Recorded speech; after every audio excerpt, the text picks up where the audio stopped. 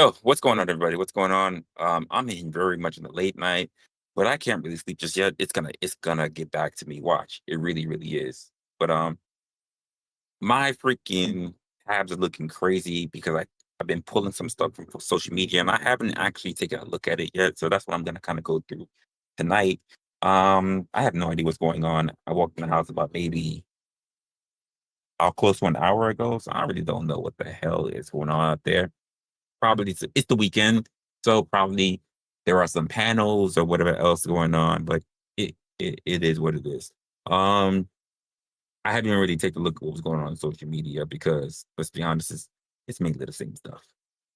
At least that's my personal sentiment. I know some of you guys really love it, but we're gonna go from there. Okay, what's going on here in the street? Yo, Gatsby's in the building. Oh, what's good, OG? What's good? What's good? Oh, gee, no, actually, you had an alert today as well, didn't you? Hold up. Yeah, actually, you had a stream today. Ac Wait, hold up. You're still on. Okay. All right. That's what's up. I don't know what you guys are talking about, but you're still on. So OG, you still got a stream. Damn, actually pretty late for you guys. But all right, yeah, let me see what's going on in these areas here. Gosh, I got so many tabs. We're gonna go through whatever I can right now because I can't be doing all night for this, but I do kind of want to get through some of these. Oh, oh, don't you start. Don't you start yet. All right. So we got this one here. This one here says, why Japan is the most racist country in the world. I don't know if I would agree with Japan being the most racist country in the world. I do know they got their own stuff going on. He said fresh look. It's not a fresh look. It's just I just shaved. That was all. Uh, appreciate it though. I don't. I won't say that Japan is the most racist place in the world, at least from my personal thoughts. But I will say that they have heavily restricted the idea of understanding other cultures outside of their own, and with their heavily, and I'm not even against it, by the way, they're heavy immigration, but because they're so quote lackluster in understanding other people's cultures, that is severely hindered their own. That's just the way how I look at it. This comes from a creator. Their name is Noah's Room. I don't know this creator, but for some reason they popped up on my actual feed. So let's give them out a try. Let's see what's going on. You guys, you said what? Japan is definitely up there. Man, I remember when it wasn't. I remember when Japan was one of the top places that I actually thought of in my 20s. I thought about moving to Japan. Um, no bullshit. I thought about moving to Japan. I had already had a decent hand on the language. My reading rather sucked, but my conversational skills were actually pretty good. But family, things like that, pretty much stopped me from doing so. And then I traveled, and then I got my girlfriend at the time. And they just like really held through it. So I never really actually left the country. But yeah, for what I hear now, Japan is actually up there. They're up there, but I wouldn't say it's the most racist country. I'm still gonna hold other areas to say that, but I don't know. What's he about to say? Where you at, gang? Today we got, is Japan the most racist country in the world? This caught my attention because if you guys don't know, we've reacted to a couple of different videos talking about Japan here on this channel, and me personally, I want to go to Japan. I love the idea of being in Japan. I actually have a cousin that flew to Japan, as a foreign exchange student, and he loved it. That's what I wanted. I wanted to do that as a foreign exchange. My first opportunity was high school. I wanted to do it as foreign exchange, and then later on, that was a bust because no way my parents was going to assign for it. But then I wanted to do it in my 20s, and I just never really got to it. Life, so much he never came back, and he's married to a Japan woman right now. Hopefully I don't lose my sister, because she's actually in Japan right now, going to visit that cousin, and I hear it's beautiful there. She's been telling me that she loves it over there, so hopefully, you know, hopefully I don't lose I just hear the quality of life. The quality of life and the quality of food is just so different. It's so much different than here in the States. That's what I always come to understand. Culture, as far as how their culture is just different. But also just the quality of life is different. Like the way how older people are looking, not like aesthetics, but just how older people are able to move through life is way different than older people moving through life here. My little sister to the Japanese lifestyle as well. But with that being said, let's get right into the video. Where you at, Birdo?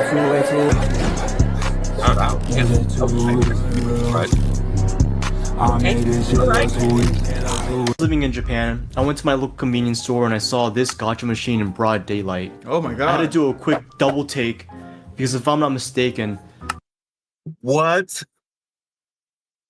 It's too late at night. It's too late at night. No, good Lord. No, what is that?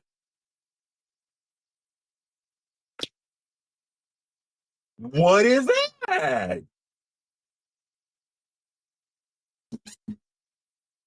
It is too late at night. God.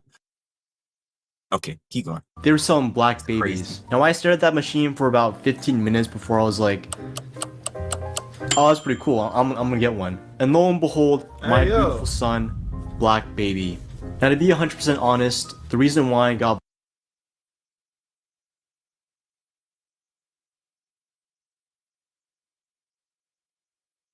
Are you kidding me? His first response is, I gotta get me one of those? That's your first response, my guy? Holy shit. Okay. Black baby here was because, well, you know, It's just this I want to have kids someday. It's bound. And I thought this would be good practice. So like any good father would, I showed him a lot of love, taking him on many adventures throughout Japan. But something weird would happen whenever I would show him off to my friends. They would all say the same thing. They would say, Noah, what the fuck is that? And after a series of short 2-hour conversations, my friends would carefully inform me that black baby here is a racist caricature of black people. And frankly, I couldn't believe it. Because one, black baby here isn't actually black, but a tan baby, per the translation on the machine. And also, I got this baby in Japan, the same place where they... Oh, because you picked up the baby in Japan, there's no way in the world that it could actually be a black baby. Oh, because it's not actually the full fucking black color of my fucking remote here, it's not a black baby, even though you don't really run across the world and see a person this fucking black. And it can't possibly be there because it was in Japan. It's tan baby. Here's the problem. Let me. Did you not see? Hold on. Let's scroll back. Did you not? Oh, they already got me turned the fuck up. No, not that. Where the fucking picture of the actual of the convenience store shit? But will take, because if I'm not mistaken, they were selling black. Why the lips is pink like that? Why the lips is pink like that? Big ass, pink ass lips. Why the nose look like that? Dub, what's going on? This is crazy. Wow, it is too late at night. You said I'm actually 7th North African. Oh my god, this is a nah. This is a nah on my list. Babies. Now I stared at that machine for about 15 minutes before I was like, oh, that's pretty cool. I'm gonna get one. And lo and behold, my beautiful son, black baby. Yo, I didn't even catch that. He even said, hey, yo. Even he caught it. Like, what the fuck? Now to be 100% honest, the reason why I got black baby here was because, well, you know, I want to have kids someday. and I thought this would be good practice. So like any good father would, I showed him a lot of love, taking him on many adventures throughout Japan. But something weird would happen whenever I would show him off to my friends. They would all say the same thing. They would say, "Noah, what the fuck is that?" Thank And you. after a series of short 2-hour conversations, my friends would carefully inform me that Black Baby here is a racist caricature of black people. And frankly, I couldn't believe it. Because one, Black Baby here isn't actually black, but a tan baby. Hey, I'm just gonna say it. That's an excuse that a racist person would say. I'm gonna just say it. Listen, I really don't do the whole race baiting shit, blah, blah, blah, blah. But that is some shit. That is indicative of somebody who is racist would say that.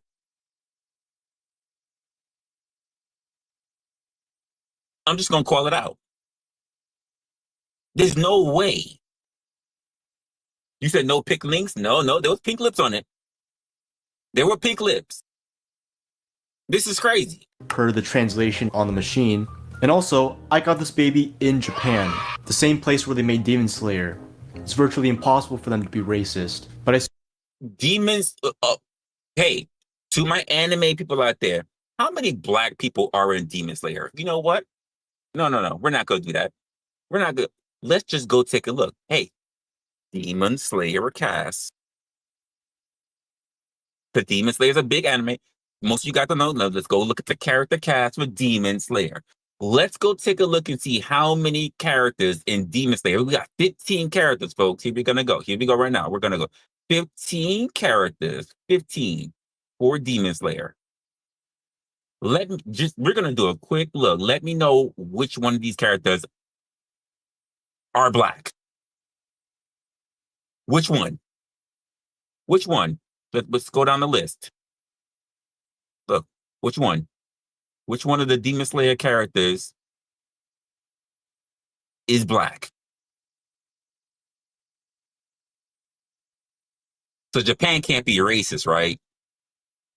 Which one of the Demon Slayer characters is black? No, Khan, you're wrong. He showed it. He showed it close up. Not when it was just dangling in his hand. He actually showed it in his palm. It had blue diapers on. It had pink lips. It had pink lips. I'll go back. It's no problem. I saw it. You know me. Dispelling narratives and everything. So we can go right to that right now. Hold up. Where are you? Where is it? Boom, here. Let's do this. Here. And go. So where was it? Hold up. You want to do this? That shit was in his palm. Yeah. Okay, so he's holding it here in his hand. Hold up. Let's go play this. you know, father would, I showed him a lot of love, taking him on many adventures throughout Japan. But something weird would happen whenever I would show him off to my friends. They would all say the same thing. They would say, "Noah, what the fuck is that?" And after a series of short 2-hour conversations, my friends would carefully inform me that Black Baby here is a racist caricature. Does that not have pink lips?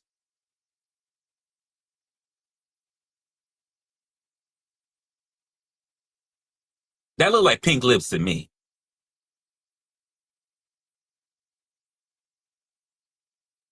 That look like pink lips to me. He said literally, he takes it on trips with him.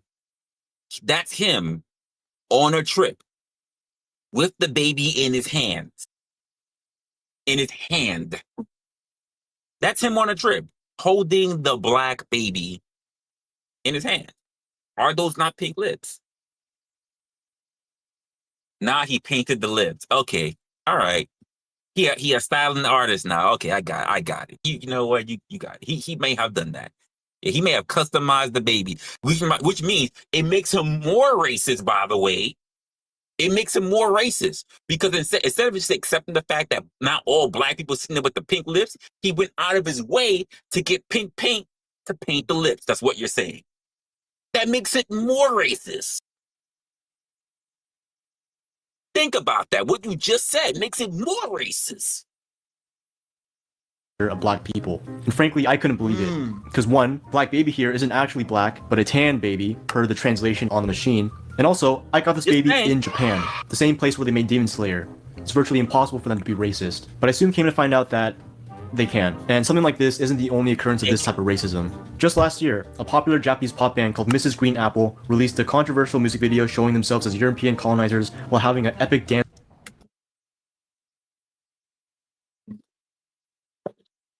Sweet Lord.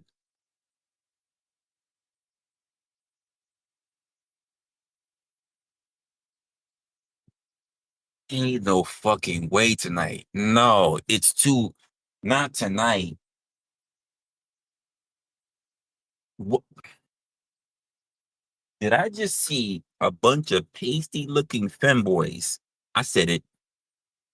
Dressed up. Ooh. As colonialists. Let me just be nice.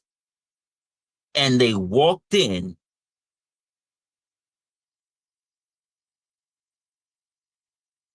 Ain't no fucking way, but they want to be white that bad. Japanese people want to be white that bad. Yo, I didn't even catch that. Look at my man's face. Yo, look at his face. Look at my man down here in the corner. Look at his fucking face. He's stunned. He didn't expect it. That's some nasty work.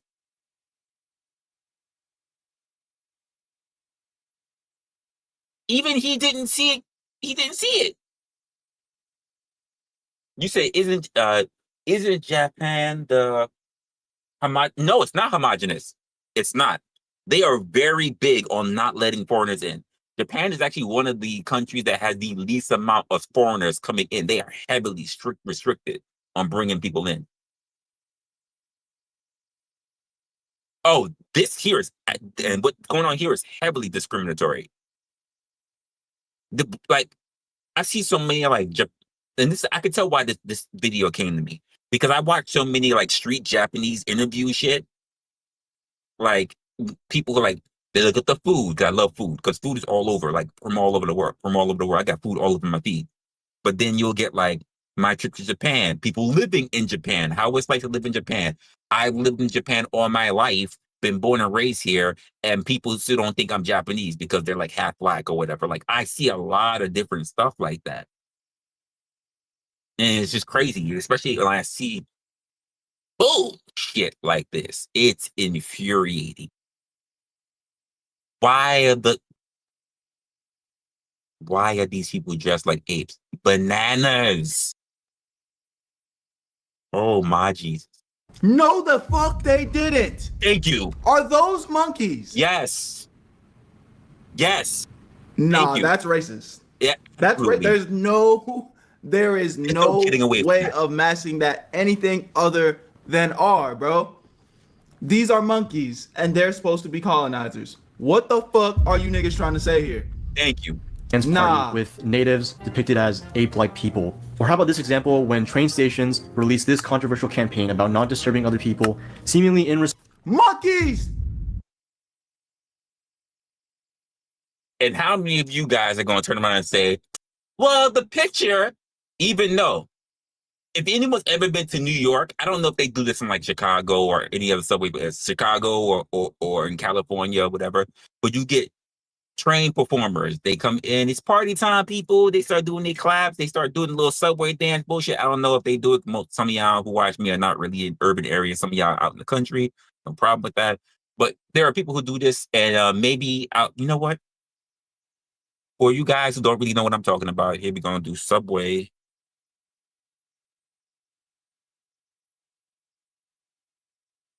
Subway performers, so you'll get a good idea of what I'm talking about. I'm not talking about the people who sing and they do karaoke, not the people who do that shit, but I'm talking about those. You know what? I should do subway dancing. If I do performers, they're gonna think about just music and singing. There we go. All right, so let's click on this one. I'll do my states. That's what I can tell you for sure. But okay, we're gonna do this. So here's an example, right? Here's an example. Let's put up volume so you can hear it. Hopefully there's no music. I don't want to get copywritten.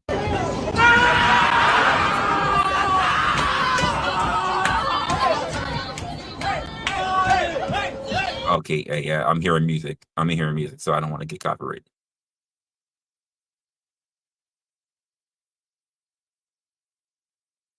That's the E train. But this is essentially what they're saying, folks.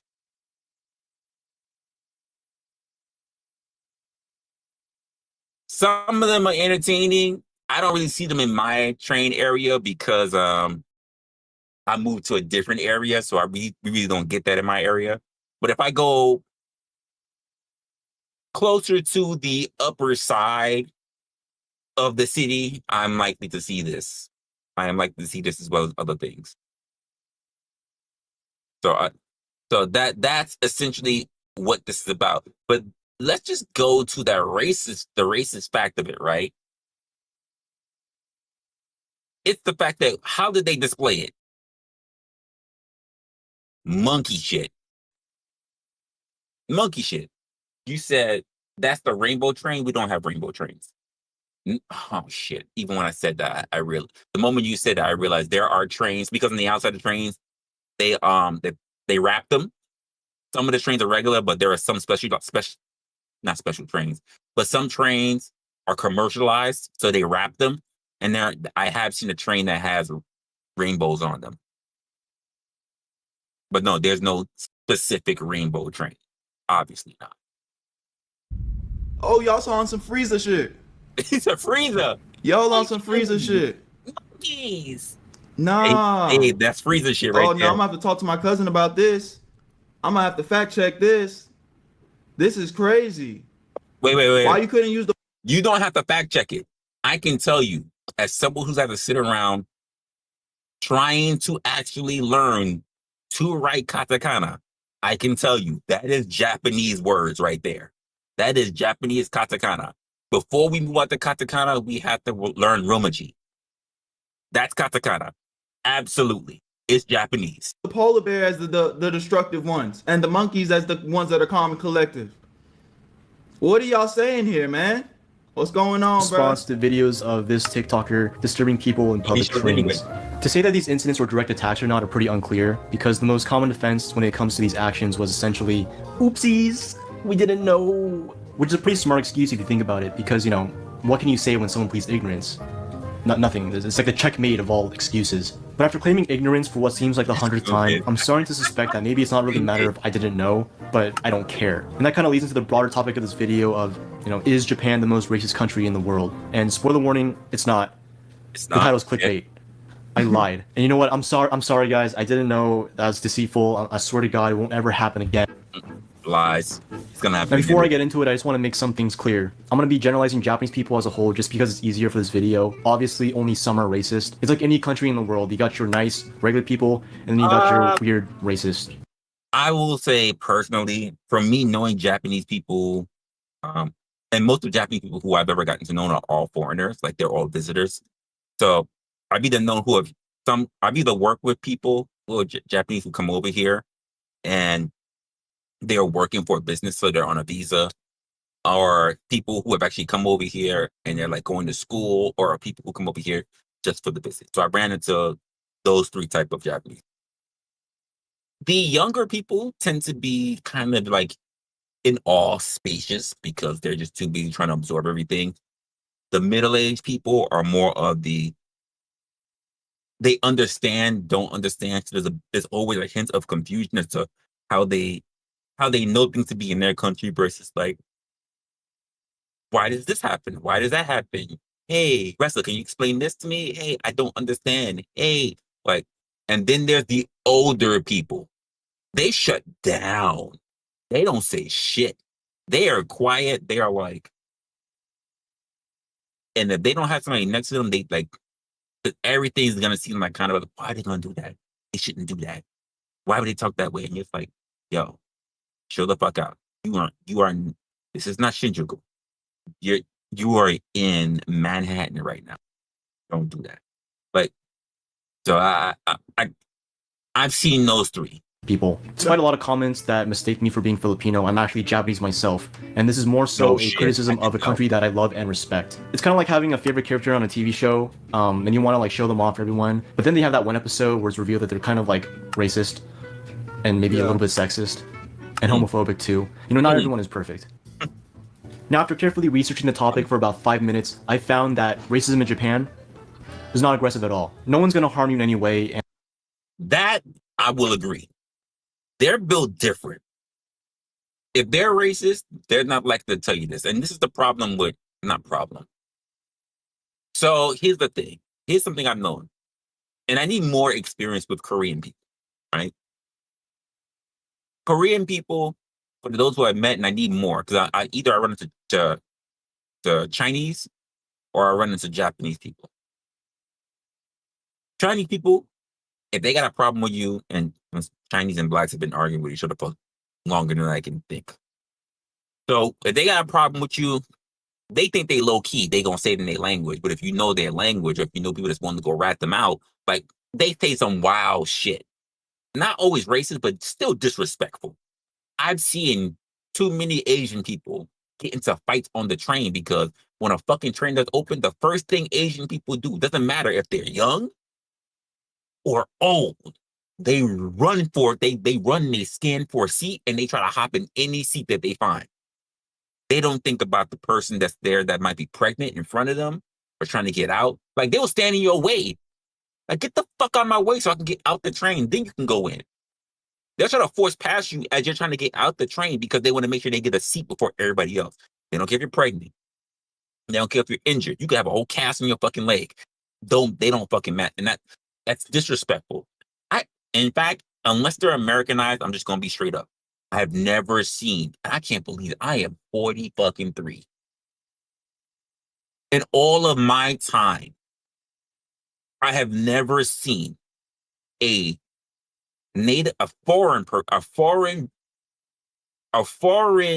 Chinese person. I'm not gonna speak for Japanese. I have not seen a foreign Chinese person give up their seat to a pregnant, an injured person, or elderly. They don't need to be elderly themselves. I have never seen them give up their fucking seat. I have never seen an Asian man who's foreign, who is most likely to be a Chinaman, show chivalry and get up and offer their seat. I haven't seen it. I've seen it from foreign Europeans. I've seen it from foreign Africans, North and South. Obviously, some of us do it as Americans. I gotta think about it. As far as anyone who might be considered to be a Chinaman, I have not seen it. Japanese, I've seen it done. Koreans, I've seen it done. I just saw it last week, so I can't even say it. I saw a Korean do it. Japanese people, I've seen do it. And here's the thing about it, because this is an issue that even my girl has a problem with, and Asian people that I run across are always surprised that I get it right. And that's because I've been around you guys for too long. So if I don't hear you, if I'm looking at you, I'm looking for a particular identifying features, right? So people who just think that all black people look alike are the same people that think that all Asians look alike, all Mexicans look alike. And because I am a person that I'm always studying characteristics, I want to say about 70% of the time I'm right. There might be a little bit of mixture, or maybe they are that person, but they were born somewhere else. Like I've ran into Asians who speak fluent Spanish because they're Asian, like their family came from like China, but they were born in Panama. What can you say about that? So I'm talking about shit like that. You're Panamanian? Yes. You look like you're Asian as fuck. Like you are the Chinese fuck. Well, my parents, my father, he came over here. He became military. He was at Panama. I was born there. Oh, makes sense. But still, that's the point that I'm making. But typically, I want to say I got a like good 70% ratio that I get it right, because there are defining features even within, say, China, Korea, and Japan. And I have to say 70% because of the places that I tend to mix up the most, it tends to be Japan and Korea. When it comes to be China, I tend to get it like almost not swinging out the park. I tend to get it every time swinging it out the park. But between Japan and Korea, I tend to, it's sometimes it's a hit or miss. Sometimes I miss it. But there are some key defining factors that I'm like, you're Japanese. And they're like, how'd you know? I'm like, I don't really want to say it because why? I don't want to come off like I'm racist. Because my metrics of being able to see things are, well, facial structures, height, weight, other things that I don't want to point out. So there are things like that. And this, you can only know this if you have spent your time like I have, just watching and studying people. You said you usually what? You switch up anyone who feels the need with the great. Hey, I say this all the time. I say this all the time. I don't really tell people like I'm not racist, because I think everybody has some degree of prejudice, right? That doesn't mean racist. Like I hate them. I want them gone. I hate them eradicated. I need them. Nothing like that. Everybody has a degree of prejudice. Like, and when I say prejudice, I mean like cautiousness. You know, like, I don't know, or just my experience is different. I think everybody has that. But I think anyone who has to try to over-explain that they are not racist, when I'm like, can you? When a person's like, oh, I can't stand these fucking Mexicans like that, I'm just like, they're actually not Mexican. They're Hispanic for sure, but they're not Mexican. Why you say that? Why you say that? Motherfuckers eating the empanada. I'm like, nigga, you eat empanadas. I don't walk around calling you SA. What the fuck are we doing here? So like it's shit like this. Like now I can tell you, since because I spend a little bit more time, it's weird because I spend more time around Hispanics, especially in my earlier youth, than it was Asian people. But because I got so attuned to want to live around Asian people than I have Hispanics, that I got more interested in what and defining the difference between them. I can never really, not say never. It's harder for me to tell the difference between which type of Hispanic, especially because when I run into a lot of Hispanics, they don't just care about the fact that they're, or I'm Mexican, or I'm Dominican, or I'm Puerto Rican. It's oh, I'm from El Salvador. I'm Brazilian. I'm just like, you do too much. I can't just say where you might be from, which hemisphere you might be from, but I have to say which land you came from. But y'all make it too much. Y'all do too much. That's the point that I have. That's just my point. Yeah, I pay attention to details. I do. Which is why also a lot of Japanese people don't want us at their country, because they're afraid that we take, and we kind of do, but they're afraid that we're going to take their women. But also, it's kind of their fault. So here's a great example, Khan.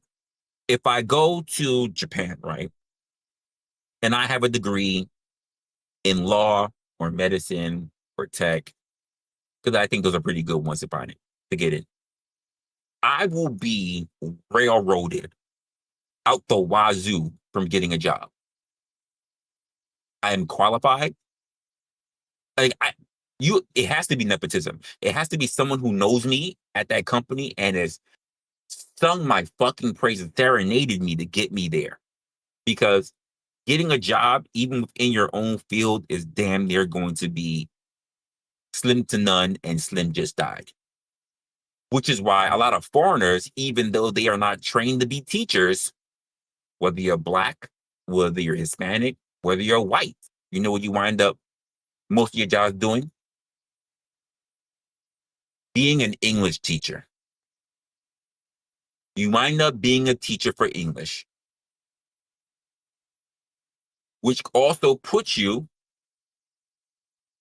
no, not interrogation. Oh, you said integrator. Sorry, integration. I thought you said interrogation. Integration. This fucking screen is so short.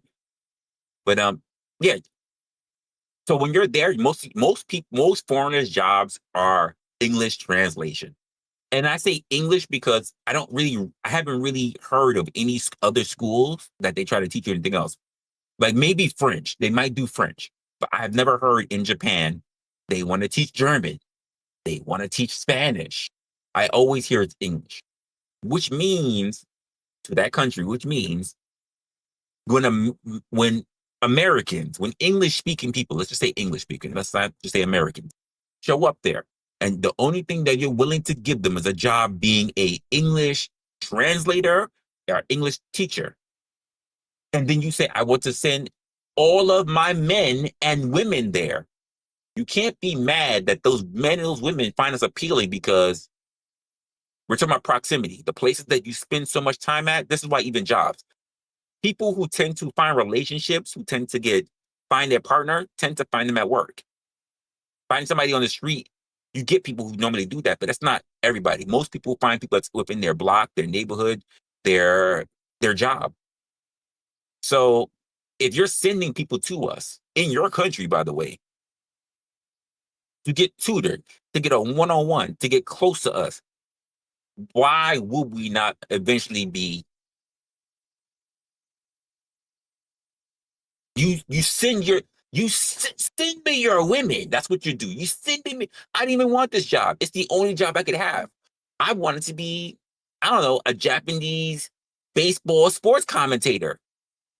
I was doing it, say, here in the States. You don't know. Maybe I was maybe I knew all the baseball teams in Japan. I am the Stephen A. Smith of baseball sports. I know all the teams. And you say, he black. I don't know. You could be a good translator. And then you get mad because I'm busting down. I almost gave an ex's name. I almost gave his ex name. Shit. I'm gonna keep it American. I bust down Emily. I almost gave an ex's name. That's crazy. I almost did that. You put her in my proximity. I'm bored. And she finds me so exciting because and my English is so good. And you did that to yourself. And then you're like, I don't want foreigners here. What's it going to be?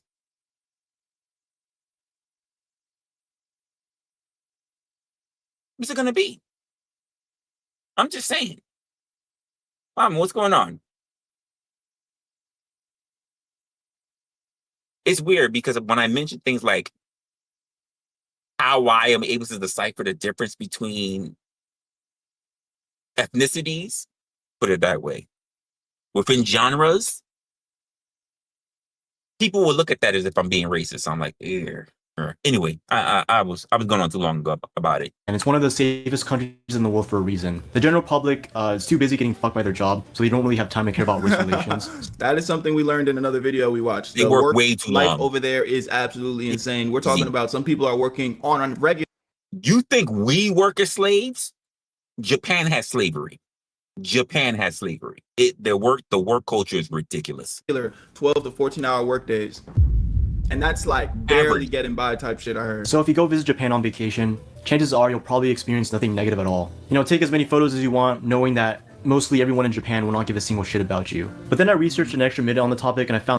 I mean, if you black, they definitely don't want to fuck with you. You can walk outside at nighttime. They won't fuck with you. Ladies, honestly, ladies, you can walk around at nighttime in Japan. But what I've come to understand, you can walk around at nighttime. Black people, don't worry. You can walk around at nighttime, day or night.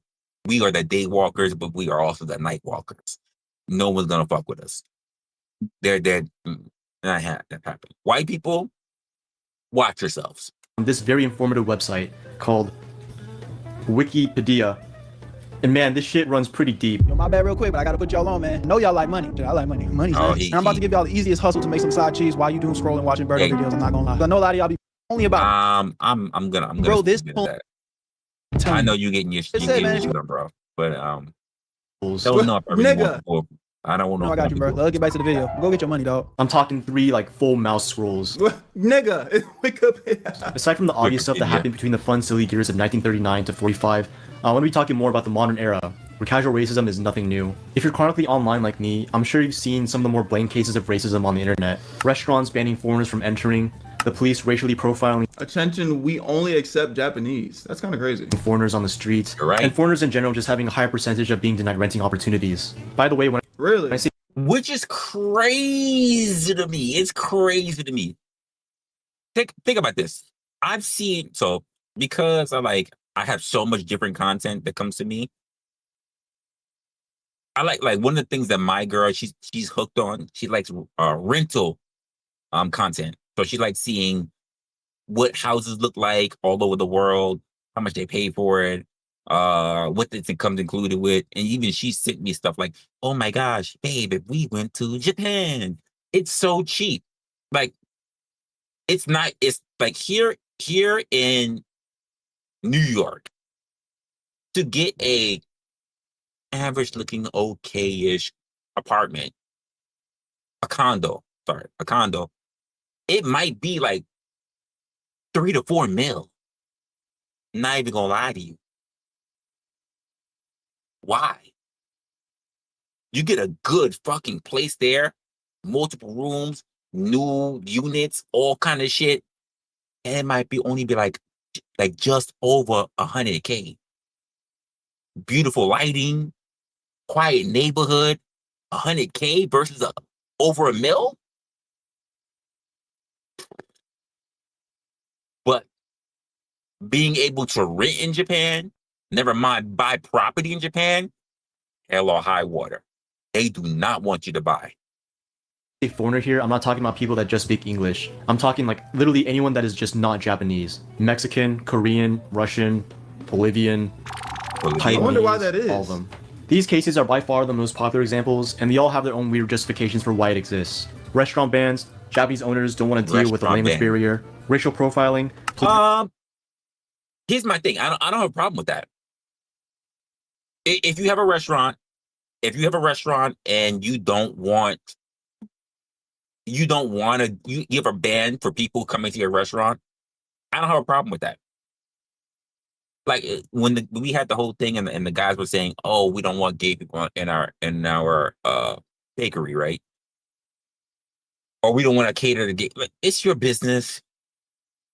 Do what you want to. I don't personally care. I'm like, there are plenty of other bakeries that are just as good, if not better. Like, you can do what you want. I think for Japanese people, I don't like the whole attention. We are sorry. We only accept only Japanese. Like, that I'm not okay with. But if you said like, because it's under language barrier, right? But if you said we will not serve non-Japanese speaking people, I'm good with that. Hey, learn the language. You can eat at a Japanese restaurant. If you're going to eat at a restaurant, expect to speak Japanese. If there were some restaurants that did that, I don't have a problem with it. Because you don't want to go through a language barrier. You're ordering something, they don't really know what it is. You're saying that looks good too. Trying to fucking do fucking charades with them and shit. And then you're getting something you don't really like. Yeah, it's a headache. It's a headache. So I would say if there should be if you don't speak Japanese, you can't eat here thing. And I'm cool with that. I guess that's fair, but fuck. Police are bored and they just target suspicious people. Renting issues. Apparently, foreigners don't know the intricacies of Japanese living rules, like taking off your shoes That's or obvious. taking out the trash. To be Nah, I'm not. That's cap. I don't trust that. That's cap. I don't believe that. I don't believe that at all. We'll take out the trash, bro. You don't gotta. Take out the trash. Listen, unless you came from the PJs and you throw the garbage in the chute, taking out the trash is something that we should all know how to do. Unless you have like a downstairs big center where everybody just throws it. Because even if you live in a big ass building where everybody has a communal trash area, you still took out the trash. So unless you're lazy and you live in the PJs and you just throw the garbage in the chute, you don't really have concept of taking out the trash. So that means you live in a house, or if you live in a building where there's a communal area, you know what it's like to take out the trash. You know what it's like to separate your shit. Like, stop it. That's cap. I'm not really gonna believe that. Stress us not taking out the trash. I'm taking out the trash, bro. I don't want trash just sitting in my house all day. I mean, what days I We're still taking do out it. the trash. To be fair, the trash room. Hey. Here's the funny part, guys. I literally moved my streaming days because I had to take out trash at night. If it was the big day, I had to take out trash and recyclables and breakdown boxes and everything. I'm like, I'm not streaming tonight. I'm not streaming tonight because it's just too much trash I got to take out. And I get it. It's real short. Real short time to do so, but it's too much trash, too much going back and forth, especially in the winter time. I'm not streaming. I'll just do it tomorrow. I've done that. I've literally done it all for the trash. I'm not even going bullshit. Might be a little valid because that stuff is unnecessarily complicated. Do you want to throw away a small metal chair? Good luck. There's like 7 steps. These justifications are pretty weak, but to some Japanese people, they are extremely valid. These serve as legitimate claims to be unknowingly racist, and it only leads to a bigger negative perception of the country. The one that frustrates me the most is the renting one, because there's some statistics to back it up. There's this independent field research that ran a test in which 2 applicant forms would be sent to different real estate agencies around the Tokyo area. One would be under a Japanese name, and the other would be under a foreign name, which were primarily Chinese or Korean. The results show that the probability of receiving a positive response as a foreigner reduces. What do you think I'm looking at, folks? What's up with the name? Hey, Khan, you still here? What's up with the name? Come on, Khan, what's with the name?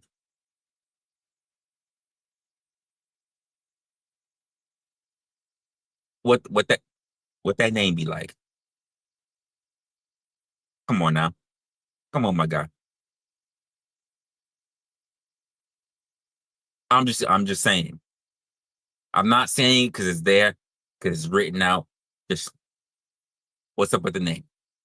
By 13% compared to using a Japanese name. Another survey in 2017 showed that 40% of foreigners in a sample size throughout Japan were explicitly told that they were denied a renting opportunity because they were of foreign nationality. Based on these 2 surveys, it's pretty clear that foreigners have some sort of disadvantage in the system. And I touched on the reasons before, but it just comes down to a major lack of trust. Even if— and keep in mind, that means also,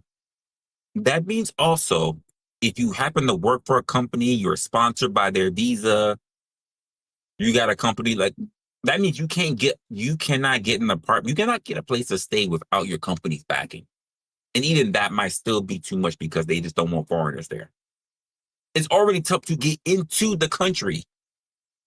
And then when you're there, you're not even treated like a second-class citizen. It's just like, you're not even supposed to exist. You're not supposed to exist. you have the proper money, papers, and Japanese language skills to lock down the deal, you'll still get rejected just because you're not Japanese and thus not trustworthy. Do you think that these real estate agencies would welcome anyone in need of housing because it'd be such an easy sale? But for them to actively deny them is mind-boggling, and it just kind of shows you their priorities. They'd rather have no sale at all than have some guy named Bong Joon-ho live amongst them in their— And that's why, by the way, folks, that's why your birth rate is dropping. That's why you're full of nothing but old people. You don't got enough babies coming through. You're just full of elderly people, and even the elderly people are sitting there complaining. You've gone so far in starving out the growth of your country that literally your guys are about to starve. Think about it. Kotokoshi, your leftover women, all you guys. Your whole shit is fucked up because you can't take your old outdated methods and you can't modernize. Chris, what's going on? Sammy, what's going on? Porch, yo, what's going on, you guys? apartment. Never mind that a Japanese person can just as easily be a bad tenant. Yeah. I don't know, it's dumb, it's in stupid. the building. Next, I want to highlight the discrimination of another group in Japan, which are multiracial people. This kind of ranges from people with both Japanese and foreign parents, or maybe they're just of different nationalities entirely that are born and raised in Japan, because they've been getting the shit end of the stick too. A survey that interviewed 448 multi-race students showed that 68% of them got bullied or faced discrimination in school. Now, it doesn't specify what kind of I get that. Them bullies gonna bully, boy. You know, I get kids that. just be Yeah, mean for no reason. discrimination it was, Yeah, but I I'd agree. imagine it had something to do with something that sticks out, such as, you know, their skin tone Appreciate you or their guys for the hair. raid. I want to show this specific Nike commercial that addresses this exact problem. The ad shows 3 multiracial kids getting bullied in school, but found solace in doing sports. 私浮いてる？もっと馴染んだ方がいいのかな？ Shout out to Nike for this. ここにいちゃダメなの？ Okay, all right. As you may have guessed, this ad was very controversial. On one side, you had some Japanese people commending Nike for opening doors to the conversation and essentially validating multiracial Japanese people. Absolutely. While other people... Hey, I say it here. Get as many. Listen, I say it here. Get as many people mixed in the country, just so we can flood this whole area of everybody worried about race type shit. If everybody's a fucking mutt, we ain't got nothing to worry about. Maybe then we don't have to worry about the the next bid hitting us. We ain't got to worry about it. We don't got to worry about the next jab in the future if we're all fucking mixed, especially here in this country, because you don't know who's going to be affected. Because everybody fucked and mixed. Because we see what's happening with the people who want to be pure. They're being starved out. Whether it's Japan and they're not having enough people, and they women not even wanting any men, because Asian men are sitting at the low of the totem pole in the dating market. They sitting there crying. They got the highest fucking elderly people sitting up there. Just saying. Start mixing motherfuckers up. You got white people sitting there talking about eugenics because they think they getting fucking erased, even though the biggest term for a lot of people shit for a long time, especially in media, was the term whitewashing. I never heard anyone blackwashing, only whitewashing. So, I don't know. Get everybody mixing. We ain't got to worry about it. That's the way how I'm looking at it. got pissed. They claimed that the ad was anti-Japanese and painted Japan in a very negative light, despite the 3 kids shown in the commercial being based off real testimonies. And then after nationalists downplayed the situation, if a multiracial person has any sort of success, And maybe not everybody, because I know some of y'all get a little butthurt when you're like, oh, it's everybody. So we're all trash. It's everybody. I can't possibly have 2 of my white parents. Motherfuckers. Get as many people mixed as possible, because you guys like to be hyperbolic on words. And then you feel like you're about to pop a gasket, and God forbid you wind up in the ER. And then you said, no, I can't even have you work on me. Why? Both your parents aren't white. I'd rather just die here on this table because I'm woke.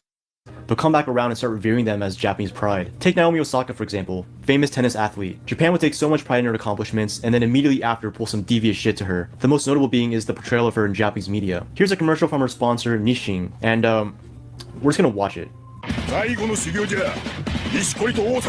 Is Where that she? Has she been on the Naomi? screen yet? Where 'Cause is we ain't she? seen nobody that Where looks is like she? her. Was that Naomi, the one with the hair?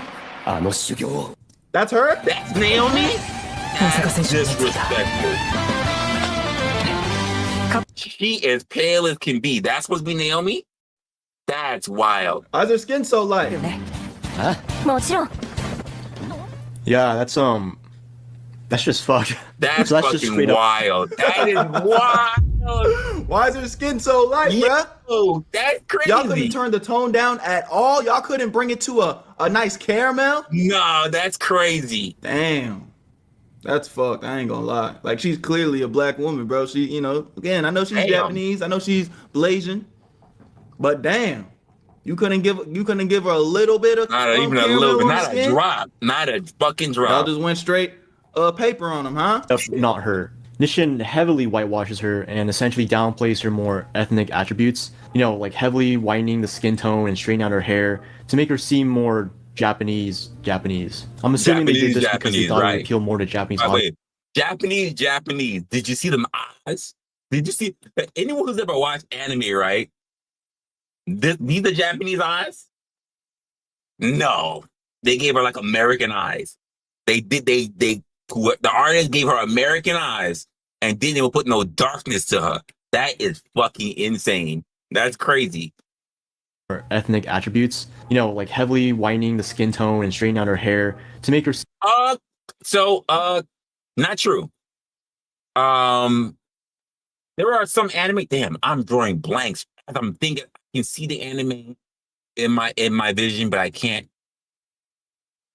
Cowboy Bebop had some dark people.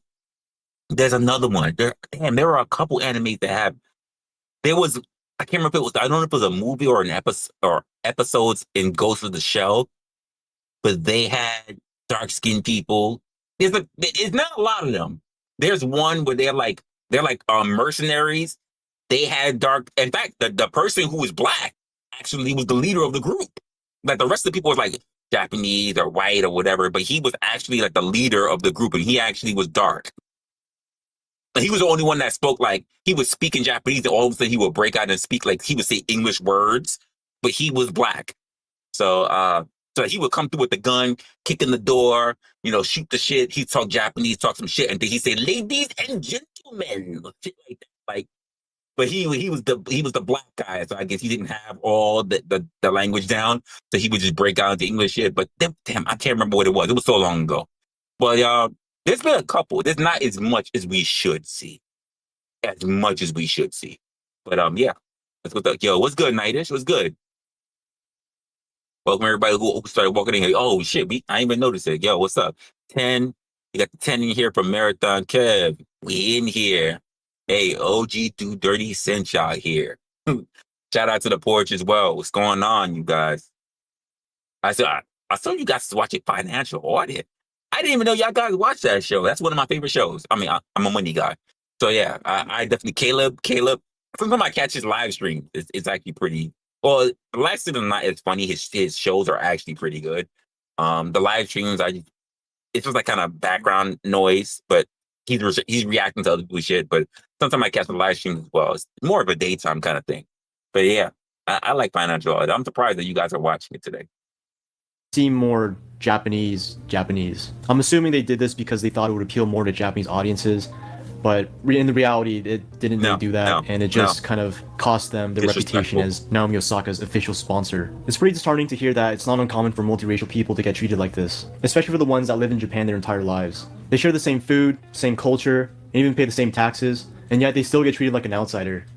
So who can we blame? I should find that video. There's a video, damn, it was like weeks ago, if not almost a month ago. But there's a half black, half Japanese woman. She lives in Japan, obviously. We're talking about Japan. She looks Japanese, but she's got dark skin. Like her daddy got a fro. She's with her white friend. Her friend's the foreigner, obviously. Her friend's the one that speaks Japanese. She speaks Japanese too, but her friend's the one that speaks Japanese to the customers because they want to talk to the white friend. And then they even say low key to the white friend, "What's up with your friend? He needs to learn Japanese." And then she goes, "I'm born here. I was born and raised here, nigga."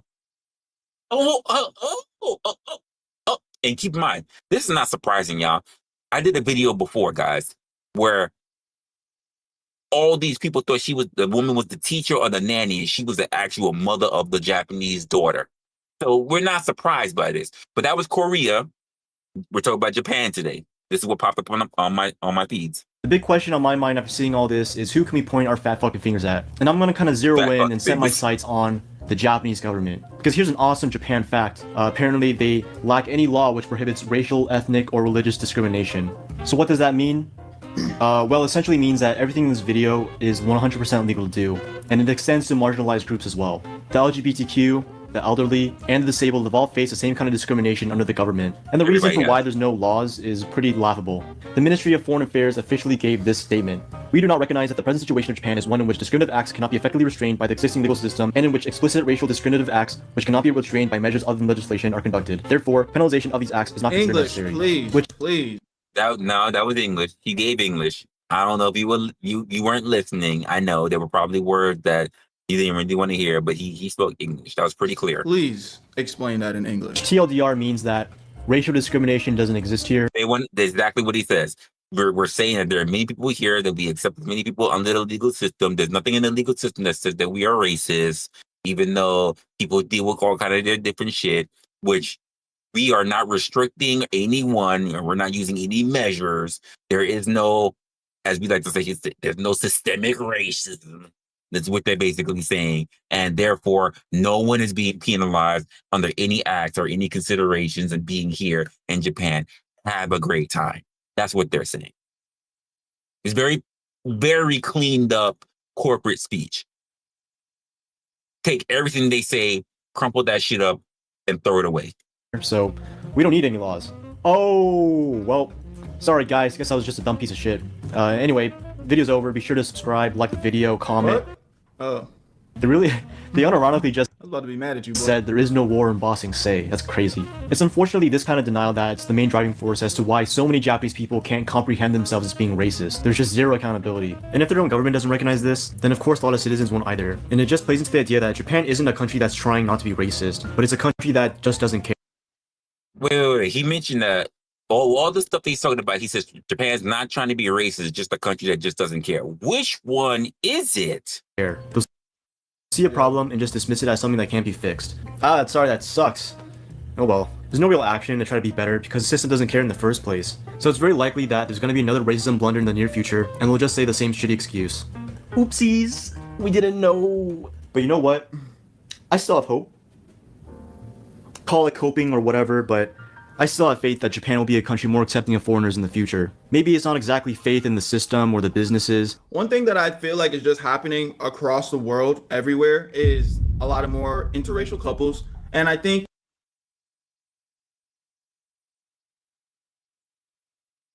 There is a difference between you saying that you think things are changing because of international, interracial or international couples, right? The difference is that it's pretty much what I say. We're talking about changing a system that is literally seeing what's happening in their nation and knowing that they need to do better. That they don't need the outside influence of other people mixing up their race in order for them to become accepting of it. This is why I say if you just make people fucking as many people as you want mix, it'll eliminate a lot of this bullshit because then no one can know where you come from. At this point, when I'm looking at Japan, this is not about culture anymore. This is not about preserving culture. At this point, you have to look at it and just say, like we say here in the state, the boomers got to go because too many boomers just cause too many problems. And then we have to wait for what the millennials and Gen Z or whatever, and even the Xers, people all here in the chat, can just fight over what's left. It's the same way how to say some of those old outdated ideals that are happening with some of their boomers or whatever, it just needs to go as well. So that the younger people, the younger generation, the generations right after them can be able to thrive. That's what I'm thinking. you know, again, it's gonna take time, but I feel like it's gonna get to a point where like it's gonna be hard for people to be racist because everybody's bloodlines are gonna be mixed. You know what I'm saying? You know, white people dating black people dating Asian, Spanish dating white. Like it's just everybody's gonna it's gonna get to a point where I feel like, you know what I'm saying? How you racist when you mixed? How you racist when you mix with the thing you don't like? You know what I'm saying? So, you know, I don't know. Obviously, it's going to take some time, you know, because we talk about repopulating the whole world. But, you know, as social media is growing, the internet is becoming more accessible for everybody. I think, you know. I wouldn't say becoming accessible. The internet has already become accessible to pretty much everybody. It's just everybody now needs to figure out what they want to do to be able to change up and adapt to the new times. There's always a push for people not to be a part of what's been going on.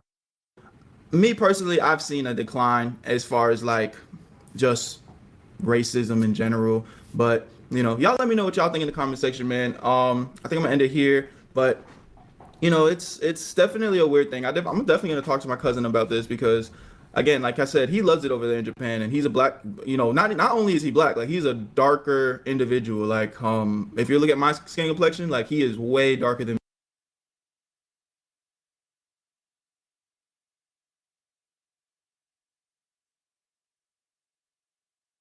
So, yeah, I mean, I appreciate your perspective. By the way, that his channel once again. Hold up. I'm trying to get back to his channel. Get away. Go away. Here we go. So once again, that was well, actually the title of the video was why Japan is the most racist country in the world, and the content creator is Berto, Berto. First time I've ever seen this brother who actually popped up on my feed. I thought it was pretty interesting. Given everything that you're going on, I'm just kind of clearing out my feed as we're going through stuff like that. By the way, this is just gonna be kind of like a chill kind of thing. We can just go through that, and let's see what the next one is sitting here on my feed.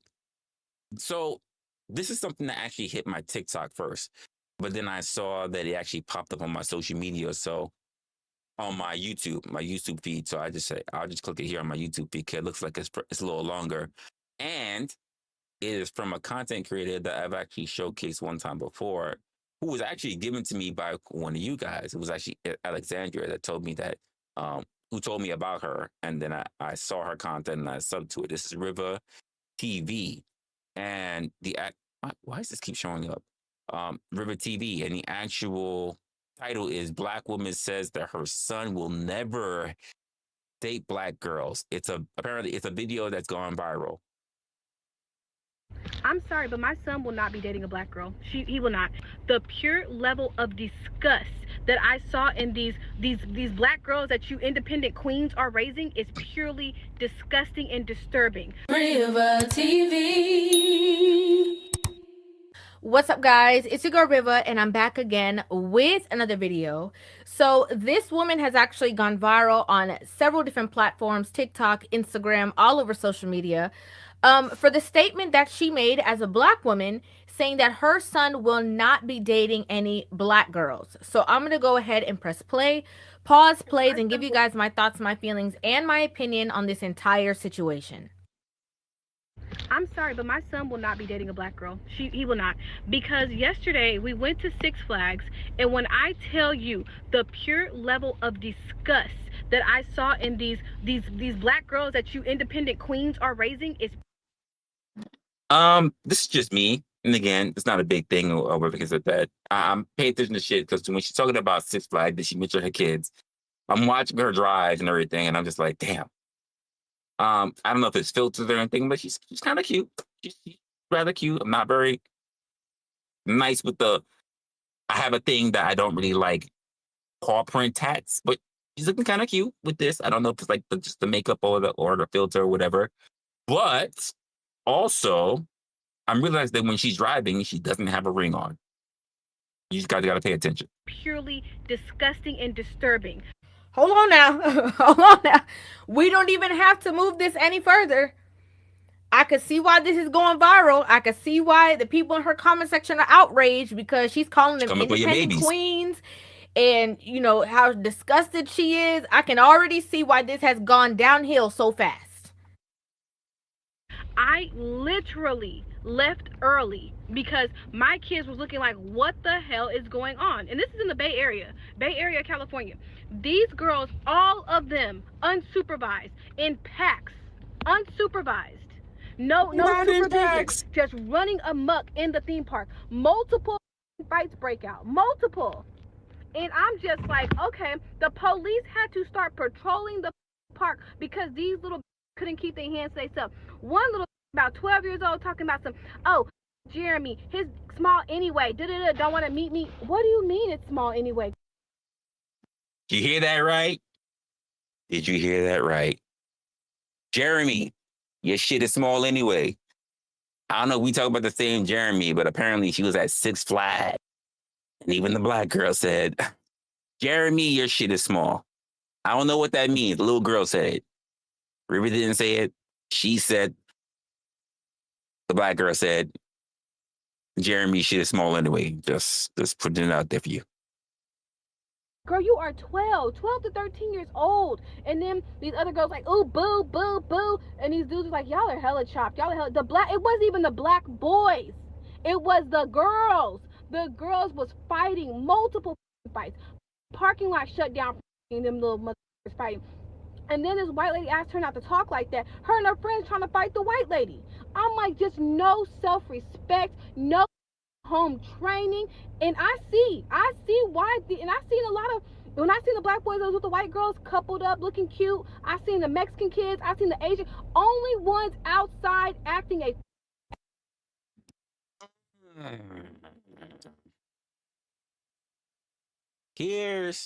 I'm hearing what she's saying, right? I'm not going to discount anything that she's saying. I will say that it does.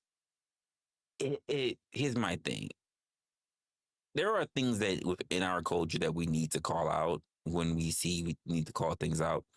But we need to be able to also call things out without also having to make a highlight on other cultures, other races, right? So there's something to say that we were the ones acting crazy, or as like Oshie Du Jackson would say, buffooning it up. But then you could turn around and say, but the interracial couples, the black guys that were all up on the Beckys, they were good. Like Hispanic people were good. But you want to say that it was just the black people that was just solely on their own, that was just the ruffians. And I'm just like, do we have to do that? And maybe she didn't even think about it because she's heightened. She's in her emotion right now. She's heightened. She's spitting right off the cuff, and she's not really thinking about the decorum or the outlook of how it looks to her fellow brethren. You can call it that way, but yeah, it does. I know how some people can sound, how they feel when they talk about things like that, especially to you guys who are like black folks, So I there are things that we can say without necessarily having to bring down a race or put up a general stereotype based on a minor incidents, because we already have enough of that. I think personally there are enough communities within their own ethnicities that have enough stereotypes without us in our own having to do that.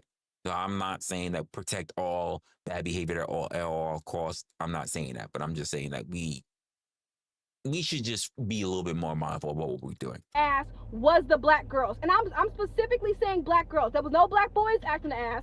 It was the black girl. Oh, that bumped into me. You are 16 years old. Calm down. Here's the thing, right? She's obviously furious, right? And I can tell that her fury is based off of the fact that she herself is a black woman. Right. And so when you are in a public space and you can see all other people, all other cultures of younger, children not acting the fool. And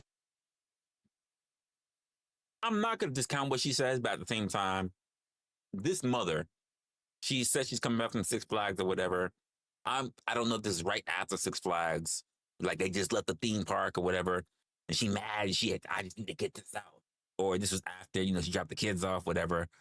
But ma'am, I'm just gonna ask this: if you could find the time to film yourself in this outrage, to be able to state about what was going on in the theme park, and there's these girls and they were a pack, they were ruffians, and they were just being a fool and start shit with everybody.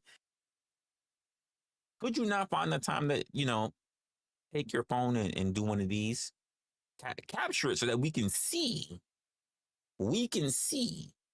just how bad these heifers was acting up. You could have done one of these. You could have captured it and then done your video, and then we could have gotten some more context as to what was going on.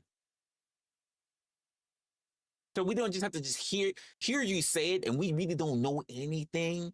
Is it possible that you could have taken some snapshots, some video, small snippet of video, so we can verify that the shit was true? Is that possible? The only people that look like you are acting a clear fool, why you would be so enraged and frustrated about it. I can absolutely see that. I can see it. The thing is that, her talking about how her son will not be dating a black girl. Well, if her son is a black man, it has been statistically proven that black men are more prone to date women from their own culture before going outside of their culture. Now, True. If she's going to be raising him with a certain mindset to stay away from said, young black women or whatever the case is, that's her situation. That's her prerogative. But I think it also has to be a part of the conversation that black people in general are not a monolith. Like, True. we do not, there's not going to be that every single person acts a certain way. Obviously, she, if she had a daughter, I don't know if her daughter would be behaving the same exact way those other younger girls are behaving. But she made a very, a significant statement when she said that you young independent queens are raising. And I think the reason why she led on to that so strongly is because, again, when it comes to statistics, it has been proven that when younger children are raised by a single mom alone. Okay. I won't take it away from her. When she says you young independent queens or whatever, but yo, Chris, because you said Reva push out Reva TV, but as I said earlier in here, I said, I think she's cute. The woman. But as she's driving with her steering wheel and everything, I also noticed that I didn't see a ring on her finger. How do we know that she's Reva?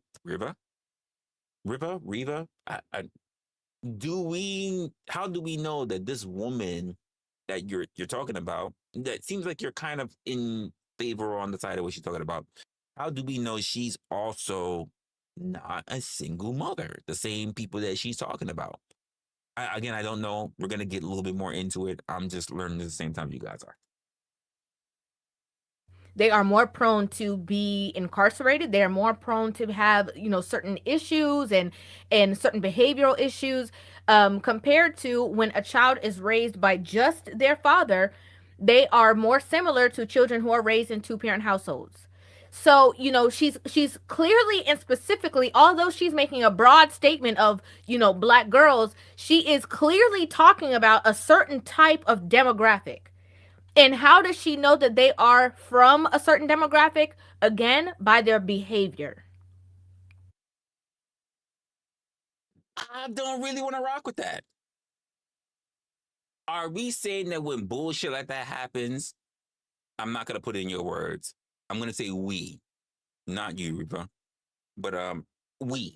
Are we saying that when bullshit like that happens, it only comes from a very specific demographic? Are you saying that white people don't act the fucking fool? Are you saying Hispanics don't act the fucking fool? I can tell you, I've seen both. I've seen a group of white people act the fucking fool, ready to swing everything. I've seen Hispanics act the fucking fool. Have you ever seen the wrong person show up at a quinceañera? Have you ever seen a wrong person show up at a party that wasn't supposed to be there? Have you ever seen how the ex show up at a place? Like, other ethnicities act the fucking fool. I wouldn't say it's something that's very specific, native to a specific race, like black folks. The only people I haven't really seen, no bullshit. Quote myself, memory is good. I've seen Indian people, dots, not feathers. I've seen Indian people act a fucking fool because they can't handle their liquor. I'm just gonna be honest with you. But I've seen them act a fucking fool for people that they either dislike or a situation or whatever. I'm not saying it's Six Flags worthy, but I have seen this. So I think it's all situational, But I'm not gonna try to take away from your point, but it's just like when you say like specific ethnicities, like other ethnicities don't do this. I think certain ethnicities, especially in social media, are the ones specifically highlighted. The only ones I can tell you that don't really, that I cannot even see online doing this kind of shit, catching on video, is pretty much Asians. And when I say Asians, I'm talking about the Orients. That's pretty much it. That's not to say that they're excluded. It's just that we need more because they're less. They're less in our countries, so therefore there's less to show. As black people, we're the culture, so they're going to highlight us more. There's more white people, so therefore they also get shown. Indian, dots, not feathers, tend to hide, but I've seen it with my own eyes of them acting a fucking fool. Latinos and Latinas act a fucking fool, so we see it. So I gotta point that out. We gotta call a spade a spade. I have to call that out. Sorry, baby girl. When I tell you, Oh, look, what you say? What you say, Chris? You say, Chris? Did a box interview Reva a couple of years ago. Oh, did you? Did you? Did you? Did you feel good? You felt good, Chris? Huh? Did you give her a little quick little DM and say, "Yo, send me your draws in the mail"? Is that what you did? You said, "Send me your draws." Yo, great investigation. Send me your draws, Reva. Show, yes. Send them to me. I'm gonna send you my PO box. That's that what you did, Chris? Look at my guy. You probably did. You probably did. Seem like you got the hearts. You got the hearts for her. You know, say I ain't go that far, but I'm just saying. You know, it seemed like you need that special investigation. You know what I mean to clear her name for research purposes. That's all. you are raising little miniature single baby mamas. That's what the y'all raising, because them little motherfuckers don't respect themselves. They don't respect nobody else. I do want to take a moment. I mean, I've seen it myself. Okay. And this is something that even when it comes to behavior, India Ari, who I love, India Ari made a statement about the Essence Festival, and people were trying to cancel India Ari for what she was saying about the behavior that she was seeing being exuded at a family focused cultural black culture event like the Essence Festival. The video in question, not Meg Thee Stallion, not Janelle, but the video in question was out of context for the Essence Festival. Essence is a 53-year-old institution that was always about wholesome black entertainment. The brand shifted right under people's feet. That's what I meant when I said context. Then we saw. I don't watch the Essence festivals. I'm just wondering, even a little small thing that happened where I just saw nothing but women shaking their booty. This is the Essence in the Essence Festival. Was this the part that was taken out of context? Like I don't really understand. Just which part, India? All the likes of Sherry Shepherd talk about what happened at the Vanity Fair party and how, women were dressed, and, people were coming at her for talking about, a certain standard of behavior. Zoe Kravitz graced us with her butt crack. You could see everything. Megan Thee Stallion wore a dark green gown with only matching green pasties to cover up her breasts. Honestly, the Megan dress, I didn't hate it. I didn't hate it. Nothing to love this dress. I didn't hate it though. Use their imaginations. They don't have any secrets. Nobody gets to use imagination or their mind. Then of course, everybody's mama, auntie, Felicia Rashad made a statement on the Breakfast Club of how she goes to college campuses and she's, taken aback by the way that women are dressed nowadays, and people called her a pick-me. You came from the era, Miss Rashad, with dignity and grace. She got disrespected. She said nothing wrong, folks. She did not say anything wrong. She got flamed for no reason. We're everything. So you ever look at how wild Hollywood is now and you just think to yourself, boy, you extremists. Y'all got it easy. Y'all wouldn't have got away with that in my day. Yeah, you'd have to look at Hollywood. I could look at the way young ladies dress. No disrespect to Felicia Rashad, but she is a pick-me also. So we have to be accountable. Wait, okay. I don't know. Maybe some of you black folks know. How was Felicia Rashad a pick-me? One of the few people on syndicated television, one of the few, not many, but one of the few, who has had the title of, because she's not the only person, but has had the title of America's Mom. How exactly was she a pick-me? That's just a question. For these situations, and also take a reality check that a lot of the younger generation of said black women don't want to believe in a hierarchy, don't want to believe in the fact that, elder women, that they should have respect for them and that they should be able to tell them things, don't want to be put in a box or feel like they have to act an appropriate way in certain spaces. Like a lot of younger black women are getting that from maybe their parenting, parenting or lack thereof, and feel that nobody can tell them anything at all. And just like how she said, you know, an older woman was telling them like, hey, can you watch your mouth? My children are around, and they ready to fight her too. So like, at what point do we say this is a problem within our community because this is the next generation? And again, it's not across the board, but we see it happening from, you know, the music influence, from the cultural influence, and then we see it in our society of how these younger women, young ladies are acting. What are we supposed to do? Like, something needs to be said about it. To apologize for my statement earlier about how my son wouldn't date a black girl. I do want to apologize about that because I didn't realize that people just accept the behaviors of black girls that I find impulsive, I find disgusting, and I find disturbing. So I do want to take a moment to apologize for that. If that is the behaviors that you guys accept, then that is the behavior that you guys accept. And I should not be judging people for what they believe in. You know, I understand her sentiment. No. See, I'm the opposite. I'm gonna be opposite this one. You can judge what other people believe in. You can accept that this is what they believe in, and you just don't rock with it.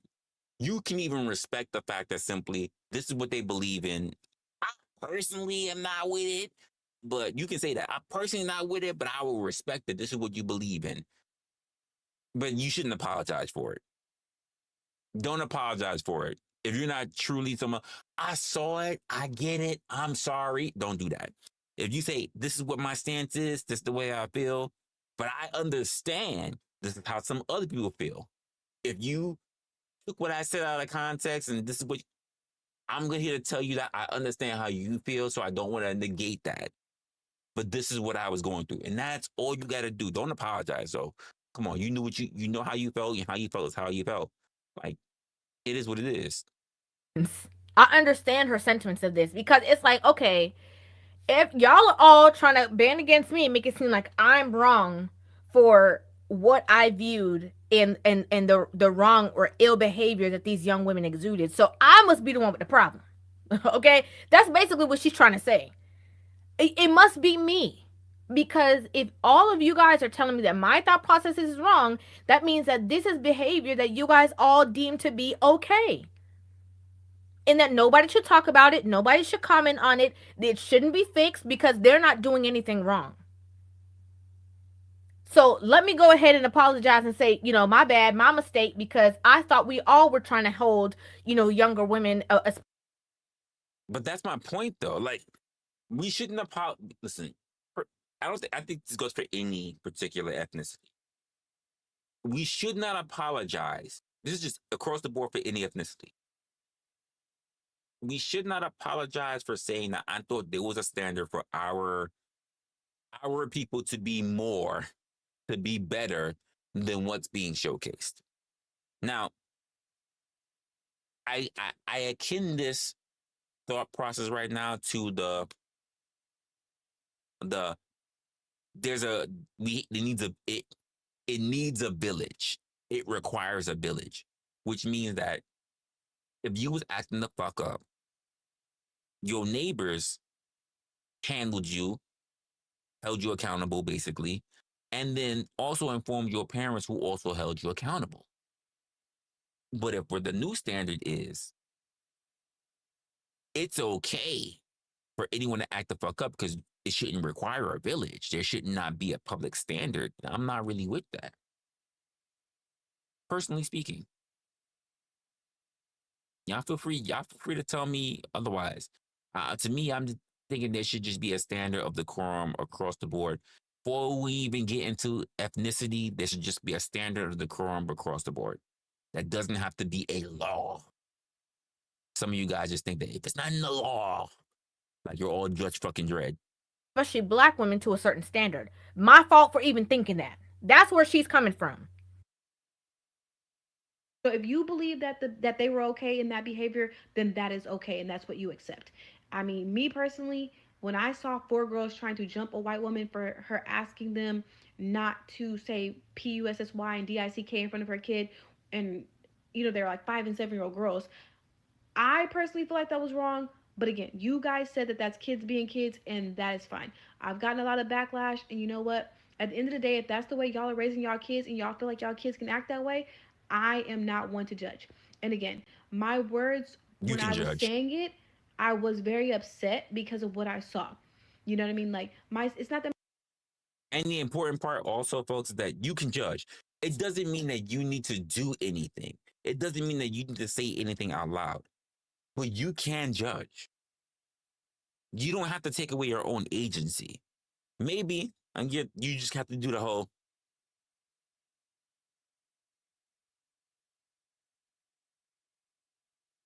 maybe you don't have to say nothing, but you can judge. You can be like, you might even be a little vocal. What the fuck is going on? But why are they doing that? This is not cool. Like, you can do that. My son wouldn't date a black girl. It's more or less like those type of black girls. That's where you fucked up. That's where you fucked up when you stated from your first video, stating that your black son will never pretty much date a black girl, as if all black women act that way. That even if you're saying younger, like they won't learn later, because that's also the problem that we have, not just in communities, but also when it comes to the internet. Like they can change and learn and realize that they can be something more. You're talking about young girls, and as you said, 12, as young as 12. What the fuck they're gonna learn when they're in their teens and even in college? You never know. The best part for you is just to make sure that you raise your son to make sure that he has all the best qualities and be as prepared as possible to deal with any woman that comes his way. That's all. It's the best you can do. Would steer my son away from. And I feel like she did make a broad statement. She did, right? She absolutely made a broad statement, but she said that you independent queens are raising, right? So we obviously got the picture of the demographic that she was talking about. We obviously, got what she was putting down in the first initial conversation. I completely understood what she's saying. It didn't go over my head. I wasn't confused. I wasn't like, well, how could she say? Because she was very specific on what she was saying. And I think that a lot of people don't understand that as black women who are not a part of a certain type of mentality or a certain type of, demeanor, when you see younger ladies, the only person that you can blame for their behavior when they're outside in the street, especially when they are 7, 9, 12, 15 years old, it got to be their mama. The reason why is because you understand that their brain is nowhere near being developed. So obviously they are emulating a certain type of behavior. Where are they getting that from? And most of the time, they have the same mamas that if they come to the scene and she was asking them to do anything, the mom would try to fight her. They don't say shit to my kid. Yeah. 100%. And as a black woman, it is disheartening when you see that, because you understand that, one, like I said before, we are all not painted with the same brush. But when people see you, they don't know that. They think, oh, they all the same. This is how they all act. You say you know her? I'm getting to know her. I really don't know her content. This is probably the second time, if not probably the third time, I've actually seen her content. She was recommended to me a while back, but I never really looked at her content. And then as I started digging into a lot of different other people's spaces, she started popping up on my timeline. So this is like probably the second video that's actually popped up. And actually the original video was actually on my TikTok. It's not even River. It's the TikTok, actually the very TikTok video was on my TikTok page. And I said, shit, let me save this. And then when I said, yo, let me go look up the TikTok page on YouTube. River was the first one to pop up. And I said, I remember when let's go take a look at what she has to say. So we're doing it. You said, okay, you like her content. I have nothing against it. I have nothing against it. I say, listen, I am always looking to hear new perspectives. I don't believe that we should just hear the same people that we only like and that's it. And even to support, I already fucking subscribe to her. So I want to know more stuff that she talked about as well. So I probably will on my off time try to get a little bit more about some other stuff that she has. Maybe we agree, maybe we don't. I am always looking to expand my mind in a lot of different areas. I know there's gonna be things that we agree on, things that we don't agree on, but I'm always interested in thinkers. Come on, you guys know me. I love thinkers. So yeah, it is what it is. Ruck is in the building. What's going on, Ruck? We got the second chair in the building.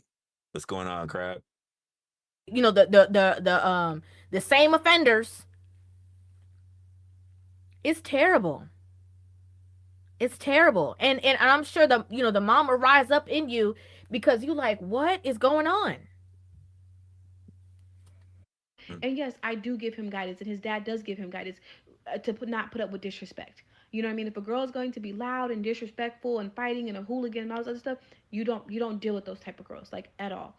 So again, I think that the way that I viewed this younger generation, I guess I didn't have a clear understanding of it. But now that you guys have told me in multiple videos that I was wrong for calling them BITCHs and saying that they were and was wrong for calling them HOEs for basically talking about penises and having sex and all this other stuff at 12 years old, I guess I just wasn't aware that that was okay in the community.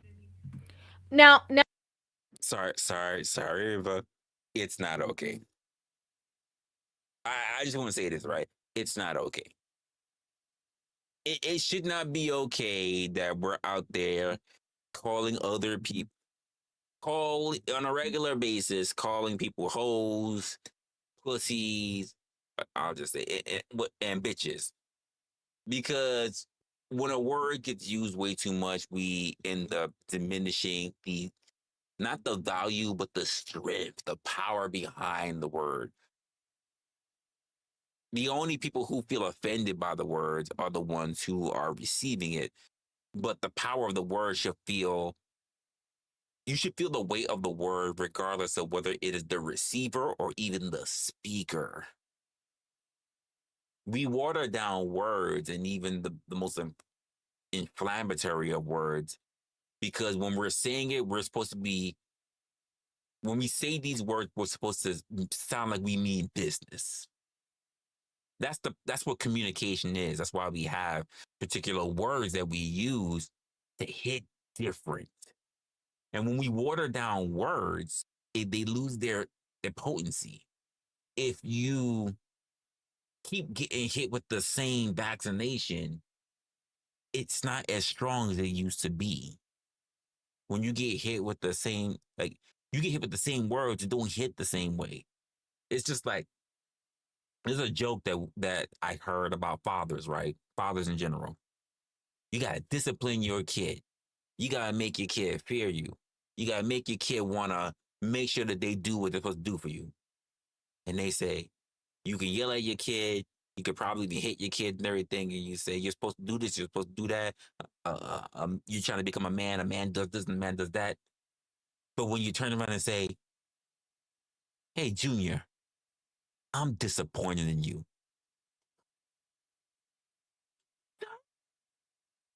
Listen. I didn't mean to disappoint you. And they run off. And then like your dad might be like, damn, I didn't say hang the motherfucker. Because the fact that you're telling your son that he disappointed you hit you hard. It hits him hard. You can say so many things to your son, but when you tell your son he's a disappointment, it's supposed to hit hard. But if your son heard all the time, nigga, you disappoint me. Little motherfucker, you disappoint me. Ugh, why you did that? You know you're supposed to watch This Is Out, disappoint me. It's not going to hit him the same way when he finally actually hears those words. There are some words that we're supposed to keep as it's in your pocket. Like it's it. You know what? Don't make me break out this fucking word. Don't make me fucking break out this word. You don't make me do it. You don't want to hear me. You know I'm gonna fuck your world up if I use this word. And we're not getting that no more. We're not getting that no more. So I don't know. To me, I don't even have to sit. You know what? She's on TikTok. I have to remember this as well. She's on TikTok, so maybe she has a sense of the word. She can't say bitches, hoes, pussies. No, she was on her original. She was on her original. Maybe they censored the words out, but maybe that was it.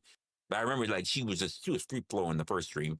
But I think there are words that we should probably limit using so that when we have to use them, they mean more. I'm a big person. I think that I'm a big person on communication. I think that we shouldn't just water down shit. We should really save things for when they're needed. Now, whether they were right, wrong, or indifferent, you know, I would not, me personally. I mean, I don't speak a certain way anyway. That's just not how I am.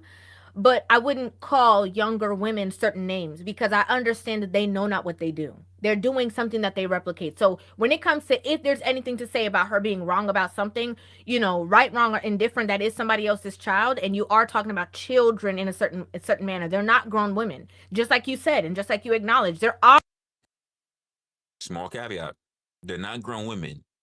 If they're not grown women, then we as individual speakers, as well as the parents, the guardians, need to also train them in the fact of they shouldn't be saying things if they are grown women. That's all. Personal thing. Obviously not grown women. So, you know, talking to them in a certain demeanor, using certain verbiage, you guys probably, you aren't going to see it because I bleep it all out. But, you know, I do disagree with that because they're still children at the end of the day. And sometimes when you have certain conversations with them, you see a lot of the trauma that they've endured. You see like a lot of the brokenness within them. And again, they're too young to even understand the capacity. But her outrage, I get it. Her frustration, I get it. The fact that people are telling her that she's wrong or whatever the case is for her stance on seeing how these young women behave, you're not wrong in my opinion. But in this generation, you're going to be considered wrong because right is wrong and wrong is right. So they're going to consider you wrong. You don't know what you're talking about. You this, you uppity, you all these things. You wrong, blah blah blah. Not uppity. I don't see you as wrong. I completely understand the stance and the frustration. You know what I mean? So I do understand the fact. Oh, she got third. Damn, she got third clip. I understand the frustration. I'm not gonna say whether she's right. She said what she had to say out of her own opinion, her own angers. I'm not gonna say that, but I'm not gonna say whether she's right. But she's entitled to feel how she feels. This is a third clip. Jesus Christ. Oh shit! It says finding my address and threatening my kids over TikTok is crazy. They found her address. Yo, y'all go too fucking far. You go too far. You go too far. This goes. The doxing shit goes too far. It's not a fear of doxing. It's not a fear thing. Because here's the thing about it. There are some people who have the capacity to move. There are others who don't. The idea of you giving out people's addresses is this. And here's why I talk about it.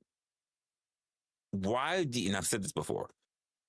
If you're going to share if you're going to put out an address, be sure you're the first motherfucker to show up at the door. So that everybody else who gets the address, once you leak it, can see what happened when you showed up. Chat. If somebody leaked your address because you didn't agree, because you was talking here in the chat, and they decided, you know what, Ruck, you was talking a whole lot of heavy shit. And somebody else is in the chat that said, I'm going to leak his fucking address. I at least think that if you're going to leak my fucking address, you better be the first motherfucker to show up. You better have a camera and everything, cameraman or whatever. And whatever happens, happens. And that's the shit that should get posted next on social media. This is what happens when you show up to Ruck's door on some doxing shit. Be the next person to show up. You already know the address. That multiple of you have went out and found my address and my location to cause harm to my children for saying the unruly behavior of the black girls that I witnessed at the Six Flags theme park is beyond me. The amount of black women in my inbox calling my kids ugly, making fun of my son, doing all these things just kind of proves my point. Because at the end of the day, it's like, so you saying my son is ugly, you calling my daughters ugly, you calling them B-words, you're calling them nappy-headed, you're calling them all these things because I said, I gave you examples. To be fair, you called them B-words too, so They can use that. Gave you facts of the behaviors that the children at the park were exerting. I didn't make up the behaviors. This is actually what happens. So you guys are saying that I am putting down black women, that I am misjudging them, that I am doing this, and the fifth, when all I did was tell you the behaviors that we saw. I'm sorry, but I think it needs to be out there. Okay, this is one of those things I have to say that you know, her making this blank statement and blanket statement and talking about all black girls and kind of making a generalized statement that went viral, I think it's necessary, because as a community, like, if you don't like said behavior putting on display, if you don't like how people are going to talk about your kids outside, then you have to be a part of this conversation. You have to stand for something. Okay. I'm sorry, and I agree with her stance. It's disheartening. I've seen certain things that are disheartening to me, and I'm like, what is going on? I've seen teachers, even on TikTok or whatever, talk about the fact that they can't even call the parents. True. Because the parents gonna have a problem with them too. Like, you know, we came from an era of, if somebody got to correct you outside, that's not your family member, your mama, your auntie, your grandma, whatever. Whenever your parent finds out about said situation, they are going to agree with that person, and they also going to jack you up in front of that person, so that person knows I don't stand for this. We're in agreement. Yes. So that's like a lost art now. It is.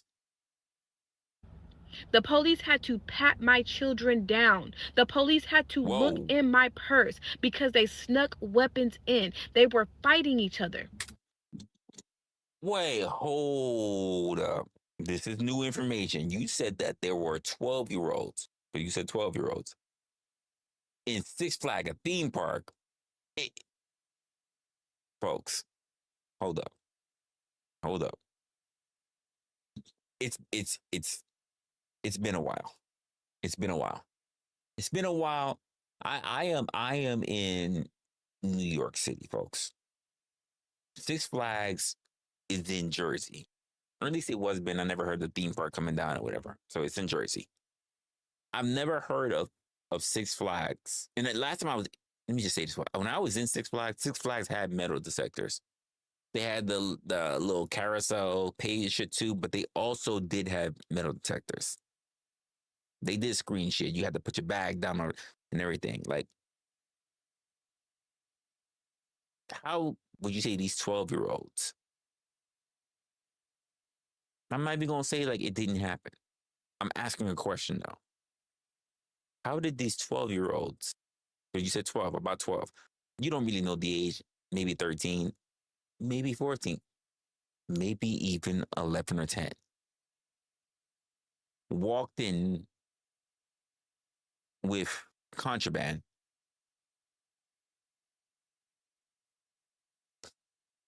That's a little bit sketchy to grown adults with metal detectors, wands, and scanners. X-ray scanners is what I mean, not radio scanners.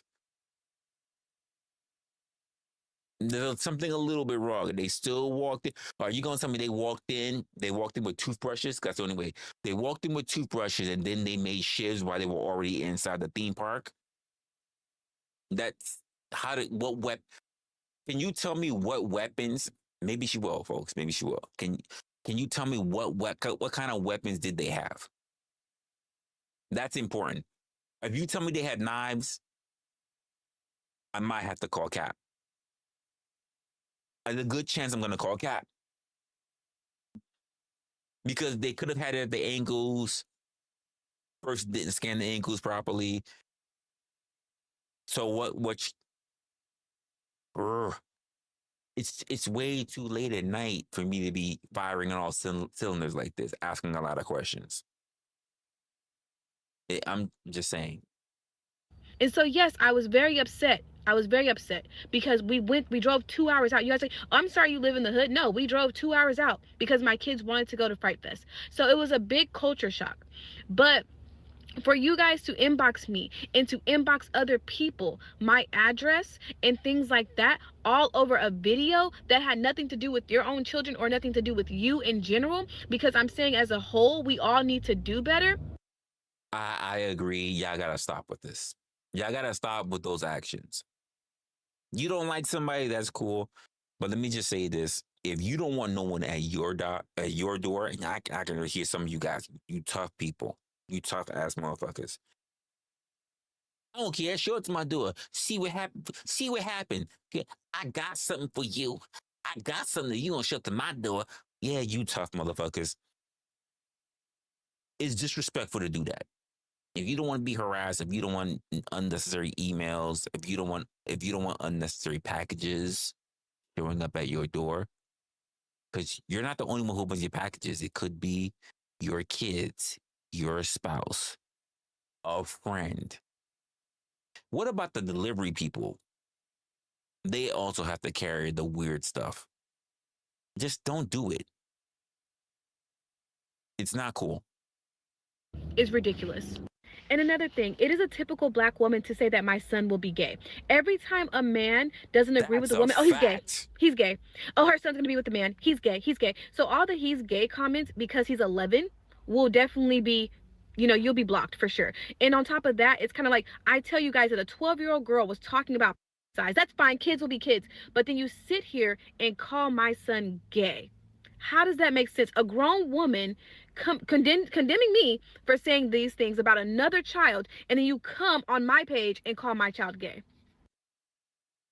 Yeah, but the thing is, the one thing I could say to this woman is that you have to stop trying to make sense out of nonsense. You have to stop trying to make foolish things make sense to you, because it's going to make you a fool right with them. Because if you start trying to rationalize irrational or illogical thought process or questions or responses or all these things, you're going to be a fool right with them, because it's going to make you crazy. It doesn't have to make sense. As long as they are protecting said behavior that you are speaking out against, that's all they care about.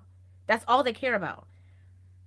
And unfortunately, this is why a lot of people see people from said demographic as a lost cause to try to help, to try to support, to try to change their ways, to try to break them out of a certain mindset. They see it as a lost cause because nobody can't tell them nothing.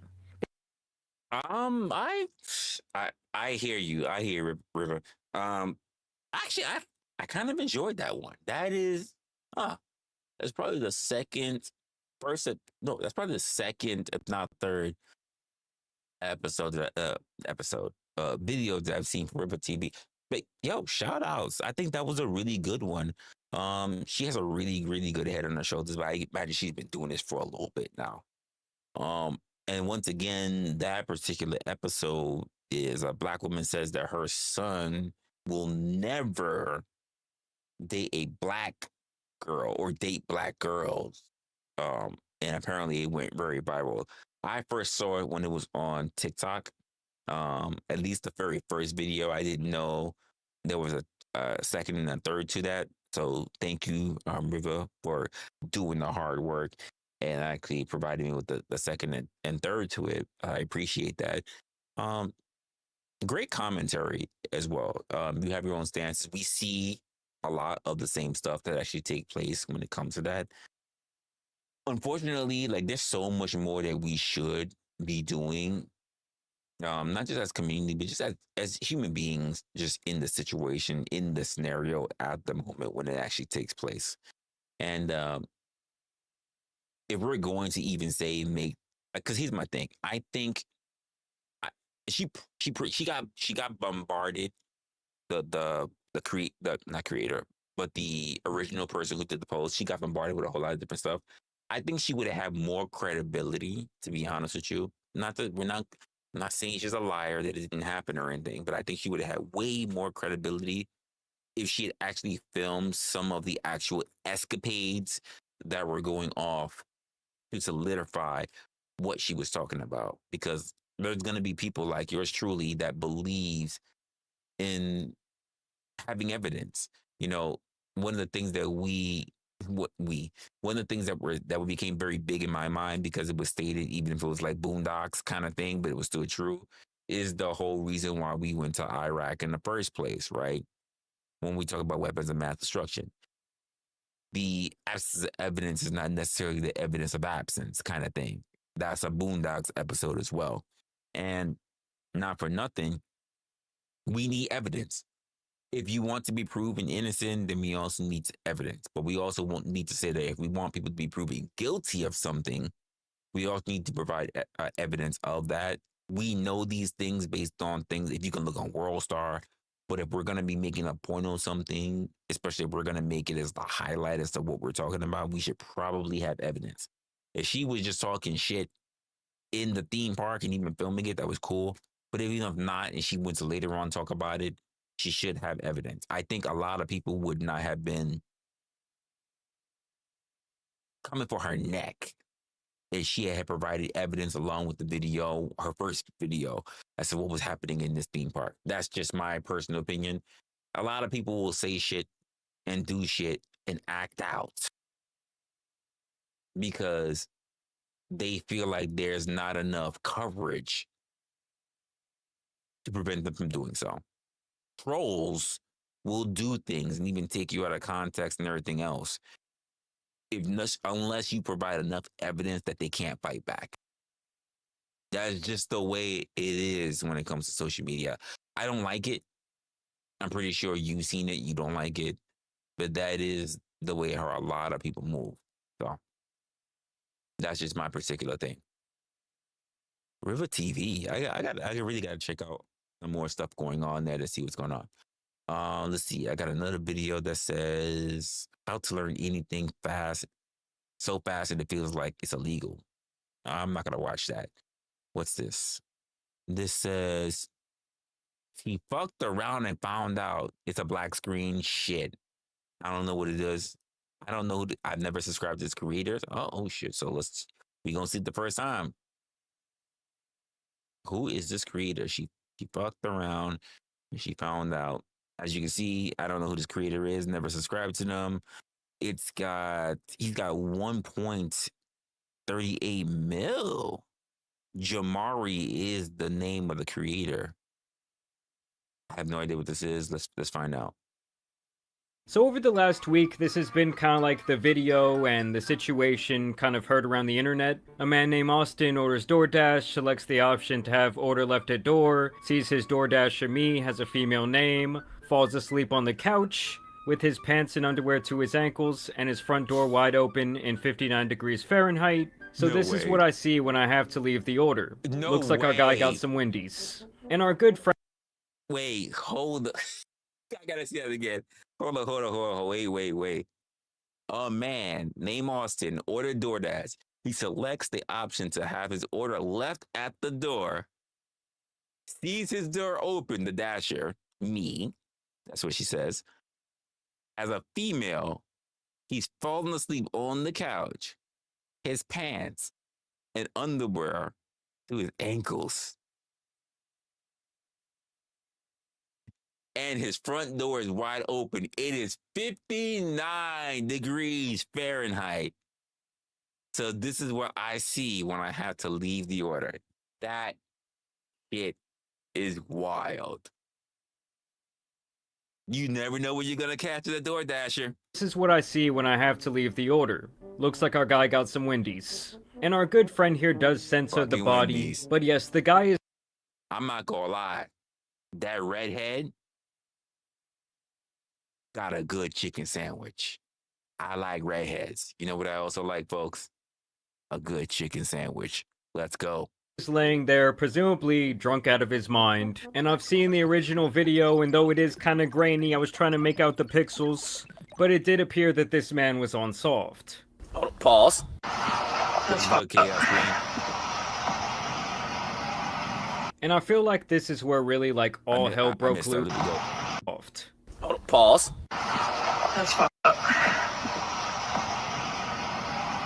And I feel like this is where really, like, all hell broke loose. Basically, after she put out this video is when the entire internet kind of started to turn on her, because they felt like she was making some false allegations. Hey guys, so DoorDash just deactivated me 2 days after I reported my assault. Hey guys.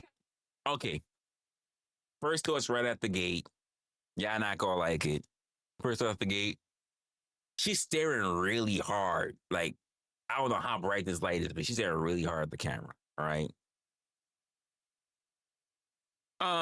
She got a little Goldilocks kind of thing going on with her hair. I don't know what the fuck she's wearing. Seems like she's really coming for attention. I'm looking at a couple of things for attention. So, for instance, it's not what she's wearing.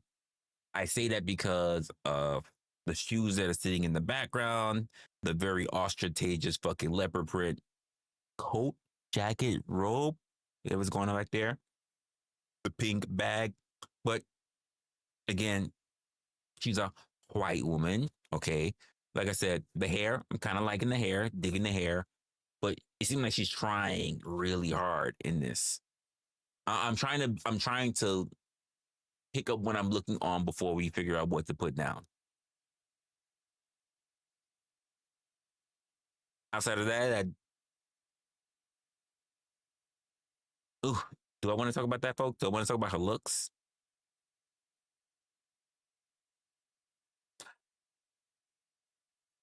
I don't know. She can probably clean up. She probably might. She got cheekbones.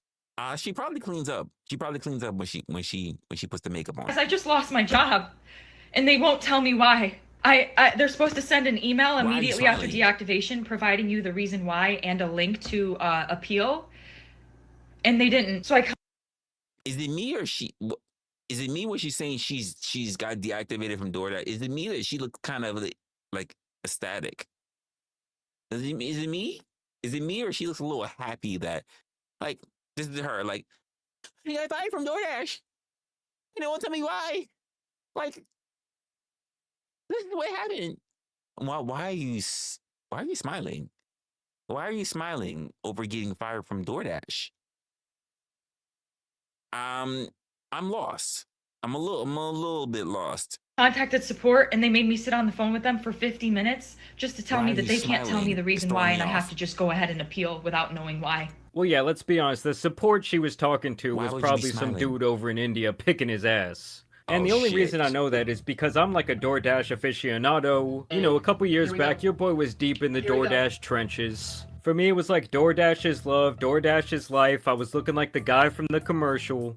And I guess the way I would justify it to myself is like, oh, I'm working all day so I can be DoorDashing all night. And no, I don't mean I was driving the car. I mean I was being a fat ass at home. And so yes, there was a couple times I had to hop on the phone with their support. And I want to be clear, guys, it's like no racial, because every single time I had a problem, those Indian call center people got me right. They have my money in that account. I was working! I was literally working! And they deactivated me! They just punished me for posting about my sexual assault while DoorDashing. And that's where people really start to have a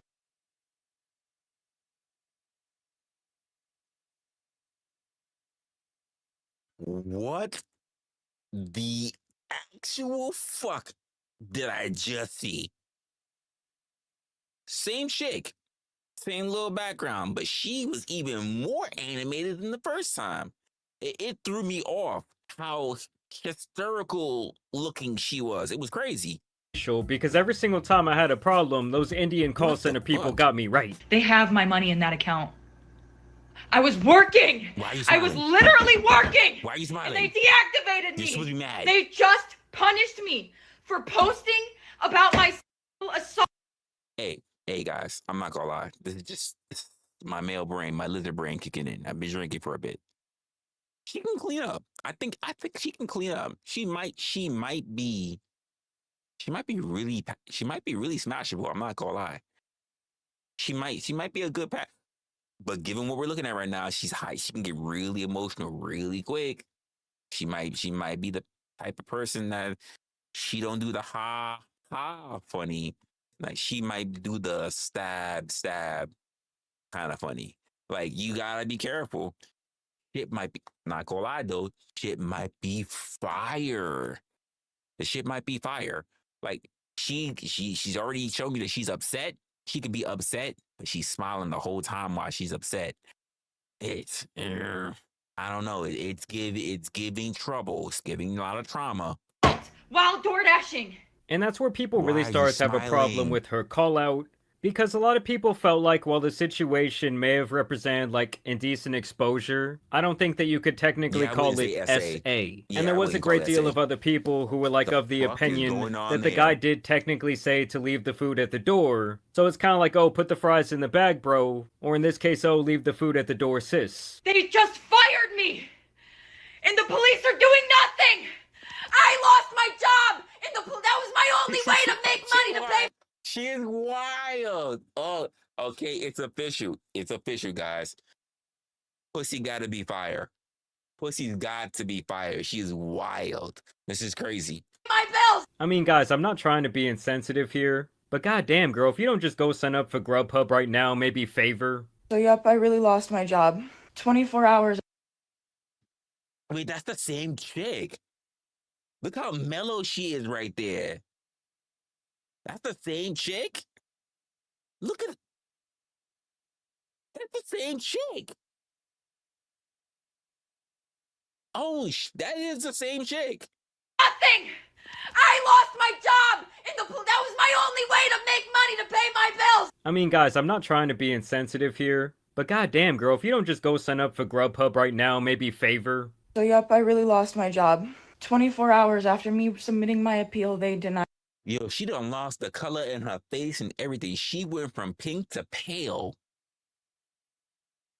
She literally went stone pink to pale. She lost all the color. Time to sue DoorDash? What? There's no way that they could tell me. With the reason I just lost my job. I mean, honestly, the reason smiling. DoorDash probably can't harass is because... Is it me or she's happy that she lost her job? It might just be me. She doesn't seem all that upset. She gonna be sitting there like, and she's like, is this like I lost my job? Like she gonna go postal type of shit? Cause it's DoorDash. I don't know what corporate office you think you're going to, but like, it's, what? Well, why are you, the smiley shit is really throwing me off. Because, for one, this was all really bad publicity for them. And for two, I would think that recording the inside of one of their customers' house is like Not a big cool. no-no. I mean, if anything, the dude that was laying there on his couch might have a better chance at a lawsuit than her. But hey, I guess in 2025 in America, anything is possible. point. I recently saw that 500-pound female rapper who sued Lyft after someone did not want to let her hop in the back of their whip did actually receive quite the large settlement. My account is currently at risk of being banned. They took the video down and gave my account a strike. So I explained my story again and censored the video that I have just so they can't take it down for the same reason. They took it down for the same reason again, and now my account has a second strike. Guess what? If I get one more strike, I'm banned from TikTok. Couple of things. Just a couple of things. A few things. One of them, it's going to be a little weird. But first of all, the first thing is that times are hard. I understand getting a job is very difficult. We got to be able to pay the rent however we got to, right? But if you're telling me that the money that you are basically making in order to pay rent, to pay your bills, which in my mind, y'all don't have to follow this logic, but I live in a city. I know what it's like to live with people like this. Maybe you do too. If you're telling me you were making money as a DoorDasher, you had no other job, it lets me know that you don't live alone. Either you're living with family or you're living with roommate. If you're telling me that your way of making money to pay your rent is through DoorDash, I'm kind of with the creator of the video saying that you could do Grubhub too. But the second part is this. A lot of you guys don't know this. It's not like YouTube. You really don't make no bread off of TikTok. Let me say this again. It's not the same as like YouTube. Instagram basically just recently clipped people from being able to make money from off their content. Facebook is still, you got to figure it out because they got a whole marketplace thing. But TikTok, you can have over 1 million and only make a couple of dollars. We're not talking about hundreds of thousands. We're not talking about big ass fucking ad shit. And that's YouTube. You're on TikTok, my love. You're not making a shit ton of money from TikTok. And if you're filming the inside of someone's house, when you are a DoorDash employee, it doesn't matter whether you blurred out his cock while he was on his chair. Can we just call the elephant that's out in the room? You film somebody as a DoorDash employee, and you film the inside of their house. Let's just call that out. You're a DoorDash employee. They gave you a message that says, put it at the door. I've ordered from Grubhub. I've ordered from DoorDash. I'm more of an Uber Eats kind of guy. Of all those platforms, DoorDash is the least that I ever would order from. Nothing wrong with them. I've ordered more from Grubhub and I've ordered more from Uber Eats. I have never had any of these people in my house. Even when they went to go take a picture of the shit that says that they did it or that they gave it to me, like, I tend to close my door. I don't even give a fuck if you can see my hallway, my foyer, if you want to put it that way. I close my door because you don't need to be inside of my place. I'm on the outside with you. And so long as you can show that you gave it to me, it's good. Why are you filming the inside of a person's home? That's probably the reason why you got fired, to be honest with you. And then since TikTok knows this, not saying that they know DoorDash, but you shouldn't be filming the inside of people's houses. That's why you got the second strike, my dear. So that's number 2. Number 3 is, I'm not gonna lie, you're looking a little bit better because you pale. I like pale white women. So I'm not gonna lie, you might be able to clean up well. If I see you kind of dolled up, you might be able to get some work. I'm just saying. Damn, this broad stays explaining herself. Not only did I get a 3 days ago on October 12th on Sunday. He's still It wasn't smiling assault, girl. about it. Indecent exposure, possibly, yes. Crazy I think the work. reality of the situation is the dude probably had a long drunken night, and in his drunken state, he ordered DoorDash, like many people do. Maybe the dumbass then went to another website or app to have some me time, and in the process, the guy was so drunk that he passed out, leaving the door open. Lost my job. The police are doing nothing. And if I get one more account strike on TikTok, my account's done. This is a man's world. I'm the victim. Remember? Okay, folks, I just want to say this. This is going to be my last thing. She's dangerous. She is 1000% dangerous. She's the type that she fucks, says she regrets it, calls it essay, says it was grape. We're calling out right now that she's the type. She's the type. She's the type. She does that. But I also have to say that pussy was probably fire. The sex was probably on point. I'm talking about straight up ATM. ATM, ass to mouth. I'm talking about fire fucking sex. But then you're going to jail. I'm gonna put it out there. It's wild.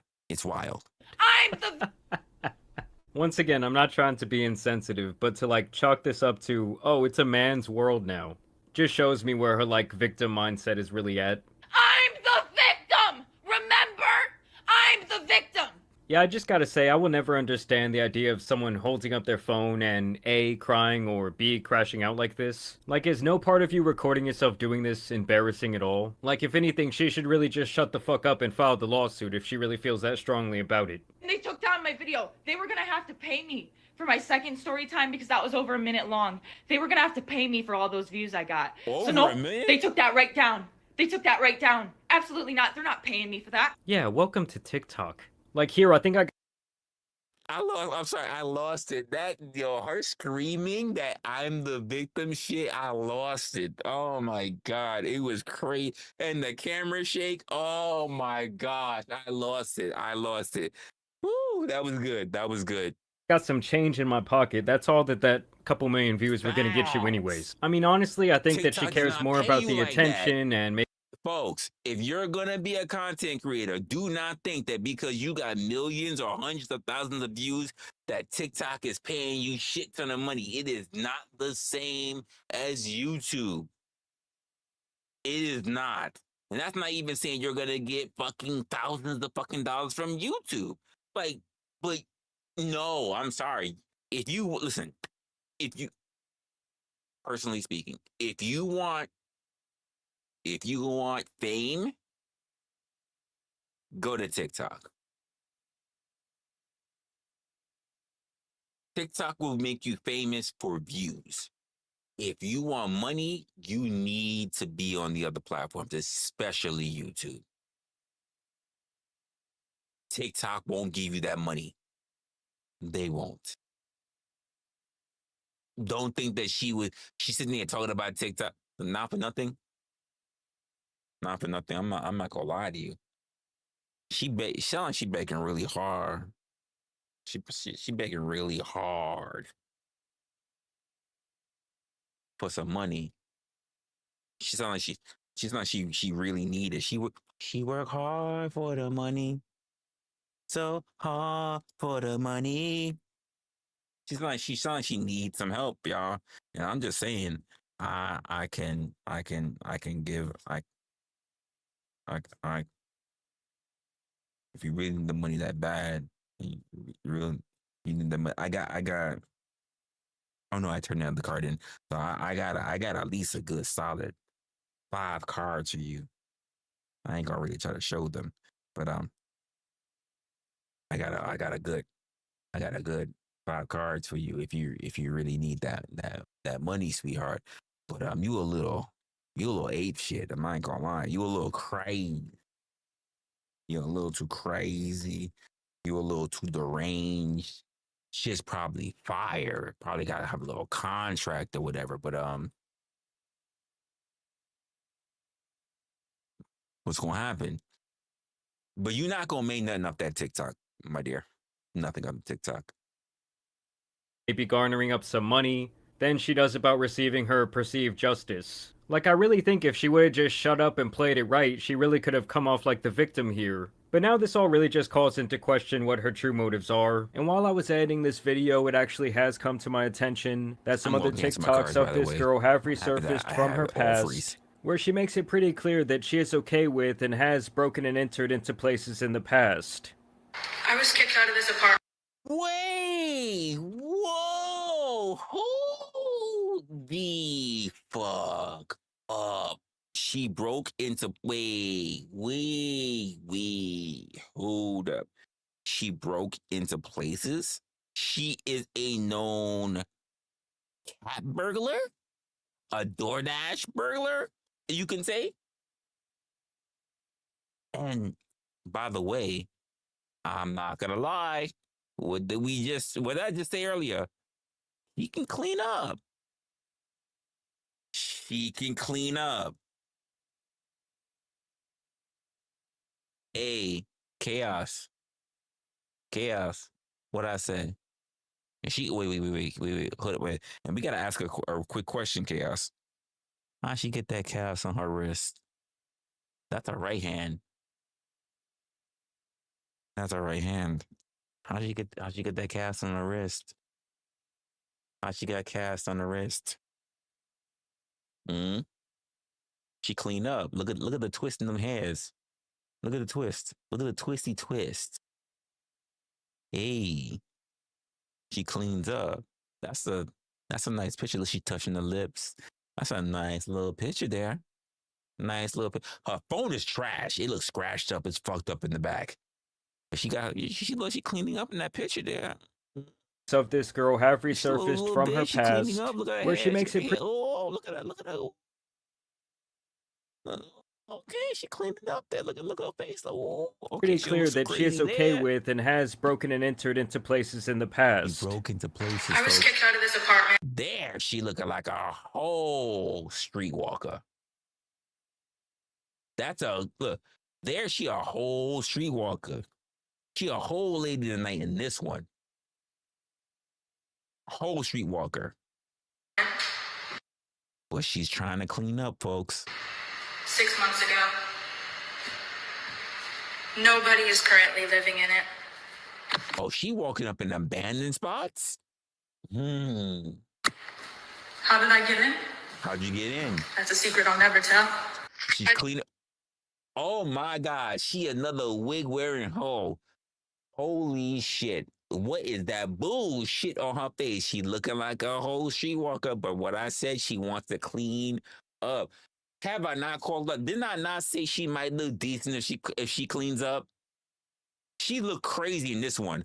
The one where she had the little curls and she had just touched the lip with the little broken wrist, probably from a lot of something at night. But she looked cute in that one. The other one where she trying to do the Harley Quinn thing, she looked kind of wild. She looked kind of weird. But you know, I'm not gonna lie. In my younger days, I've taken home chicks like that from the club. I'm not even gonna lie. White women that I've taken home from the club, I've taken them down that look like that. I'm not even gonna lie. I'm not gonna lie to you. This shit here, right here, that looks wild. That's a little bit crazy. I'm not even gonna lie. Nice eyes, but the little cat shit, most Asians can pull that off. White girls can't really pull that off like that. It's not working. Just want to say. Wait, she still works for DoorDash. I just caught on to that too. That a milk just dropped off my McDonald's. Thank you, Sue. You have my address. You have my address. Did you steal their phone and said you had? Wait. How did that happen? There's no way. How does this happen? That's a secret I'll never tell. By the way, folks, I just want to say this: I'm not a DoorDash person, so thank goodness she's never gonna walk into my place. But for you Grubhubbers that know I am a loyal customer, or you Uber Eats people who know I'm a loyal customer, I don't leave my door unlocked. So if you manage to get into my spot, if you manage to somehow work my equipment, and you fire up a live stream, and then you say, I'm in Resla's place, folks. You don't even know who I am. I'll never tell. And I manage to walk in,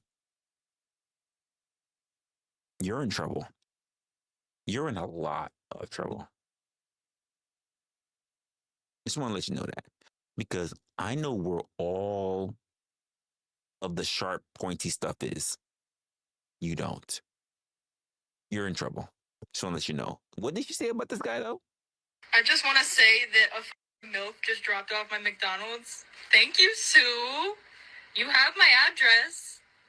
Come back sometime. Come back when your shift's over. If you're unsure about who that was. Whoa, did she just wait, people, did she just offer the box? You have my address. Come back through when your shift's over. She offered the box. She offered the box. That's just crazy. What's this woman gonna say about her?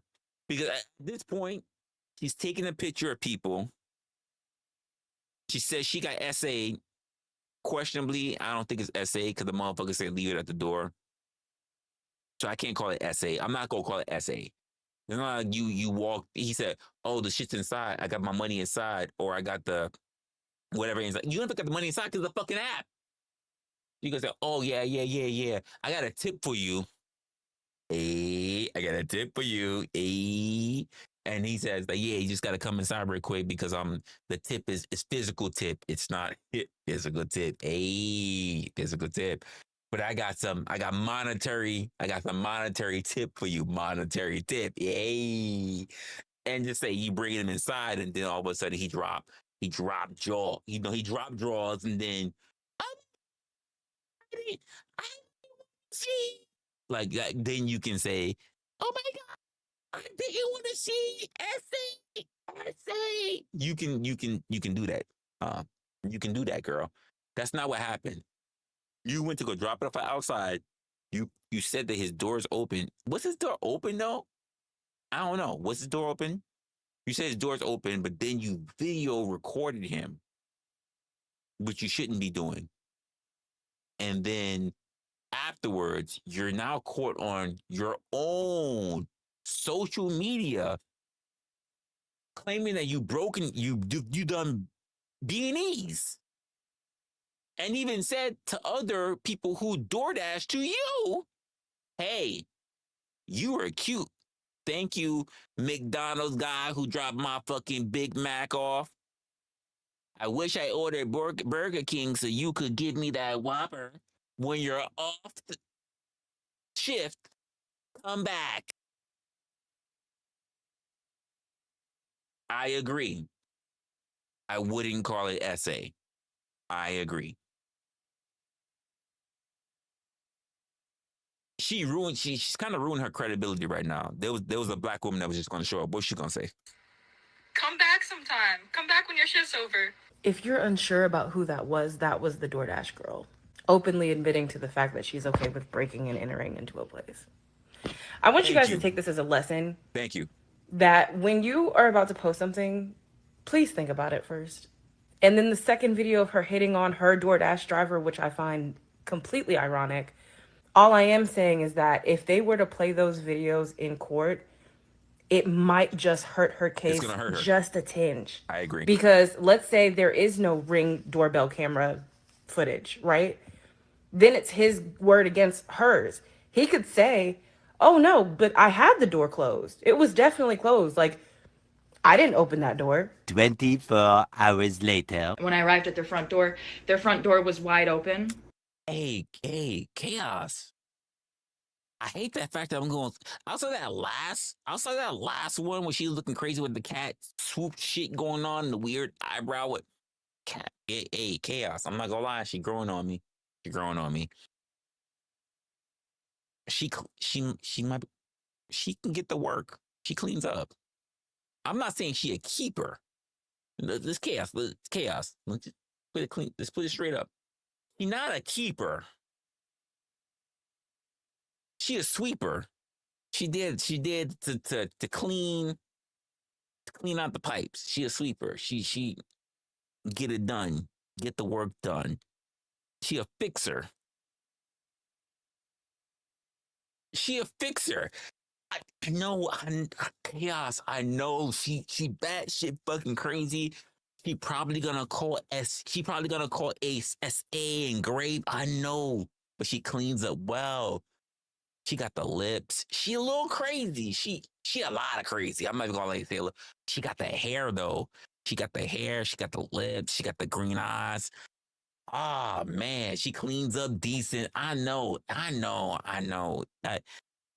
Lord have mercy. I gotta walk away. You're right. Chaos. You're right. Don't do it. Res, you know it. Don't do it. Yeah, I know. I said I had to take it back. It's not a little. I had to take it back even when it escaped my lips. I said, not a little. It's kind of a lot. I'm not even gonna lie. We're in agreement. It's not even a little. It's a lie. It's a lot.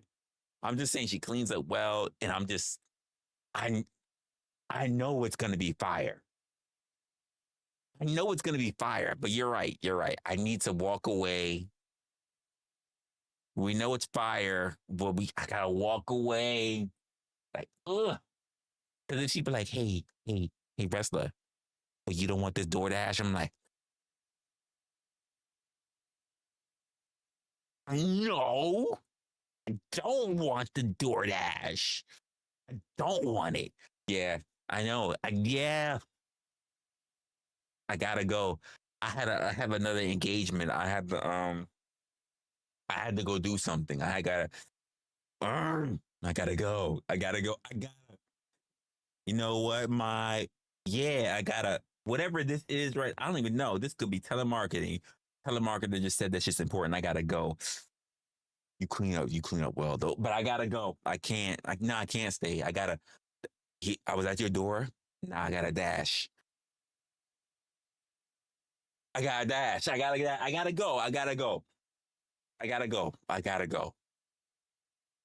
go. She clean up well though. I ain't gone. Hey, Rockefeller, what's going on? I gotta go. Hey, Rockefeller, I didn't get your link. I still didn't get your link. Yo, listen, if you got me on Discord, send me your link again, because I didn't get it. Their lights were on, and they were sleeping on the couch within eyesight of the front door with their pants and underwear pulled down to their ankles, and they were indecently. Yes, we've heard this story a million times by now, chick. But yeah, I reported it to DoorDash, and DoorDash did ban the customer. And then 2 days later, DoorDash banned me. So there is a new twist to the story. We now know that the customer as well got banned. Like, let me know down in the comments, is that a fine level of justice for anyone out there? I think it is. If she, I mean, keep in mind, what she did was wrong. She should have gotten fired. Don't film the inside of a person's house. But the nigga was like, they say his hands and his drawers was to his ankles. I mean, with his dick out. He should also get banned. I'm still questioning to myself whether the door was open because it just seems weird. Why would you be pants and drawers to your ankles with the door open? I've never made that mistake. I've never fallen asleep with my drawers and my pants and my drawers to my ankles. It just hasn't happened either. I'll even just say this, folks. I have fallen asleep with my shirt or a hoodie or whatever the hell's on and no drawers and no pants after doing what I got to do with whoever I was doing it with. But I've never just like took pants and drawers to my ankles. Because think about it. I want you guys to think about this for a moment. Think about it for a moment. If it stopped at his ankles, we're gonna do a little bit of a light physics. I swear, no math. If his pants and his drawers stopped at his ankles, and we saw the picture, he was on a couch. Doesn't it kind of tell us that he had something that stopped his pants and his drawers from going all the way off his feet? Like sneakers or boots? I just think about that for a moment. Why would you stop? If you're going to get into your couch, why would you stop at your ankles unless there was something preventing it to come all the way off? Which means that when he got into this couch, he also had sneakers or boots on, whatever you fancy. I just doubt it was sandals. That prevented him from taking off fully his pants and his underwear, which is why he stayed on the couch and just said, I gotta get up anyway for this fucking DoorDash. I'm gonna make it quick before the dash. I'm gonna dash before they come to my door. But then he was so lit, like the guy even here says, and I kind of agreeing with him. Maybe he passed the fuck out. Willie still in hand. Crazy work. Why would you still have the door completely open? Again, I don't know how crazy people are. People do really stupid shit. Why was the door completely open? That's the thing that's I'm trying to do some logical thinking and a little bit of analysis and a little bit of plausible actions. It's a little weird. It's a little bit weird. Yeah, that is weird. The story does seem weird to me. Now, here's my thing. I'm not gonna say that maybe the door was unlocked. You know what I mean? Maybe she could turn the doorknob and open it. Why would she touch the doorknob? She shouldn't. Maybe the door was even cracked. It's just really weird to me. Well, here's my thing. Chaos. Here's my thing. Why would I say, leave it at the door and my door is wide the fuck open? This is what I'm thinking. This take away the whole, he's got his drawers and his pants at his ankle laying on the couch. We're going to take that away. If I write in my DoorDash, leave it at the door, why me as the person ordering? We don't know what his situation is. Why would I tell you, leave it at the door if my door is going to be wide the fuck open? That doesn't make sense. Let's just say he wanted a little bit of me time. Maybe he felt like, I need to I need to refix my energy, and I'm gonna throw one out, and then I'm gonna replenish myself with the red-headed Wendy's because I love me a good red-headed chicken sandwich. Whatever. Why would he sit there and do that with the door open? Why would he do that? Again, this might be a suburb thing. This is not. Why would you think about having your pants and your drawers to your ankles, thinking that you can rub one out in time for before your DoorDasher shows up for fast food with the door wide open?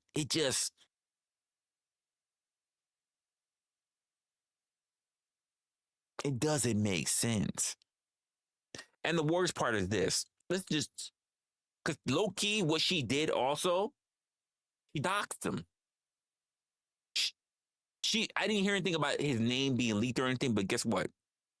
She took a picture of them. She put it twice on TikTok. Who's to say that there's not someone on TikTok that's going to be like, I know who that is. That's George. I know the inside of that apartment. I know the guy that's laying down on the couch. That's George. And he's been doxxed. That's weird. That is really, really weird.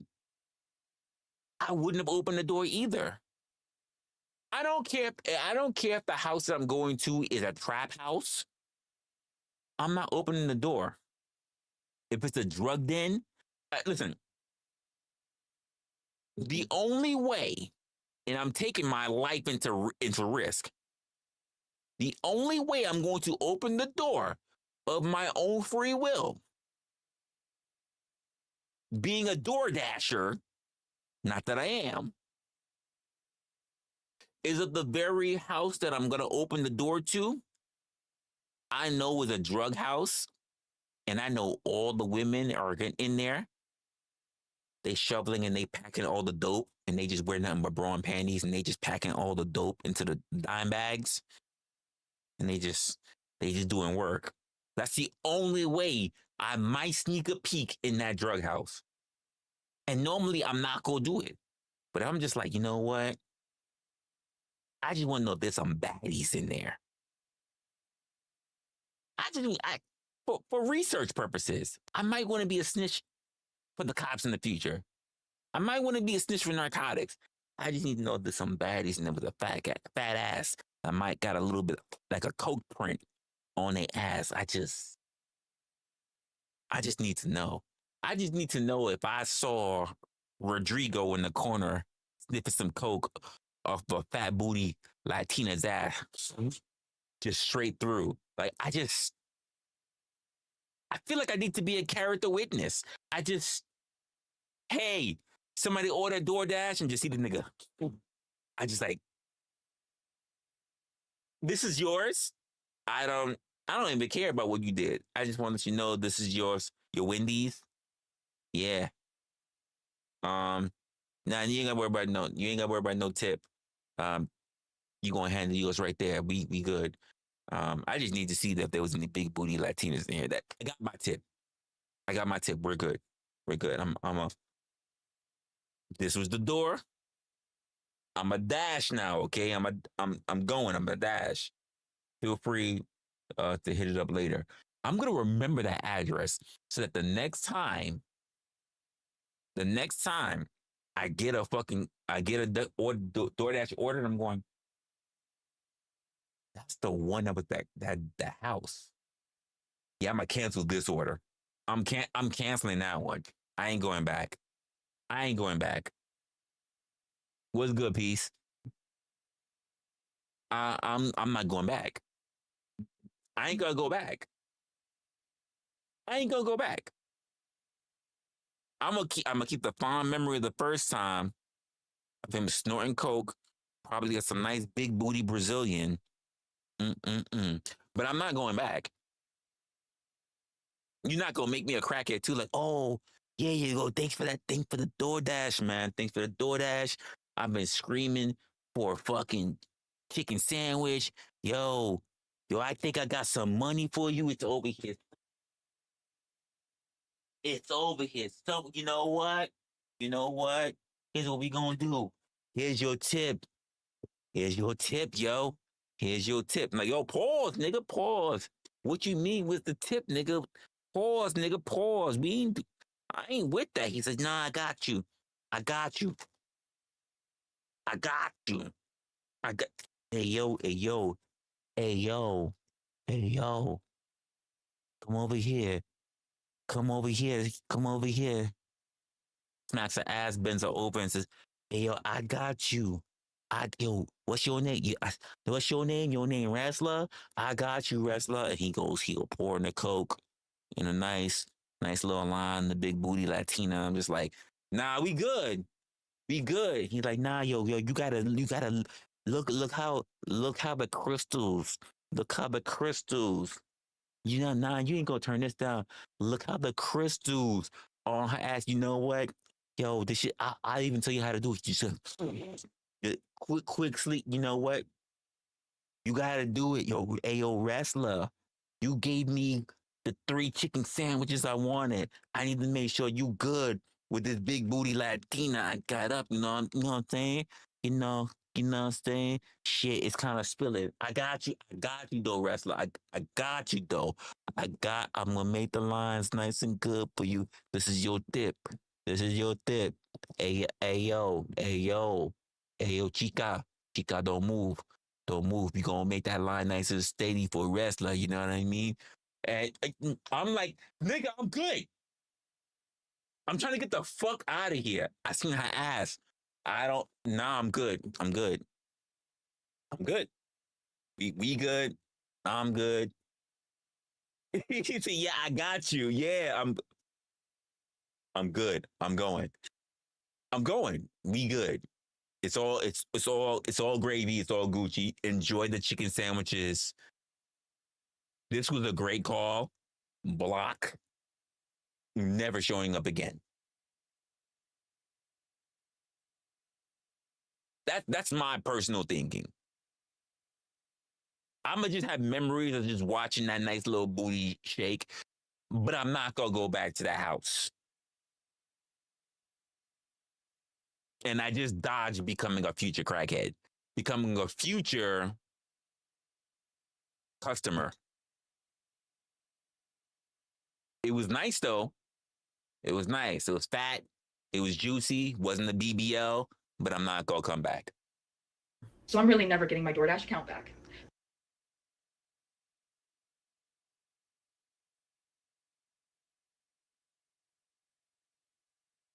Chaos. That's the last time. I'm gonna try to say the last time she cleans up well. It gets fire. That's the last time. I'm gonna try to say that's the last time I'm gonna say that she probably cleans up well. She said in the what happened to me while I was doing my job, door dashing, I'm being punished as a victim. But she probably cleans up well. I'm just letting you know that. DoorDash deactivated me. DoorDash punished me for exposing my assaulter. Look at her lips, man. I mean, she cleans up well. Don't you make fun of me. You seen the way she was looking when she cleans up. I mean, she ain't look bad. She ain't look bad. I'm just that last one with the weird look like that. Nah, I ain't like that. But the 2 before, the first one was really nice. The little curls, and she had the little. We don't know why she had the wrist thing on. She was looking right. I'm not gonna lie. The little golden edges on the lock. She had all this. I like a woman that has a lot of hair. That's one of my weaknesses. A woman that has a lot of hair. I like when a woman has a lot of hair. I don't like that weave shit with the straight hair. I like a woman who has a lot of volume and hair. I love that. When you look natural and I see a lot of hair, I love that shit. So that first one when she had like the curls, and I was like, damn it. And she was looking plain. I was like, fuck. I knew she can clean up, and she did. The second one with the little blue shit going on, little fake Harley Quinn, I was like, I don't like this, but I have taken down chicks that look like this. Yeah, you saw. You saw. I'm just saying. Hey, yeah, listen, I said it last time. It was true. It was true though. I'm just saying. She cleans up. She cleans up. She crazy as cat shit. And TikTok is currently punishing me for. I'm just saying, I know a ninja gonna go to jail. I look at her eyes, see the green eyes. I'm be looking at them lips. I'm going, look at all that hair, and I'm gonna like, no, a nigga don't want to. I could look at him like, damn, I could just look at her face, and I could just be like, yeah, baby girl, right, just right down here, right down here, right down here, yeah, baby girl, yeah. And then I gotta think about me in the future with the bar of soap. And I'm going, yeah, this ain't worth it. This ain't worth it. This ain't worth it. It's not worth it. For exposing my story time, and this is the only justice I'm getting because I also reported this to the police, and the police are doing nothing. So what? You're gonna take down my videos and give me strikes and just expect me to be like, oh, I just better shut up. I just better sit here and be quiet. I just better not say anything else. I've lost my job. She know what she doing too. She gonna be on camera, but she only wearing a robe. Hey, mama, get this heifer. She know what she doing. She gonna be on camera, but she only gonna wear a robe. Hey, keep that shit moving. We gonna move forward. We moving forward. I just want to make sure, like, we knew what she was doing. We gonna move forward. You're right. I called it. I knew she was gonna clean up well. Because normally it's the crazy looking chicks that be looking real average, but they clean up and they be looking like they be trying to catch you. That witchcraft. I'm just saying. I know it. I've been there. No, file a fucking lawsuit. I mean, Facts. Jesus Christ, File a guys, lawsuit. nothing is scarier than a white woman with a victim complex. Like, contact a fucking lawyer. But instead, she wants to yap online for some TikTok shekels. Let me just shut up. Facts. You know, the videos got taken down. Nobody has to know what happened to me. No. I'm going to keep telling my story. Like, this is the only justice I'm getting, is exposing this man. Justice? And having posted that video and it has gone viral. He was unconscious. What justice? It's not like you went there, the door was open, and he was sitting there with a Ron Jeremy pose like,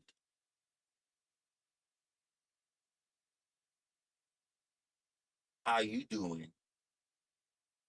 Oh, you're my DoorDasher? Is that so? Just leave it over there. That's not what was taking place. Girl, stop. That's not what was taking place. He was out cold, chilling. You picked up your phone and did that. You act like he was Ron Jeremy. You the one in the wrong. Viral. Like, now he can live with shame and embarrassment if people have seen it and knows who he is or where he... I'm the one being punished. He's not getting in trouble with the police. He didn't lose his job if he has one. Like, what... He shouldn't lose his job, but he got banned from DoorDash. But you were the employee, not him. You lost your job. What's going on with him? Why am I getting fired? Why are my videos getting taken down? Why am I getting strikes? Like, I'm about to lose my account. I was assaulted. I'm the victim. I lost my job. You're I'm not the the victim, my dear. Right? No. You're not the and look, victim, I'm my not dear. trying to frame this like the guys in the right. My dear, you are not the victim.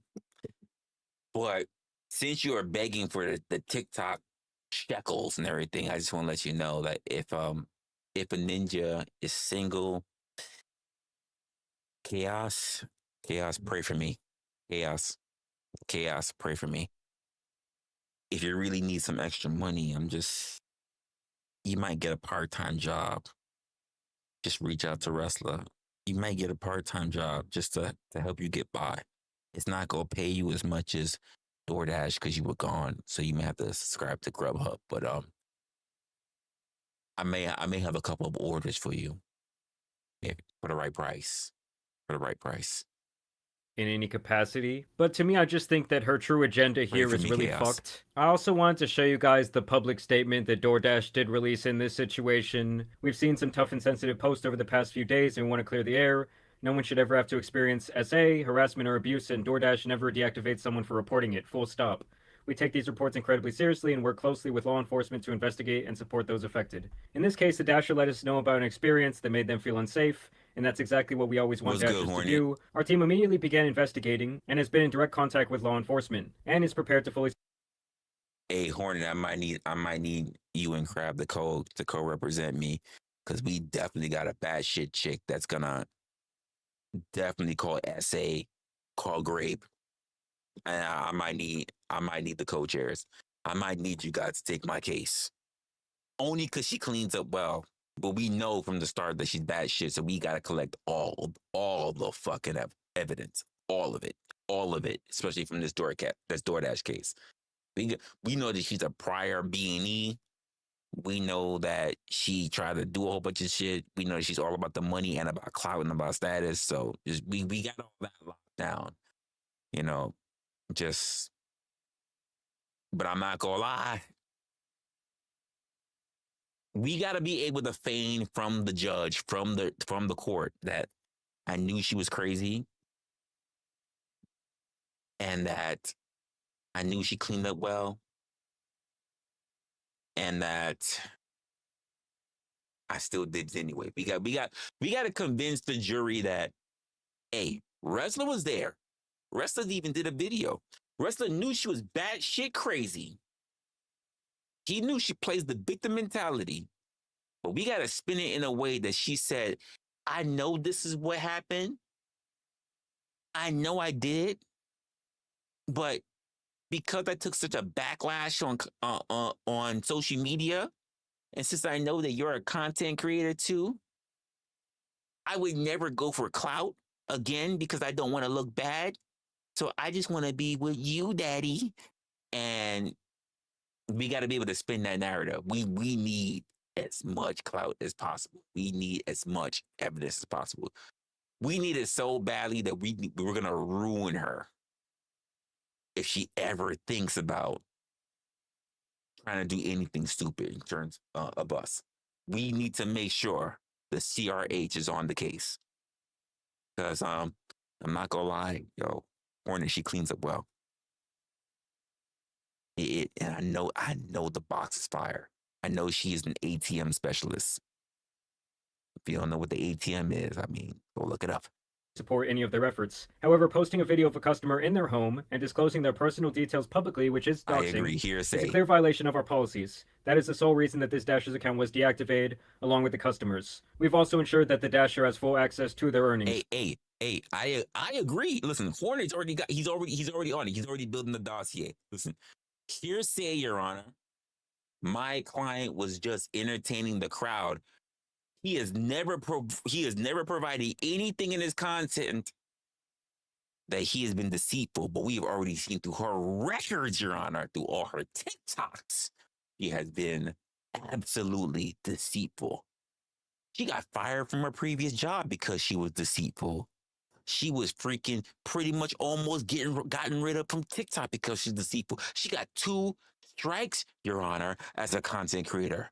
Resla has been online for almost 2 years. He doesn't even have 1 strike, Your Honor. Whose credibility is really at stake? Yo, write that in the dossier. Write that in the dossier. And I swear, when I try to take that down, Hornet, I'm gonna have it filmed. Yeah, that's you already know it's gonna be filmed. But anyway, but we're not gonna add that into discovery. We're not gonna add that into it. The opposition gonna have to subpoena us for that. But she's like, that's not true. He did me dirty. He left all his pearls all over the face and all over my necklace and all over my ass. And wait. Here's objection. Speculation. Ooh, the door was open. I like that. Objection. The door was open. Slander. The door was open. Slander. Look at that. Look, hey, we need to get the application open because I think Robbie would be a great addition to the law firm. A great addition to the law firm. If there's anyone who can get all the proper receipts, absolutely.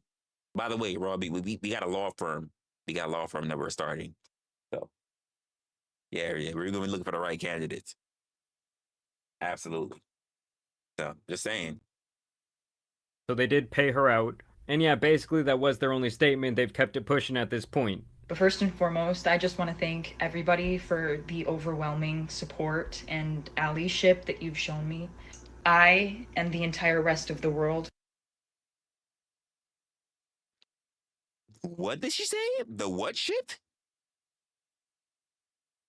Point. But first and foremost, I just want to thank everybody for the overwhelming support and allyship that you've.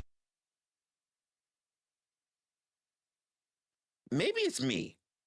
Is that a word? Not allyship? Allyship? Is that what it? Am I wrong?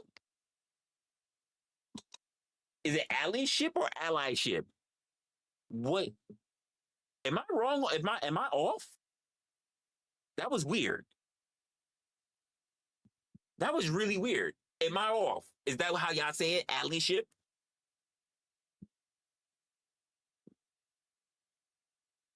Well, yes, allegiance. I agree. I agree. But she said allyship, not allyship. Like she said allyship. Not allegiance. I would have absolutely took. That was really weird. That was weird. I just want to know. That was weird when I heard it. Shown me. I and the entire rest of the world found out why I lost my job at the exact same time. I didn't find out before you guys. I'm with him. Bull fucking shit. Bullshit. You're gonna tell me you got the same time you found out you were fired, the rest of the world did.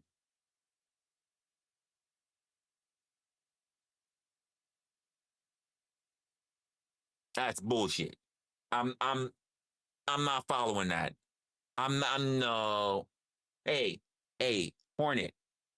Add that to the dossier. The same time I found out that the same time I found out, this is what she's gonna say. The same time I found out he was in my back door was the same time that you guys found out. That's what she's gonna do. I didn't know I was getting fucked back door into. You guys found out. Write that in the log. She's full of shit. Write that in the log, please. We're not, no. I didn't know he liked it back door. At first, when I found out he liked it back door, the same time you found out he liked it back door. Like, okay, all right. Okay, we heard enough. Add that to the list, please. No. The people that saw their public statements and made me aware that they made those public statements knew why I lost my job before I did. Oh my god. Why is she Honestly, still it's like smiling? boo fucking who? Get on that Grubhub grind, girl. I don't know. I hate to say that she is doing all of this for attention, but that is just really how this situation feels. But I will say it is crazy to me that she is just getting like cooked online for this. I don't even like blonde, but chaos. I'm just saying. She's getting absolutely demolished. I mean, I would honestly think this situation would be like a little more polarizing, like there would be a lot of people out here actually defending her. But I don't know, I guess the people of the internet are kind of like seeing through her potential BS, because she does present herself time and time again that she does have a bit of a victim complex. I mean, if you guys were to ask me like, oh, is this enough to make my fat ass stop using DoorDash? Hell no.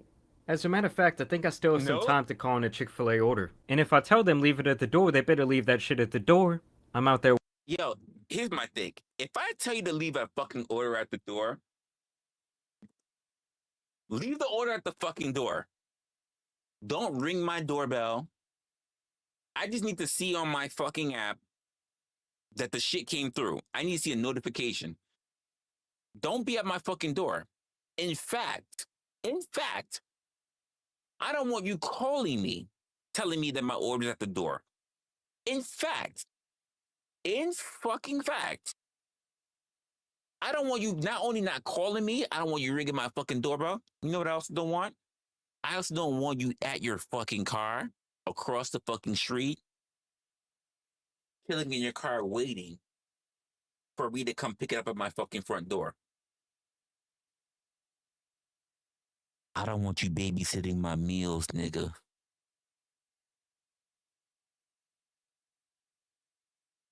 I don't want you babysitting my food. I don't want you nursing my food. I don't give a fuck if it sits out there all fucking night and it gets ants on it. I ordered it. I paid for it. Why are you out there stalking me, stalking my food? How you don't know I'm not a content creator and the only reason why I order for it to be out and outside because I don't want people seeing me. Here you are now across the street, crickets going off in the background, you playing Celine Dion in your fucking car, and you sitting here staring at my door, waiting for me to pick up DoorDash. Nigga, go. The fuck are you doing? Why are you still here? I'm sitting here. I got the blinds and shit looking like this nigga's still here.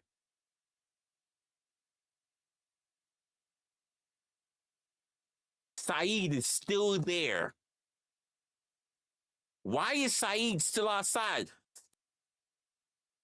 You ain't got no other orders?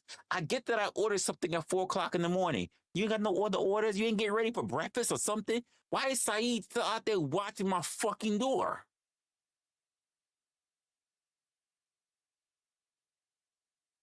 Go.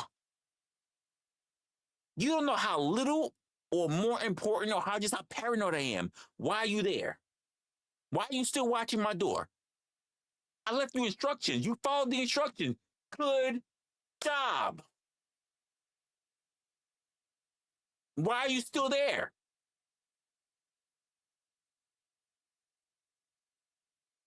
I'm just saying.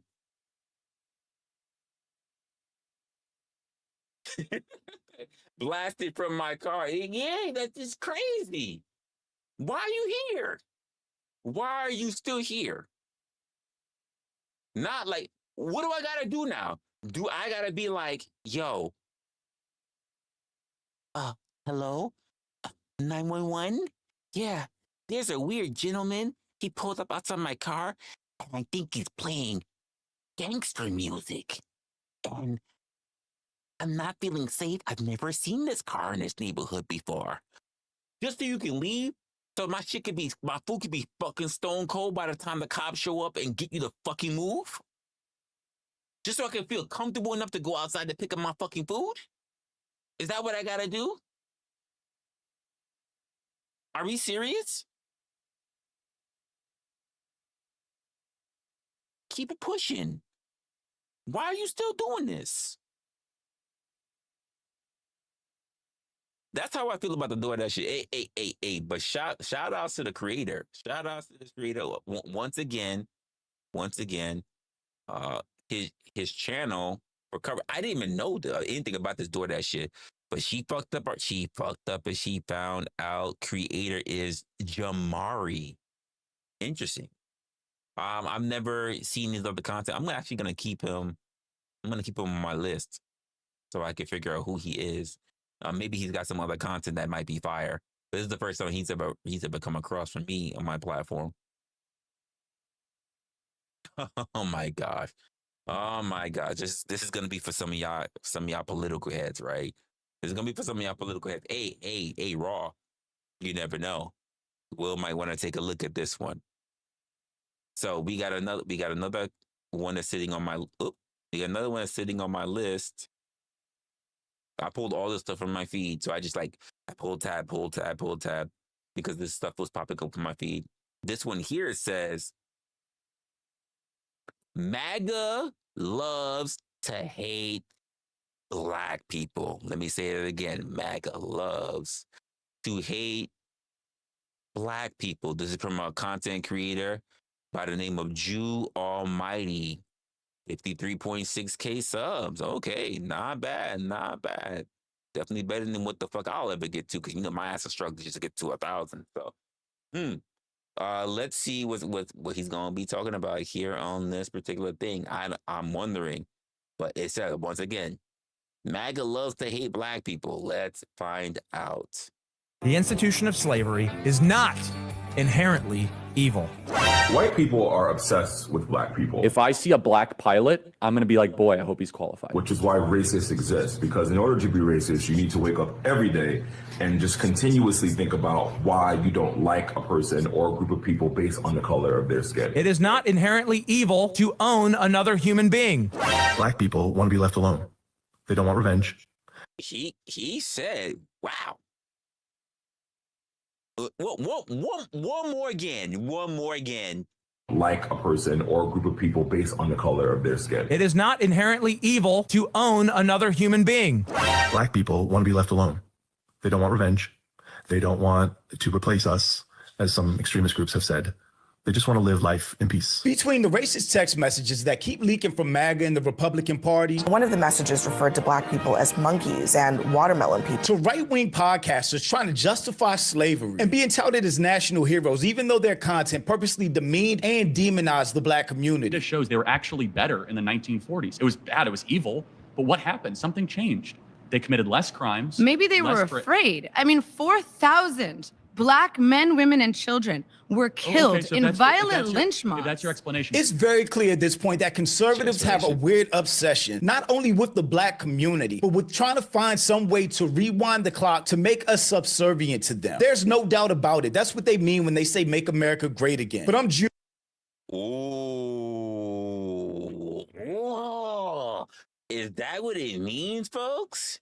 You know me, I got a very diverse audience. Is that what it do you agree with that, especially for you white folks? Do you agree with that? Is that what make America great again means to you? Oh my gosh, this I had no idea this was gonna be it. They came out the gate, pop, pop, pop, pop.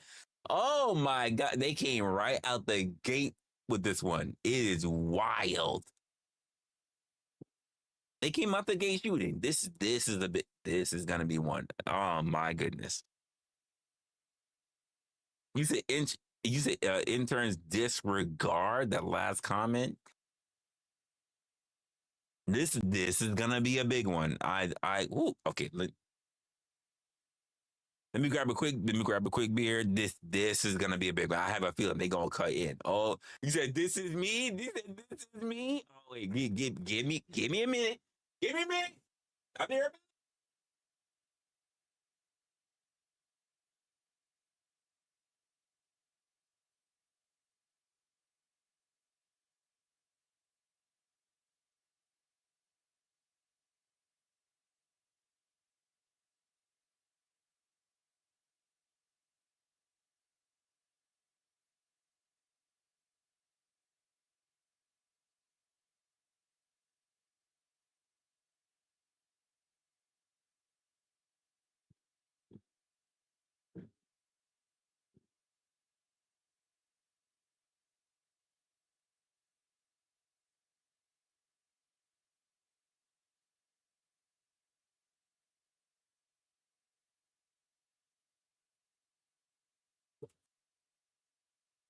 So good I had to grab two. Make sure. Okay. Let's get into it. Once again, content creator is Jew Almighty. Woo. Let's see. Welcome to the channel. Please like and share the video. Don't forget to sub. Now, let's get into it. White people are obsessed with black people, which is why racists exist. Because in order to be racist, you need to wake up every day and just continuously think about why you don't like a person or a group of people based on the color of their skin. In response to my video about the young Republican group chat in which they joked about racism, anti-Semitism, gas chambers, I got several responses like this saying, "You're acting like black people don't talk about white people the same way we talk about you in your group chats."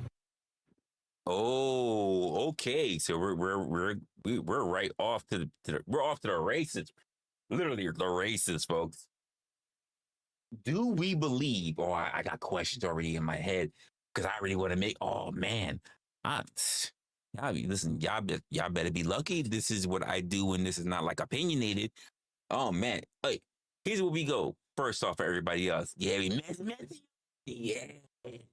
Listen, my content is going crazy right now. My content feed is going crazy, and I need to get some of this shit off. So I figured, why don't we all do it together? All right. Do we believe? I have a mixed demographic crowd.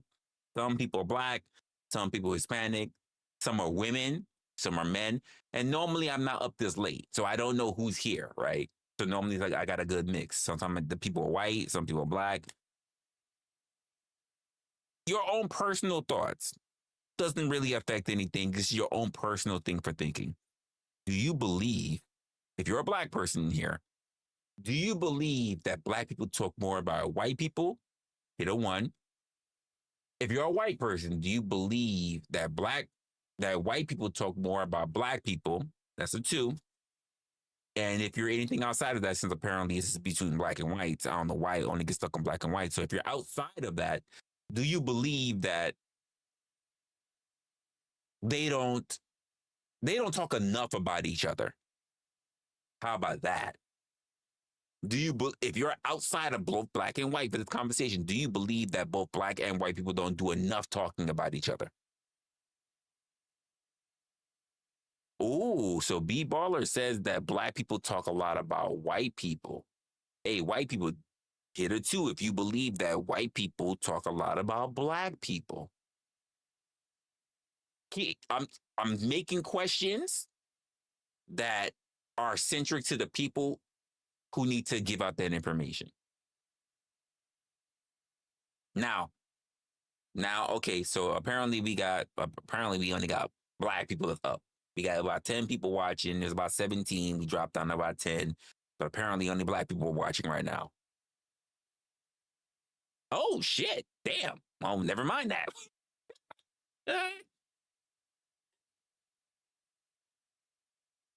And a person left. I'm not going to engage in this. I'm leaving. I'm gone. I'm not going to even participate in this. I won't be a part of this thought experiment. Not by this black, bald, beautiful man. I am leaving. It is too late for this bullshit, god darn it. It is too early in the morning. I need to get ready for work. Damn it. We're not doing this race bullshit this morning, damn it. Oh my goodness. It's not my fault. This is what's just sitting here in my feed. This is what's left in my feed. I got a few more topics, but this is what's here. And we gotta go through this one. I'm knocking out my tabs. We gotta go through this one. Sorry, folks. So let me switch it up real quick. Let me switch it up for you guys. If you now are a white person, do you believe that black people talk too much about y'all? Hit a 1. And if you're a black person, do you believe that white people talk too much about you? And if you're outside of these two demographics, do you believe that they do not do enough talking about each other?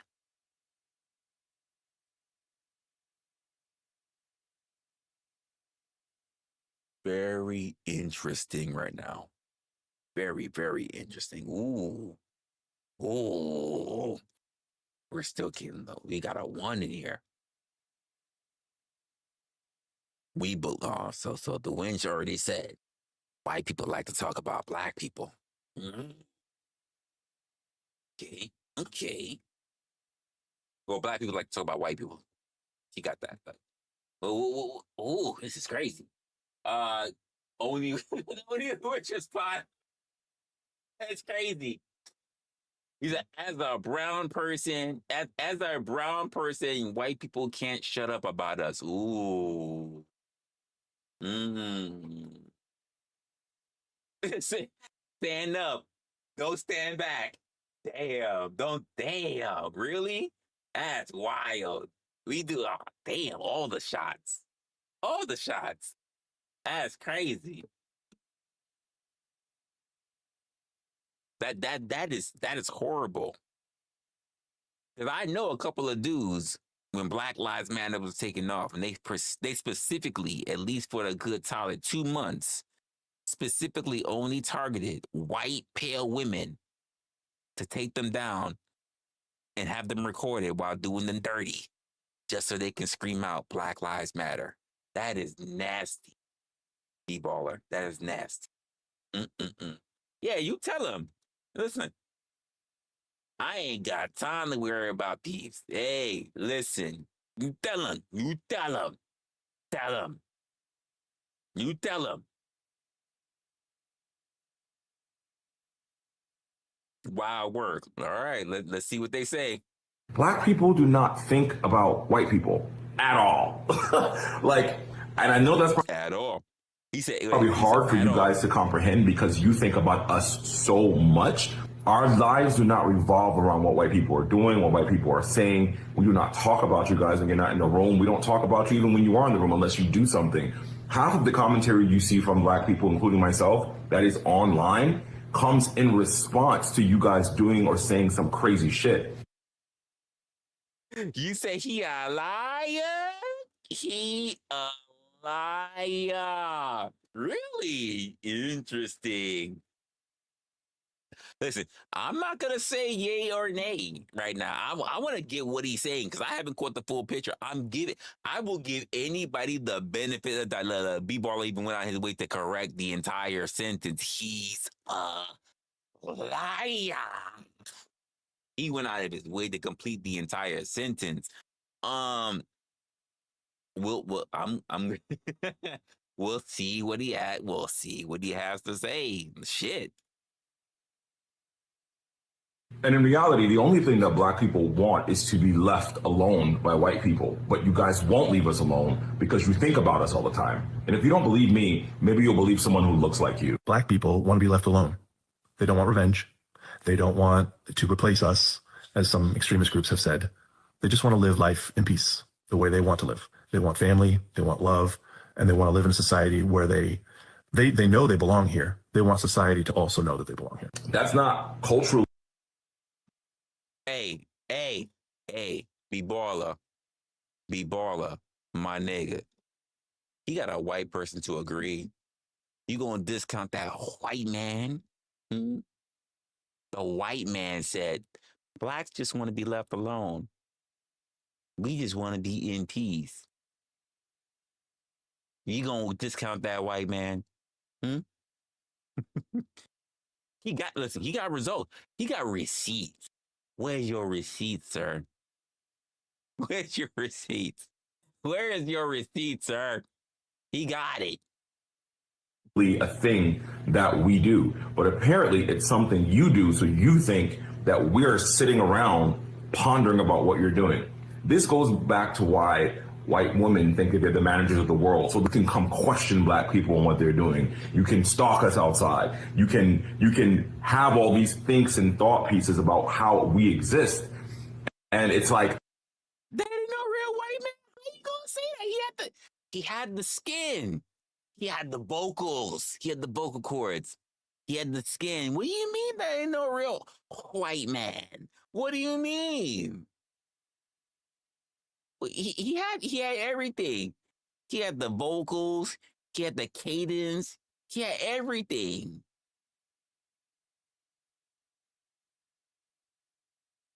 What do you mean? What? So you can find one white guy.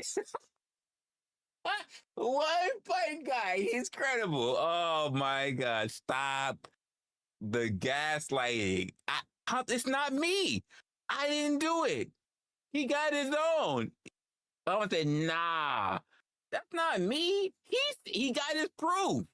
He got his proof. Maybe he got more. I don't know. I've never really understood it, but it's because you guys are infatuated with the idea of, one, us being free citizens to think, vote, have jobs, and make money. 2, we're not subjugated by you literally like we used to be. 3, it's like a weird obsession where you want to be liked by us and you want us to think that you're cool. And 4, a combination of all the above.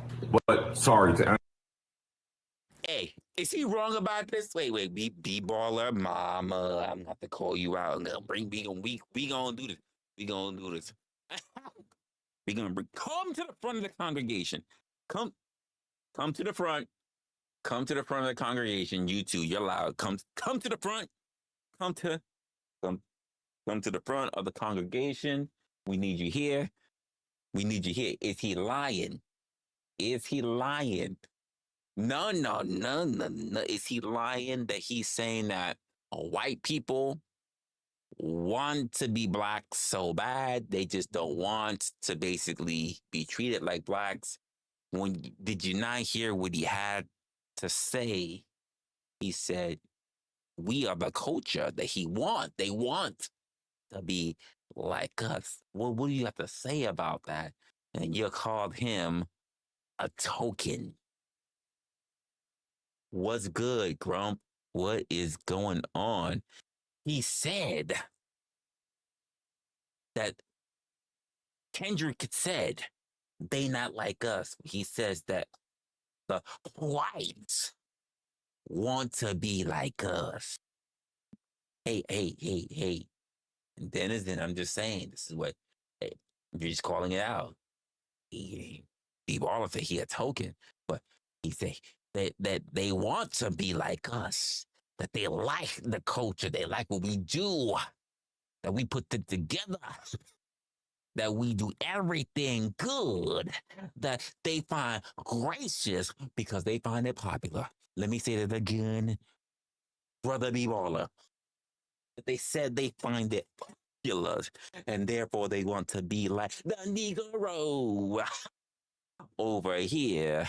I know you're saying that you say it is bullshit because you say they are token, that they are an arcade token, just trying to get an extra game to play. Is that what you're saying, B-Baller?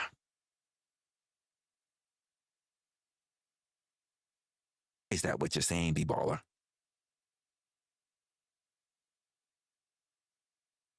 Do you want to be Black Grump? Said not him. Talking about the white guy.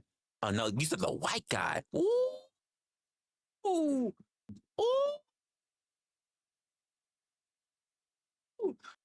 Hey, Denizen, Grump.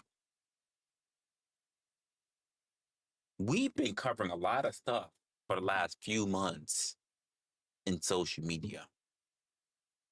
Black fatigue, religious fatigue. I even have a conversation that we should probably get into later about white fatigue. But let me know for you guys who happen to be white, because my chat, my community is diverse. It is diverse with white, Black, women and men, and even some Hispanics. We're trying to get the Asians and the Indians in. We just haven't hit it yet, but we will. We will. We get the channel out there. But then is it, Grump, do you guys point out your white tokens? Grumple, Denizen, do you guys point out your white tokens?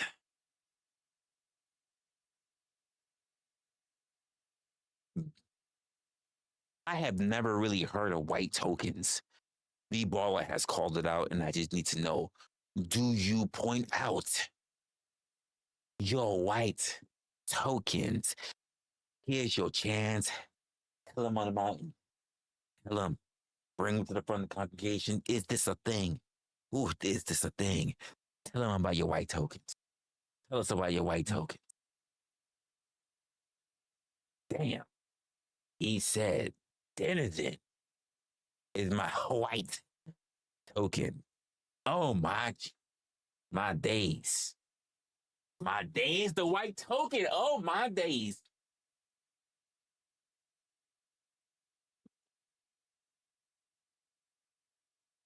Denizen.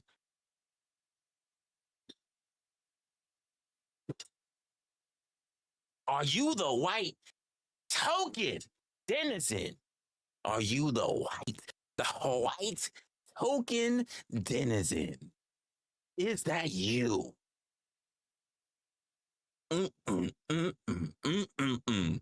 Is that you? Oh my! Oh, praise him! Praise him! Praise him! Woo! Is that you, denizen? It is. Is that you, denizen? Are you the white token that is mentioned? Hallelujah! Can I get an amen? Can I get an amen? Won't he do it? Won't he do it? Woo! Absolutely. Yes, he can. Say it again for you. Yes, he can. Yes, he can. Mm-mm-mm. Mm-mm. That is something.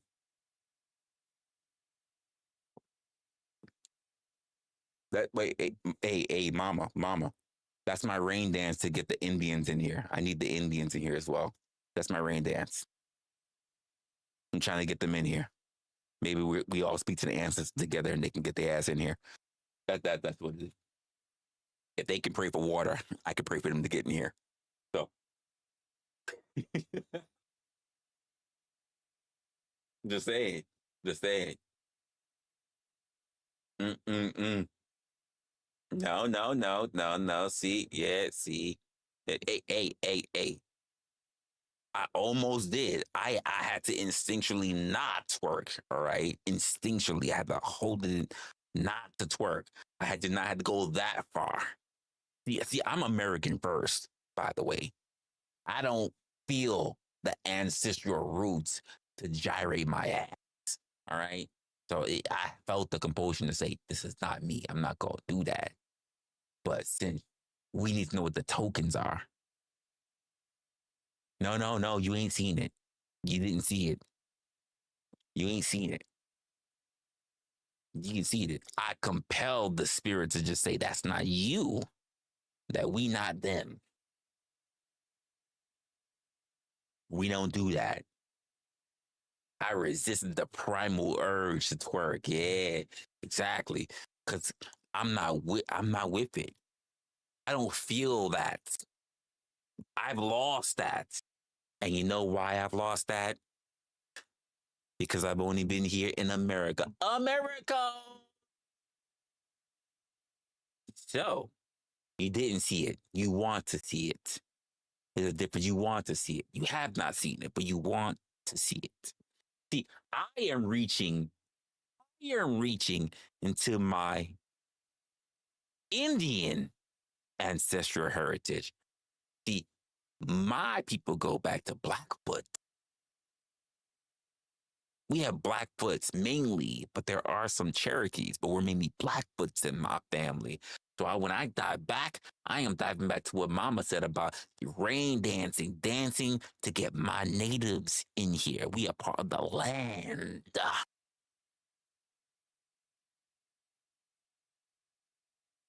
While there might be some people that came across on the ship, we were also here with people, and we copulated with people who were part of the harvest, part of the land already. Oh, I know. Don't try us. I know. But I got stories. No. When we say Indian, we mean feather, not dot. Even though I need some of those dot ends in here too. I'm just afraid this is gonna be stereotypical. I just don't want to have a whole bunch of dots in here, and then all of a sudden we have people in the chat start talking about, I can fix your computer. Hey, Grandpa, I saw your stream. I can fix your computer for you. Yeah, just hit. If you want, we can just talk later on Discord. I fix your computer for you, and scamming you and shit like that. Like I don't want that. I don't want that. I don't want that for you. I don't want a bunch of scammers. That's not to say that all Indians are scammers. I'm just saying. I'm just saying. Oh, now you can speak for that one. Damn, that's crazy. I'm just saying. I'm just saying. There's a point getting pointed out. There's a point being emphasized that are being put out there. It's being stated. And I'm just saying, you don't want to believe this man, but then you don't want to believe what is called a token. Who is there to believe? Because I don't know. He might be cooking. To answer your question, no, we do not have group chats where we sit around talking about white people. I hope that helps you on this beautiful Sunday. Stay blessed. It's hard for anybody to argue that there is not some weird obsession with the black community. And all of the racist group chats that have leaked from the young Republicans. Well, let me just say this. We can't say that there's no obsession with the black community. I mean, we're in hip hop, music, a lot of fashion. Not all fashion, not all. But we have a lot of fashion. We have a lot of dancing. We have a lot of music. We have a lot of sports. But at least here in America, there is a lot of noticing when it comes to the blackness influence in this country. I'll say that. Referred to black people as monkeys and watermelon people. To Paul and Gracia, it is clear that we are living rent-free in these people's heads for some reason. Holy it seems shit. like they're constantly trying to find a way to put us in our place or down our history and our heroes. But I can say declaratively, this guy is not worthy of a national holiday. He is not worthy of godlike status. In fact, I think it's really harmful. And it's even to the point that they've used black people to create some imaginary boogeyman that's trying to find a way to get back at white people and take the country over. Mr. President, I implore you, call for a civil war and let us do our thing. Let us go door to door, street by street, and clean this country. Which is why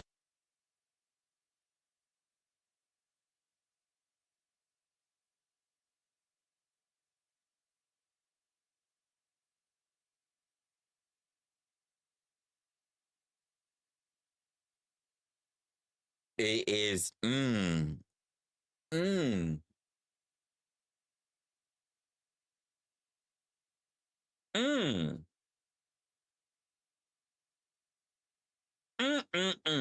Is that one of your is he one of these spokespersons for Americans? He can't listen, not for nothing. I'm gonna say this. This is gonna sound wrong. Wait. Hold up, B-baller. Hold up, B-baller.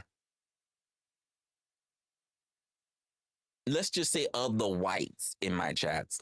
You know, I love all you guys, as long as you're American first. But is he's one of y'all peoples that we should be taking seriously? I mean, at least all the other people who wear MAGA hats can keep their hat fitted properly. I've seen MAGA hats as fitted for basketball, for trucker hats. They easily keep their shit good and formed. His hat, he's been sitting on it all day. And let's just be honest, folks. Whether you're black, white, Hispanic, Asian, American, how many of y'all is worried about this motherfucker?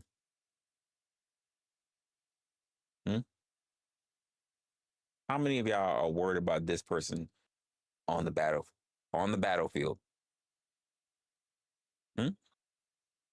How many of y'all are worried about seeing this on the battlefield? I'll be honest with you, it's not giving me I should be worried energy. And you know me now, like now that I've gotten to see his face, I'm not gonna lie. I'm thinking about I wanna look up his TikTok now. Lukewarm no more. Lukewarm no more. I wanna see his page now. So let's do a little bit of a dive. Oh, I got to do it now. He was talking that he's talking that ish. Before we even move forward with the rest of this, I just need to know if he's not just talking shit. I just need to know if he bowed it. He bowed it. Bowed it. As we say the old days, bowed it, bowed it. So this is this man's page. This is Luke Warm's page. Oh, you said Discord? What's going on here in Discord? I think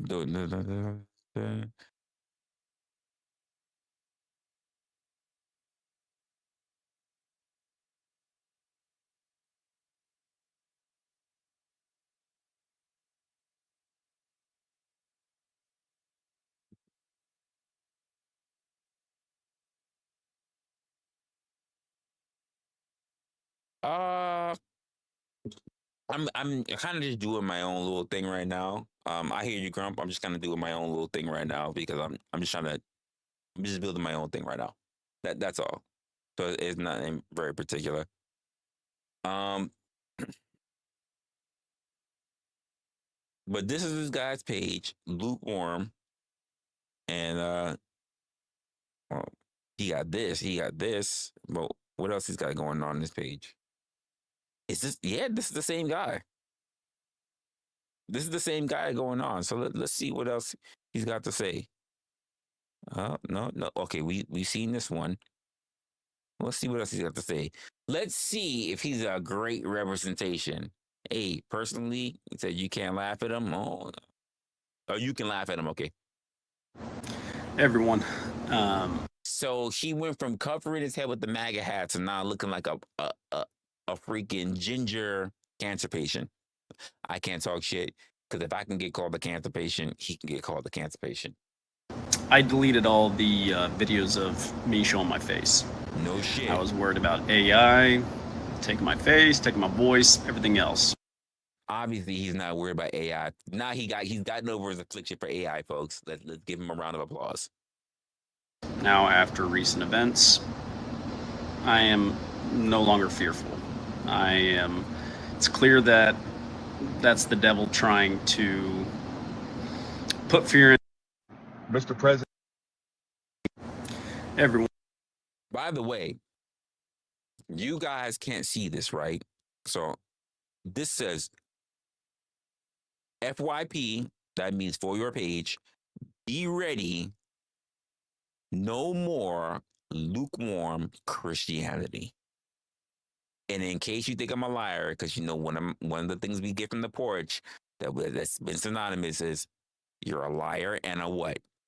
Yeah, for those who know, you've been here. So what's it say, folks? You know what? I'm going to do better. What's it say, folks? Can't call me this. FYP, be ready. No more lukewarm Christianity.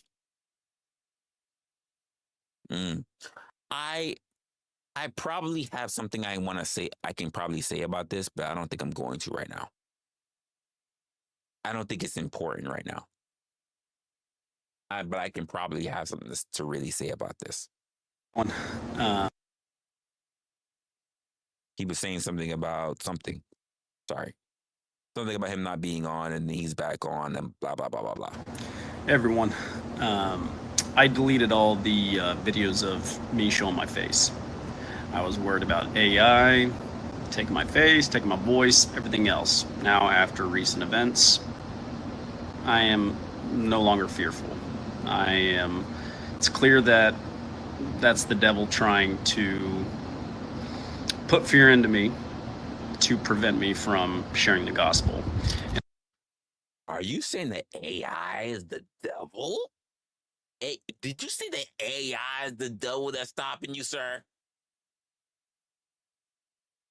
AI is the devil that's stopping you from doing content.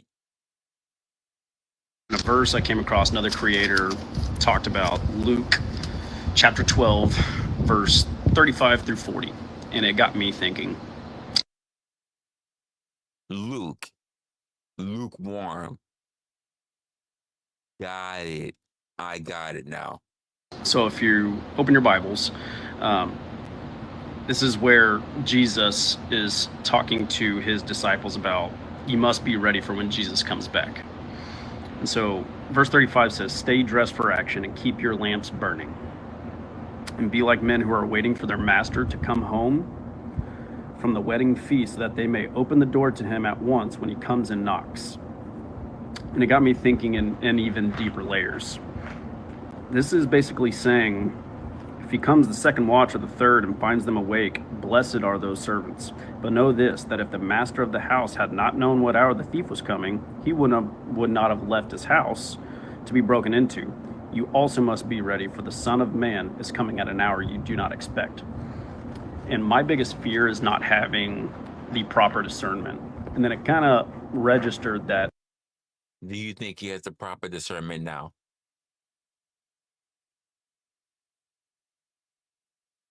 Do you believe he has the proper discernment at the moment of this video?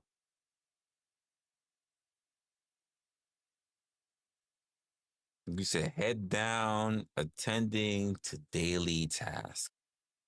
Do we believe that he's doing his proper thing now? That comes down to the intuition. That comes down to your spirit being aligned with God. And it got me thinking in even deeper layers. We need to know this Bible word for word, which I struggle with. And that's something that I've been trying to get better at. But guess who also knows this? Did you struggle with this when you were sitting there in your car and saying that there needs to be a civil war? Did you struggle when you said there needs to be a civil war? I mean, not for nothing. And let me just say this, well, for Christianity's sake, for those who are Christians here in the building, right? For those who know, or for those who know a bit about Christianity, right? You don't need to be a Christian to know a bit about Christianity. Did Jesus call for ethnic cleansing? Simple question. Not who he asked to kill, because I know you want to go to like Malachites, shit like that. Did he call for ethnic cleansing? Did he say like only Jews, only Protestants, only the Amalekites? Did he call for cleansing?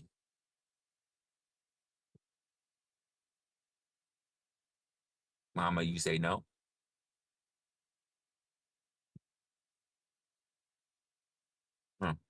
Lukewarm. Oh, yeah. You're right, Sugar Bomb. Lukewarm. This is the first time I'm running across him. Lukewarm. Book, word for word, the devil. And so if God is telling us, and Jesus is telling us that we need to be ready for when he knocks at our door. I agree. It's crazy to me. We need to that let him in. Crazy to me. And know it's him. And that scares me because the devil also is going to know that that is Jesus's plan. So don't you think the devil is going to try to deceive us? Don't you think that the devil would not call for as much death and chaos as possible, like a civil war? You don't think that? You don't think the devil would call for that? I thought Jesus tried to preserve life, and you're sitting here trying to uproot it. You don't think that maybe you've answered the devil's calling? And by the way, I mean, we could go through the rest of this content. He's got about 5 minutes and 30 seconds in this. We're at 2 minutes and 19. But then let's just take a quick look at his chat. Hard to get away from the video. Here's what I'm gonna do. I'm gonna minimize myself. I'm gonna give him the spotlight on my own platform.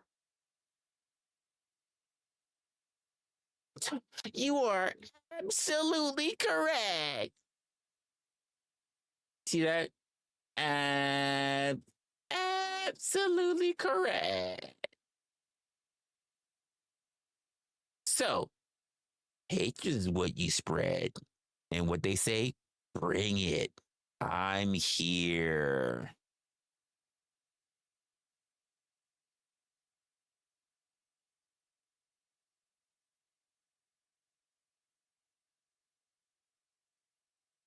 We're going through it. Look, heck yeah, my brother. I think we all realize this is the wake up call. Look at this. To was people of all the facial voices, recognition, and I kept from starting my tutoring platform. What the fuck they got to do anything? We don't know. Tutoring platform until recently, because I saw the light. I just added that. To realize it was the enemy stoking fear in me. And we see right here from Just T. Is that supposed to be Charlie Kirk? You tell me. But is that supposed to be quite Jesus embracing Charlie Kirk?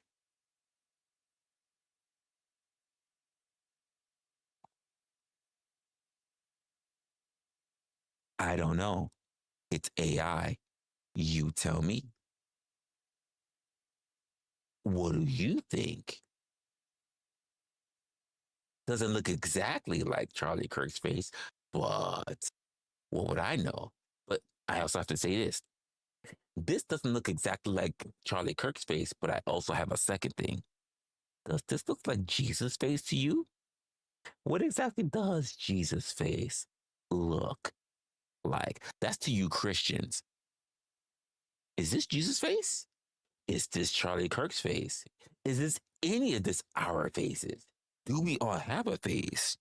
What does our face look like to the Lord? More speculation. I don't know. Do you? And the devil will send people that maybe we think it is Jesus.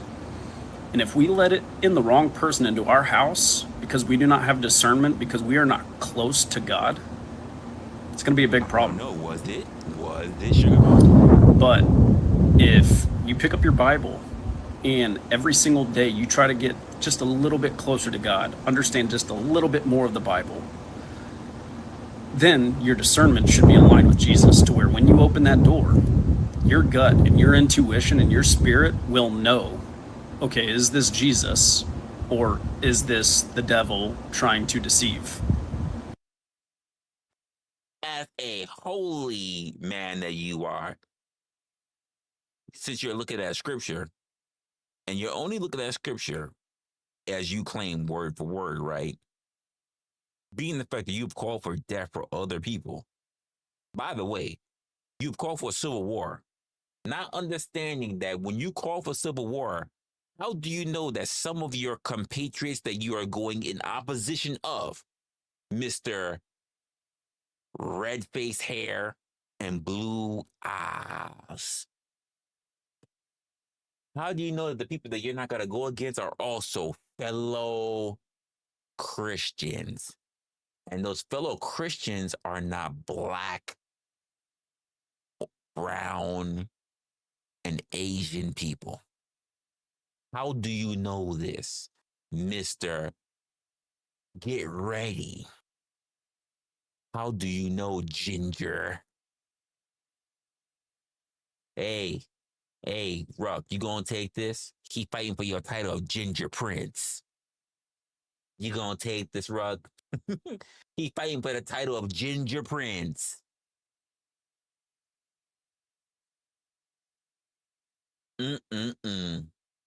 Blue-eyed Ginger Prince. Ready for the Civil War. Yeehaw. Yee motherfucking haw. Is this what we're signing for? Oh, it's a day off. It's a day off for me. It is. You already called it, Chris. You're absolutely correct. You already called it. It's a day off for me. I got time today, cuz. I got time today. You already know. It's absolutely a day off. I got time. Not only time, I got energy. So is this what we're following? Today's theme, if you haven't figured it out, people, is that we can go through so much shit. But if you haven't realized, the one thing we should be always cognizant of is that we are going to keep moving forward. We are going to keep moving forward. We're not going to look back. We're not going to stop and pause and be stuck. We are going to keep moving forward. Oh, yeah, y'all in trouble. Y'all in trouble. Hey, you ain't gonna this isn't a smoker. I'm not gonna give you that smoker today. I'm not gonna give you the smoker today. We're not doing that. But I found it very interesting. This is the sidetrack. He wasn't even a part of my content. Like I said, I just saw the stream. Me looking at the stream, I saw him. I said, let's take a look at something that he did before. Let's see if there's anything else that he got going on this channel. Oh, wait. This cannot be him. That can't be him. That's not him. There's no way that this chemo patient looked like him. This is him, though. Let's go take a look at this. I guess not. Is that all? Because it looks like there's more, but it's not. It's not going. Let's go to the beginning. Guess not. Okay, nothing.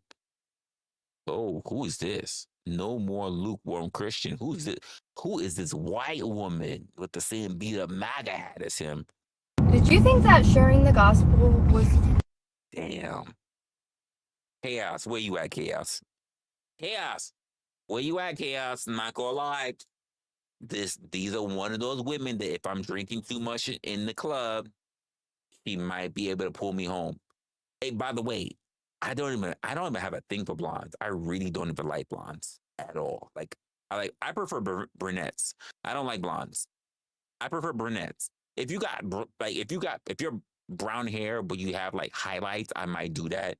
But I'm not really all that interested, especially in blondes. But if I was drinking enough, she might be able to pull it. So sorry, Chaos. There's another one. Hey, Hornet, add her to the list. Add her to the list. Only something God expected the extroverted Christians to do? Because that's not the case. I'm tired of seeing too many Christians use the excuse of I'm not an extrovert, I'm an introvert, I'm not very social. It doesn't matter what your excuse is. I've heard so many Christians say, I have social anxiety. Guess who can free you from social anxiety? Jesus Christ. And just like any other weakness of our flesh, you have to every day. Ayo. I know she's a brunette. I know, but I don't like the blonde. I don't like the blonde. I don't like the blonde. This is crazy. Yo. If you're an introvert, if you never felt outspoken, hey, Sugar Bum, she said it. I didn't. She said it. Hey. If you suffering, you an introvert, you never spoke out for yourself, you never had your backbone, whether you a male, female, ant, or elephant, you need to get past that shit. You need Jesus. And that'll solve your shit. You got some anxiety in your life, people? Jesus will solve that for you. This is how they get you. This is how they get me. Hey, by the way, folks, this is what I said. She might be able to get me in a bar or whatever. Cause I'll be sitting there. I'll be with my drink. I'll be like, she'll pull up at the bar and she's like, hi. And I'll be like, hey, what's going on? Hi, what's going on? How's everything going on today? You having a good night? I'm like, I'm having a good night. Everything is good. What's going on with you? Thinking to myself, why is she talking to me? What's going on with you? What's happening here? She's like, nothing. I just think you're good-looking man. I think you're a good-looking black man. I'm like, you kind of pull the black in that black man like really hard. Like, what's going on? She's like, funny. You're so funny. And I'm just like, what you need? And she's like, well, this is gonna sound a little weird. What's your name? I'm just like, Resla. Nice to meet you. I'm Caitlin. Good to meet you. And I swear, like, this is gonna sound a little crazy, but the Lord said I was gonna meet a handsome black guy tonight, and that's you. And I'm just like, the Lord, huh? Yeah, this, yeah, hey, yo. This bitch said the Lord. This bitch said the Lord. The Lord sent him my way. You know what I'm saying? Yeah. What you looking at? Don't worry about my partner. The nigga owe me some money. Just hold up. Yeah, she said the Lord, nigga. She's the Lord. Hey, yo, Denizen. She said the Lord, my nigga. The Lord sent him my way. What do you think I should do? Should I take it for the paces? Should I take it for the paces, Denizen? What happened, sweetheart? What, you said something? I'm just talking to my nigga. Just give me what. Yo, Denizen. You gonna put it to the paces, my nigga? We gonna put it to the paces, my nigga. I got you. Yeah, yo, check this shit out. Check this shit out. Oh, the Lord took you my way. You know, yeah, that right, yeah. You cool. The Lord took you my way. Yeah, that's crazy. Cause I be cut. And you know why? Only reason why I keep coming over to this bar little thing, cause the Lord said the Lord said if I'm here seeking, you shall receive. Right? All you got to do is ask. You know what I'm saying? Like, you know what? She's like, that's what I'm saying. That's what I'm saying. That's the, oh my God. I'm like, yeah, you know what? Let me get a good look at you. Let me get a good look at you. Yeah. Let me get a good look at you. You turn around, girl. Yeah. That's what's up. Okay, cool. So what the Lord been telling you later? Yo, Denizen. Denizen, we in there. Hey, yo, Denizen, we in there. So what the Lord been telling you? The Lord says that I need to. This is gonna sound a little weird because I'm not as forward, but the Lord was telling me, Resla, I need to get my back blown out. Hey, yo, Denizen. What do you think? I should blow her back out, right? I mean, how can I not? The Lord told her. The Lord said it needs to happen. Ask and you shall receive all this work, right? Faith without works is dead. Faith without works is dead. That's the saying. It's faith without works is dead. That's what I meant. That's what I meant to say.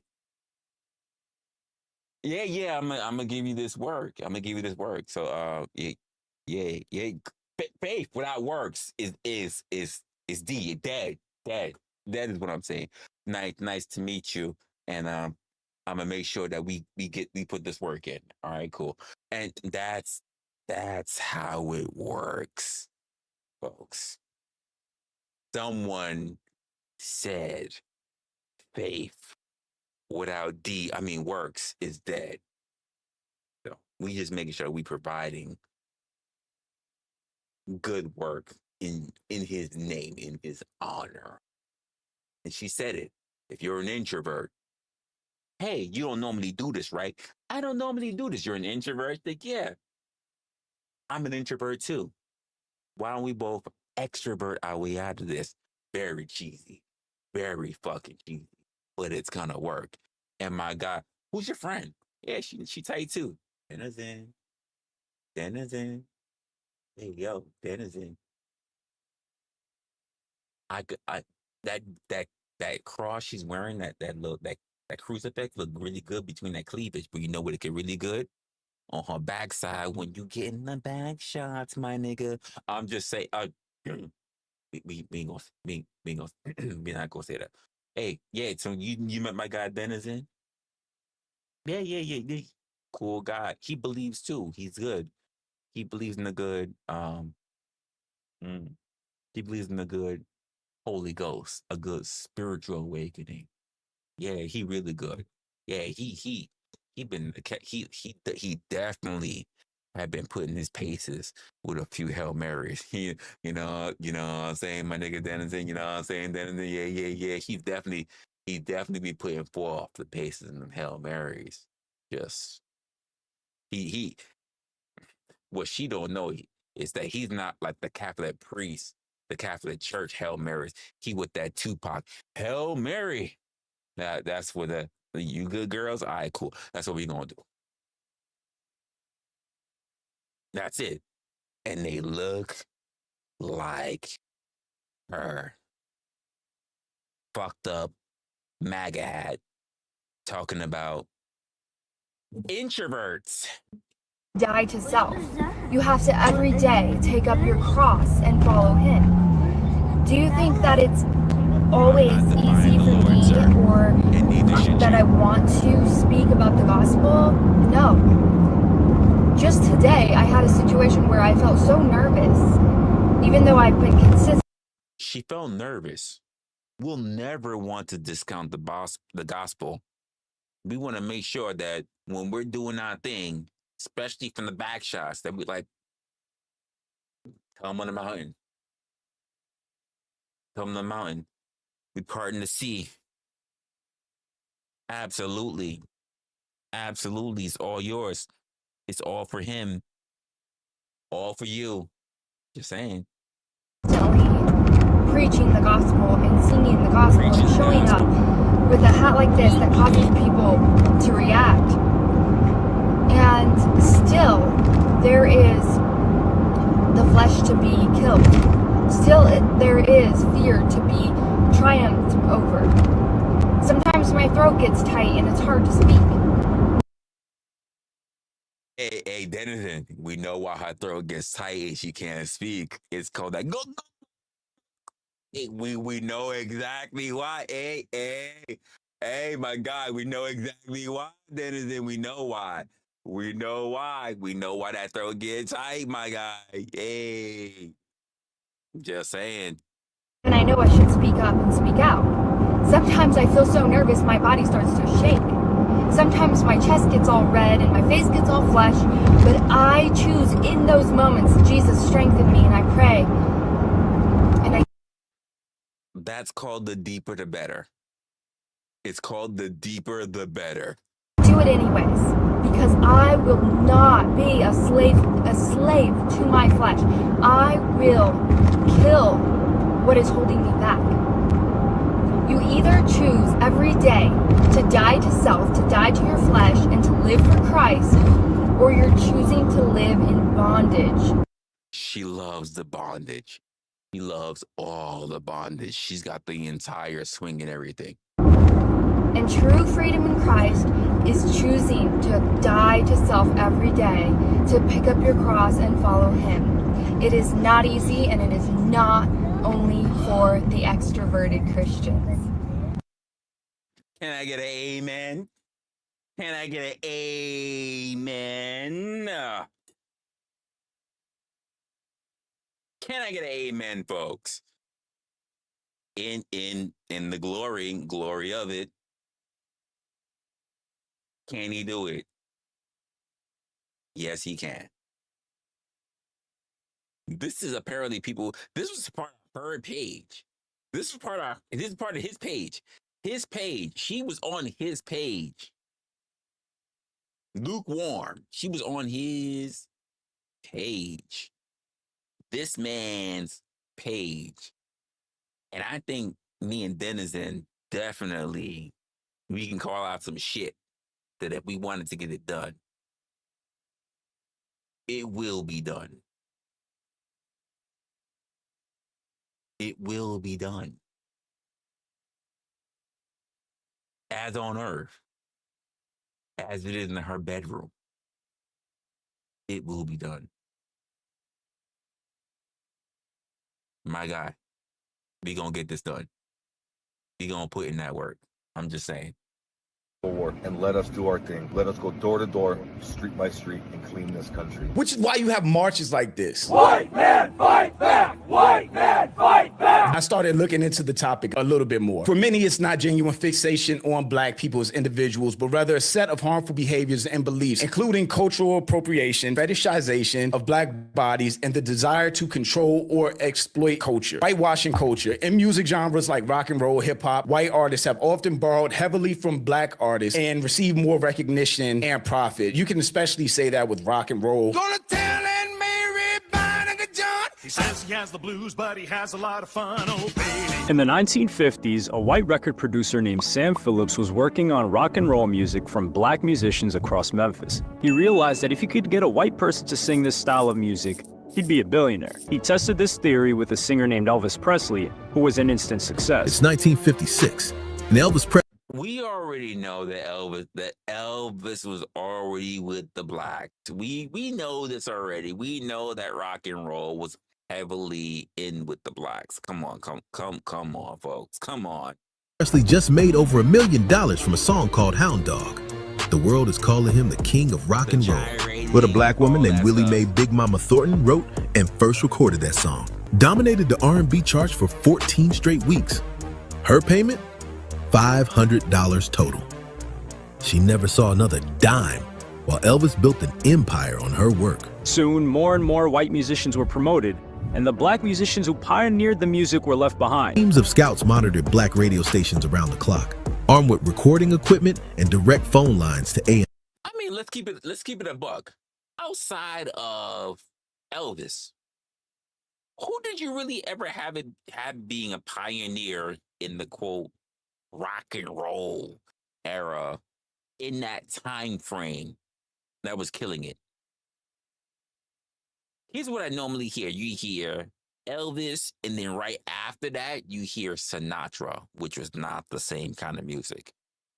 So everything else after that was just, that's when you started diving into the 60s, the 50s, the 60s. Oh, the 60s were full of fucking people. Yeah, look, oh, Chuck Berry. Thank you, Chuck Berry. Woo! I'm surprised at how much I know about like Chuck Berry shit that came out. That is crazy. Yeah, that's a good one. Who's Big Bopper? I don't know who's Big Bopper is. That's not ringing a bell for me. Buddy Holiday, absolutely, but Big Bopper's not ringing a bell to me. In our departments, the moment a black artist started climbing the R&B charts, these vultures would swoop in. Label immediately calls their stable of clean-cut white artists.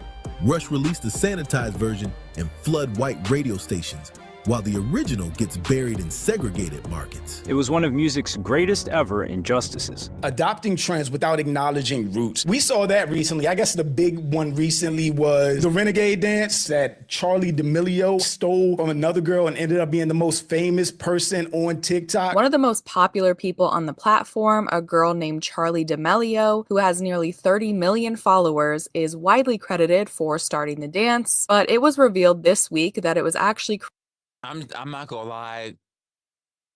I'm not a fan of the lazy ass TikTok dance. I'm gonna be honest with you.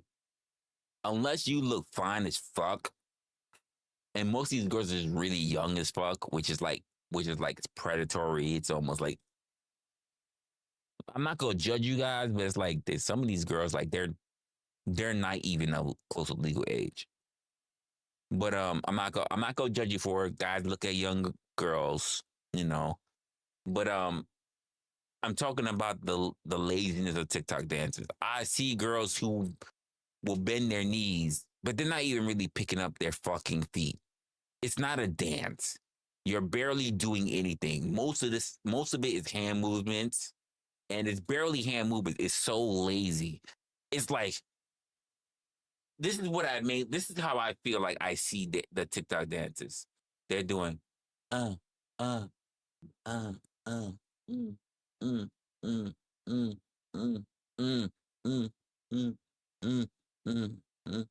It's so fucking lazy.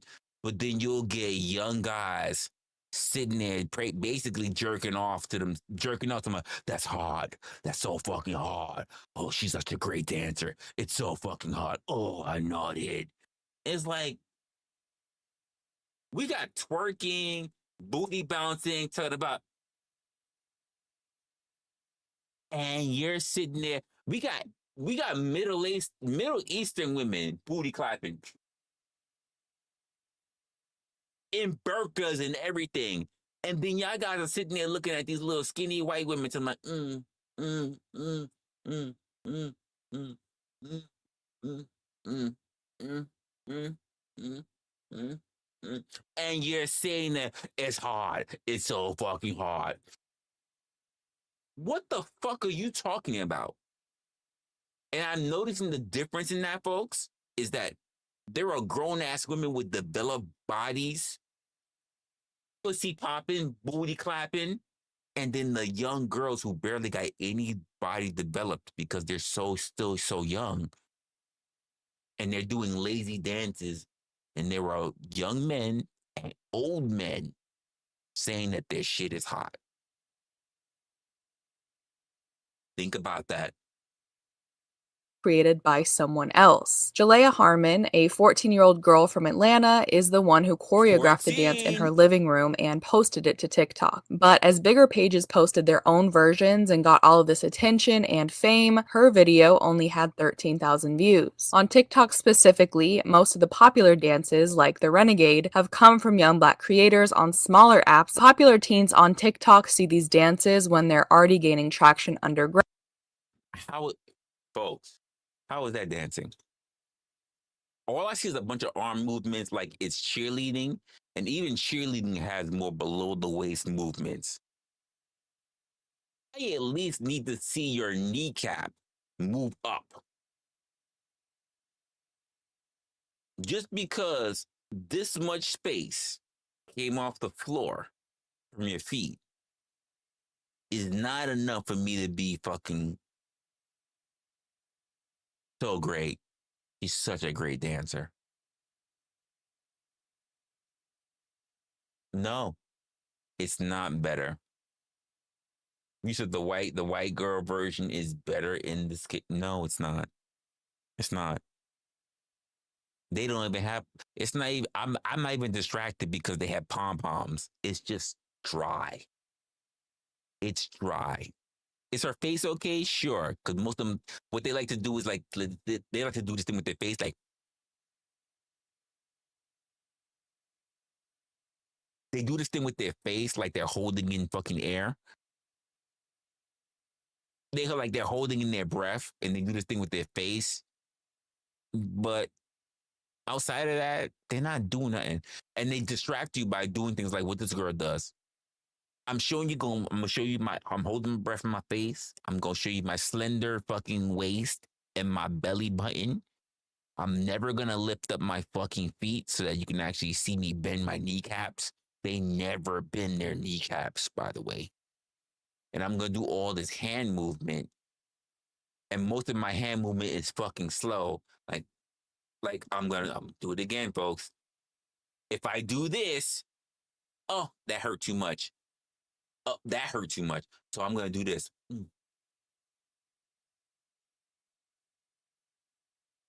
It's like watching a T-Rex dance. They don't want to overextend. If they do that, oh, it hurt. So I'm gonna just do this from now on. And I gotta do the face.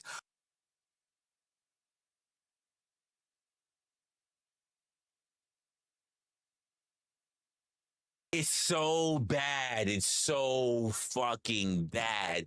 I have never seen them bend the motherfucking kneecap. Bend the fucking kneecap. I'll be watching these Black girls, younger. Pow, pow, pow. Hit the floor. Pow, pow. Beat up. Pow. Like, and these white girls don't want to do nothing. But you want to be labeled as sexy? I haven't even seen your kneecap. By the way, ladies, you never turn around because you know Only the white girls that got them pockets can turn around. Most of you young girls are only going off of this, your face. Because outside of that, you got nothing else. You're flatbacks. You're afraid to turn sideways, because if you turn sideways, we're not gonna see anything. Around, bring it to their audience, and make it mainstream while taking all the credit. And these white influencers continue to make money and get opportunities. Hey, I said what I said. I said what I said. By the way, I don't have a problem with flatbacks. I'm taking down flatbacks. I'm not hating. I've taken down flatbacks before. I've taken down flatback supremes. Shout out to Coach Greg Adams. That's his wording. I've taken down flatbacks. That's not a problem. I think you should have something in your pockets. I'm not gonna keep you if you're a flatback, because I need some quesadillas. I need some chalupas. I need something back there. I need pockets. If I put here's my rule, folks. Here's my rule. If I put my hands in your back pocket with your ass, if my hand does this is my hand. If my hand slides into your pocket and it does this, we are no-go. We're a no-go. But if I slide my hand in your pocket and it does this, at least a curve, we're good. I need some curve in my hands. It cannot be fucking flat. I need pockets. I need a curvature in my pocket. My hand needs to rest comfortably. It cannot be like it's pressed up. Like I'm not learning judo. I'm not trying to do it. It just stay this way. I need curves. Can I have the flat palm in your fucking pocket? It cannot happen. I need curves. I am a gamer. I'm a gamer. Wait. Back here. I am used to doing this. I am used to gaming. I'm used to gaming. This is my red controller. I'm used to gaming. My hands is always at a curve. I'm always at a curve. Even if I have to slap a motherfucker in the face, I slap at a curve. I never slap straight palm. It doesn't happen. I slap a motherfucker with the curve. You feel all the wind moving through the hand as I palm in your fucking face. I've never slapped a motherfucker like this. I've never slapped a motherfucker like this. I've always slapped a motherfucker like this.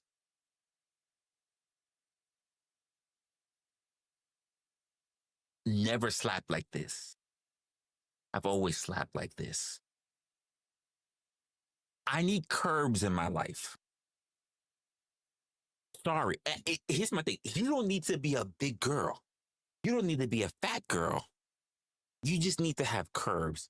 I've taken small booty girls, but come on, guys, come on, guys. You've seen a small booty chick, but she got all curves. She's got curves in the front. She ain't big.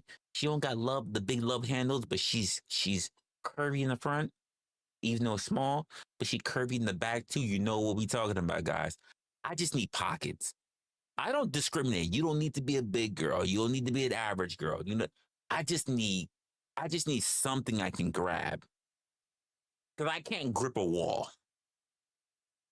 This is why I said I'm taking out some flatbacks, but every one of those flatbacks has something in the front. They've never just been ironing boards, both front and back. They've never been ironing boards. It's always that they had something going on. Something in the front or something in the back, but they've never just been a fucking bean. Never happened. That's the point I'm getting to. I'm not trying to wander off. That's the point I'm getting to. People don't be getting that. I don't fucks with beans. I need something that's not gonna hurt me. off of choreography they had no part in creating. Same exact story, different generation. Black artists have been getting robbed of their earnings and legacy for over 75 years. Roots in slavery, where labor and a nigga starving in the chat. A nigga, Roblex, the nigga starving. He asking for money out here. He starving. I don't know what makes you think I got money. I've been up in the stream for over 4 hours. Motherfucker barely got a dime in his name. You sitting here asking me for money? Nigga, how about you donate some money? Look, I ain't even got 1,000 subscribers. You sitting here asking the motherfucker for money? Nigga, where my money? I'm the one up people for, and that's something you just got in. You just got in. Where my money?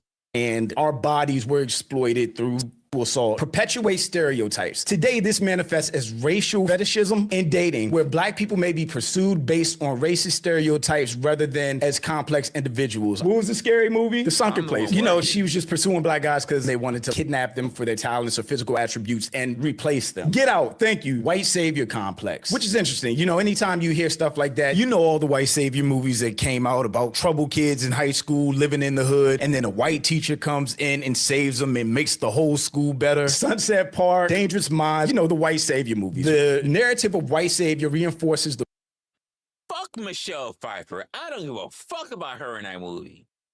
I don't give a fuck about her in that movie. She shouldn't have survived. racist idea that people of color are helpless and depend on white people for their well-being. I always wonder, have any of these races that's always spouting nonsense online ever even interacted with a Black person before? Or do they just have the impression of who Black people are based on what they've seen on TV or the internet? So to them, all Black people are criminals because that's what they saw on Cops growing up. Or for the younger generation, they saw fights on World Star, so that's what they know Black people for. But they're completely unaware of any of the good stuff, of hardworking, dedicated parents that raised their kids right, put them through college, trade school, the military, and they go on to be successful and raise a family. Or all of the young people in higher education that get bachelor's degrees, masters, doctorates, and go on to build wealth for themselves while Jeez, I feel like this could be a spin-off to a whole other conversation I want to talk to. This just opens my mind to a whole other conversation I feel like I should be having, especially with older people who are Black. Oh my goodness. You know what? I'm not gonna do it. This is not that stream. Actually helping their community. Media portrayals and stereotypes. Media representations have historically influenced how white audiences perceive Black people. For much of American history, media either ignored Black people or portrayed them through demeaning stereotypes. Yes. Lack of contact. When people lack real life exposure to different racial groups, they often rely on media stereotypes to form their opinions. Historically, this has led to white audiences developing bad ideas and fears about Black people, reinforcing negative ideas. When Black people are consistently portrayed as unintelligent, criminal, or hypersexual, it reinforces racist fears and negative perceptions among white viewers. And this type of portrayal goes all the way back to 1915. The Birth of a Nation is widely identified as one of the most infamously racist films ever made and a powerful work of white supremacist propaganda. So from the very start, there was a concerted effort to make Black people look like detestable criminals. And unfortunately, we've never been able to shake that narrative. Which is why, to me, people like Charlie Kirk, Nick Fuentes, Fresh and Fit, and all the other Black conservatives with huge platforms are such a problem because they reinforce these negative stereotypes 9 times out of 10 without even being associated with the Black community. They don't know us for real, or for the Black conservatives, they're So let me just say this. This is gonna garner me some issues because so for instance, I've dealt with and still deal with a lot of people in a lot of Black spaces. There are a lot of people, for those who know me, and I come from a very Black space, right? Not like Black people for everything and Black people can never do wrong kind of thing. That's not my thing. But I've definitely dealt with liberals. I live in a liberal state, a liberal city. Let me just put it that way. I deal with a lot of conservatives, especially conservatives in my family and even online. And therefore, people always try to figure out where I am on stuff. I talk about liberal stuff. I talk about conservative stuff. I'm always been in the middle now. We should say that. And even within my family, even with my friends, even because I'm in a particular state or whatever, a lot of people say, Resla, you're a fence sitter. You need to pick a side. And I just go, fuck you for telling me what I need to do. I have critiques about things that I like, even when it comes to the Black community. things that I do not rock with. I also have a problem with people that just accept everything because they won't say anything that is negative about the Black community. Same time, I don't think that there are people who should be always pointing out everything that is negative about the Black community. Both sides. I think that if you're going to point out something negative, you should also be looking at the things that's being worked on. This side, there are people who have revisionist history. They like to stay stuck in the past, but they can't even think about all the things that we achieved as Black people.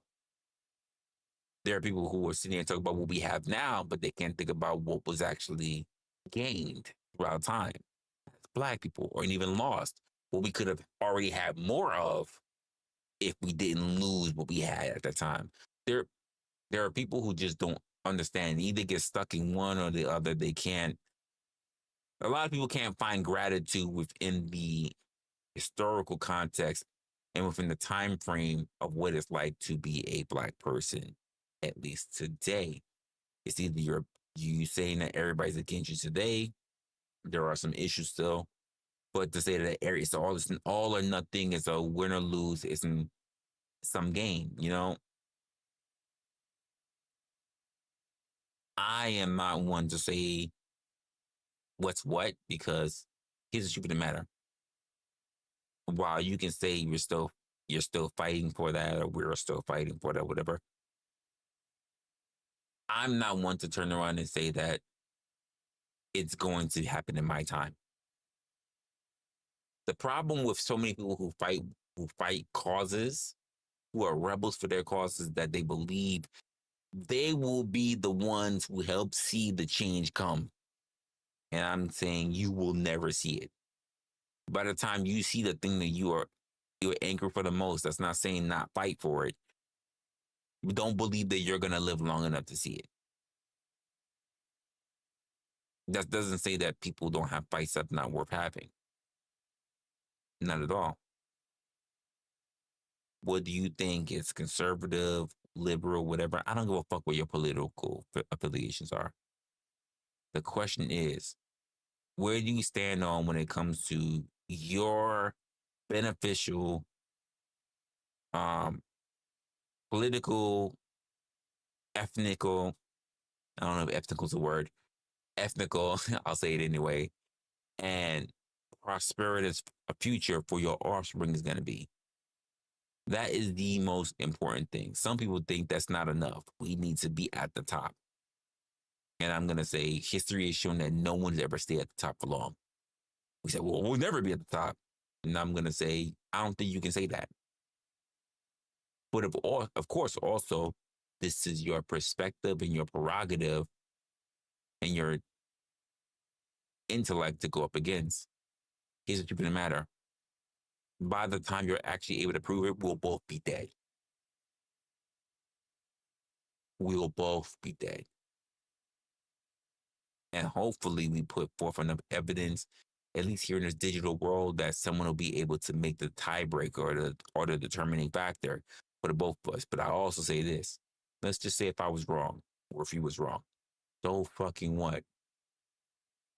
We're not going to get a Nobel Peace Prize. It's not going to happen. So why don't you make the best of what you have right now, instead of thinking that you'll live long enough to think that you'll be celebrated, or to think that you're going to end up with a fucking boulevard.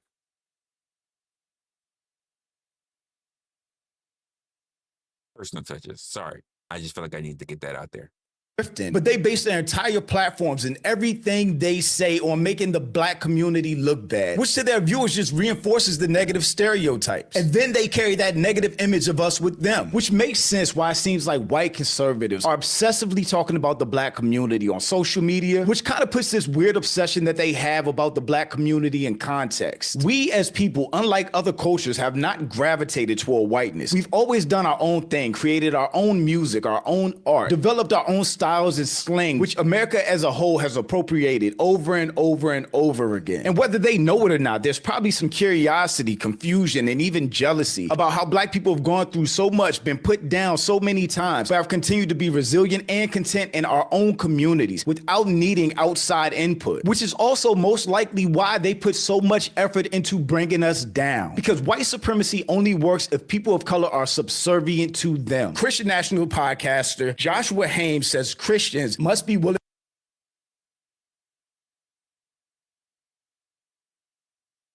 Do I want to do this? Do I want to do this?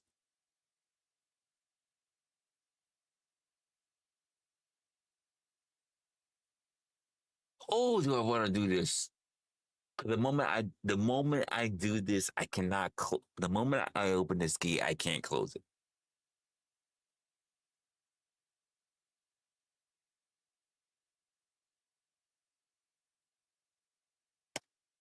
I'm gonna.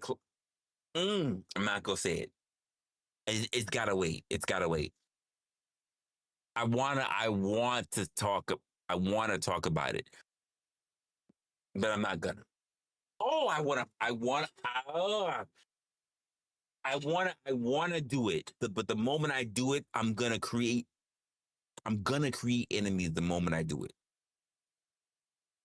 People are not gonna like what I have to say the moment I do it. And I'm not gonna do it. Here's the several reasons why I'm not gonna do it. I've been drinking. I thought about this, but I've been drinking. I'm not gonna do it. I'm not gonna do it. No, but I'm not gonna do it. To defend the institution of slavery because the Bible makes it clear it is not inherently evil to own another human being. I think it's insane that we are talking about slavery in big 2025, but it's come up a lot. And going back to the young Republicans' text messages. Why do they keep calling us racist? The group chat members spoke freely about the love of Nazis. I love leaked messages exposed. One talked about sending political opponents to gas chambers to, quote, watch people burn now. Text messages that were leaked from this Republican group chat are filled with racism and anti-Semitism. In other news, water is wet. And one of the things I was really interested in about that text message thread, they said they... In other news, water is wet. Oh my God. Okay, oh shit. So I asked a question. Way early. I'm gonna find my place back in this. I hit the wrong button. I'm gonna find my place back in this. So the question that I asked really early, right, in the actual segment was, hey, if we go into all this, right? And there was questions that I asked you guys. Yeah, I hit the fucking keyboard. Sorry, Zoomer. I hit the keyboard. The question I asked was could I have a diverse audience between white, blacks, women, men, and also a little bit of Latin on the side. Let me ask the question again for you guys. How many of you guys believe that black people love to talk about white people? And how many of you guys like to say that white people love to talk about black people? Number one, if you're saying black people love to talk about white people. And number two, if you believe that there are white people who love to talk about black people. We have been going through several content. We have heard different things, different aspects of things.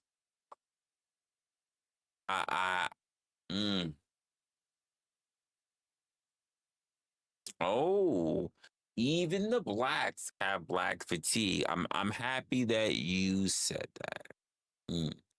I'm happy that you said that. And two. I'm happy that you said that, right? We're gonna clean it up. We're gonna get to that too. Other news, water is wet. And one of the things I was really interested in about that text message thread, they said they supported other Republicans who supported slavery. And I'm just like, are people really still thinking about slavery and enslaving black people? Is that what Make America Great Again's plan is? I just really don't understand the hatred and For those who know, check out the guy that was on Fresh and Fit's podcast, who was also walling up. He was waiting for the opportunity. By the way, on his own platform, he was waiting for the opportunity to be online when he'd be on the platform where he can easily say the word nigger. He was waiting. And then when they had a podcast on Fresh and Fit where a black woman was leaving the platform, she was leaving because she just said, I don't have a comment. She's a content creator. She said, I don't have a comment. You know what? And then Fresh, the dingiest looking nigga of the both of them, by the way, turned around and said, well, if you can go, these monkey fucking whatever the fuck he said, but he just basically referenced her to an ape. And then the white guy who was there, the guest, the white guy said, is it okay that if I say the N-word while she's leaving? He didn't even say it. Is it okay if I call her a nigger while she's leaving? He even asked them, is it okay if I said the N-word? Which means he already knew it was a computational thing, right? Because we know this. While she's leaving. And Myron, his voices were the one I heard, he said, yeah, sure, go ahead. And he said, get the fuck out of here, you fucking nigger. And even the other women there was like, yo, that's crazy. And y'all gonna cape up for this. Y'all not gonna check them. Keep in mind, outside of Myron and Fresh, I'm not even really gonna count Myron, but Fresh, there were other black people who work for the platform. And the women not collectively, but a good majority of the women turned around and was like, yo, we leaving. We leaving. This is crazy. This is way disrespectful. It shouldn't be done. We need to go.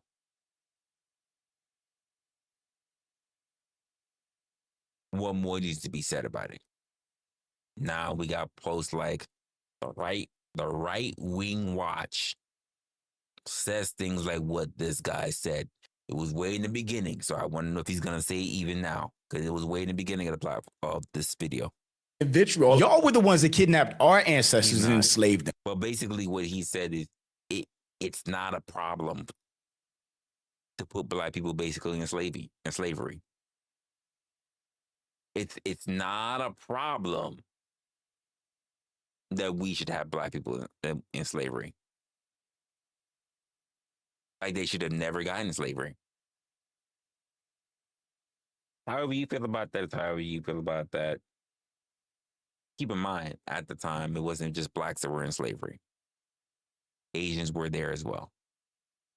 Mexicans were there as well. Or Hispanics, whatever way you want to put it, was there as well. But apparently that's not a problem because the majority of people who was here performing their manifest destiny were Caucasians. And again, this is not the thing of that. This is the conversation that's happening for the actual stream of the video that says MAGA loves to hate black people. That is the video that we're looking. It's kind of wild. I've asked questions earlier throughout this and throughout the actual video, and it's been interesting to say the least. We're not out here saying we hate white people or making podcasts about them. Like that clip said, we just want to be left alone to do our own thing. Why are we everybody else's content? And that even goes to Charlie Kirk, right? Most of his content and most of his viral clips were about the black community. That's the same thing with these corny ass black conservatives. Most of their content is downing the black community. These people don't have content on their own, or they don't have principles on their own without downing and talking about black people in the black community. And that's just one thing I hate. The institution of slavery is not inherently evil. I know. Let's hear that again. Without downing and talking about black people in the black community. And that's just one thing I hate. The institution of slavery is not inherently evil. I know. Some of you guys are upset by that. Some of you guys are saying, I've been saying that for years. Okay, I'll take it a step further. It is not inherently evil to own another human being. I know. Just wait. Some of you guys are really. Slavery is wait, folks, and I'm just gonna point this out for myself. I'm gonna point this out for myself for myself. Just pointing out there for my own thing, saying to you guys. To me, slavery is not great unless you want to start living in those countries like Saudi Arabia, right? Owning people is a different subject. And the reason why I say owning people is a different subject is because that's technically what's happening when you decide to work for corporations. I don't like it. I don't respect it, but that kind of is what it is. To the point where corporations will pretty much say what you can and you can do off and off, on and off the clock. We don't want you to have social media. What do you do if everything that you're doing is tied to your job? If you say, if a company says you can't have another job, city jobs do this to you, by the way. If you work for a state job or a city job, they tell you that you cannot moonlight having another job. They do this to you. How dare, as an American citizen, be told how much money you can make off of your own steam, your own energy? You be told that you can't make more money than what one corporation gives to you, that you are not allowed to sacrifice your own energy to make any additional income. How dare they tell you that? Is that not a form of subjugation? Is that not a form of slavery?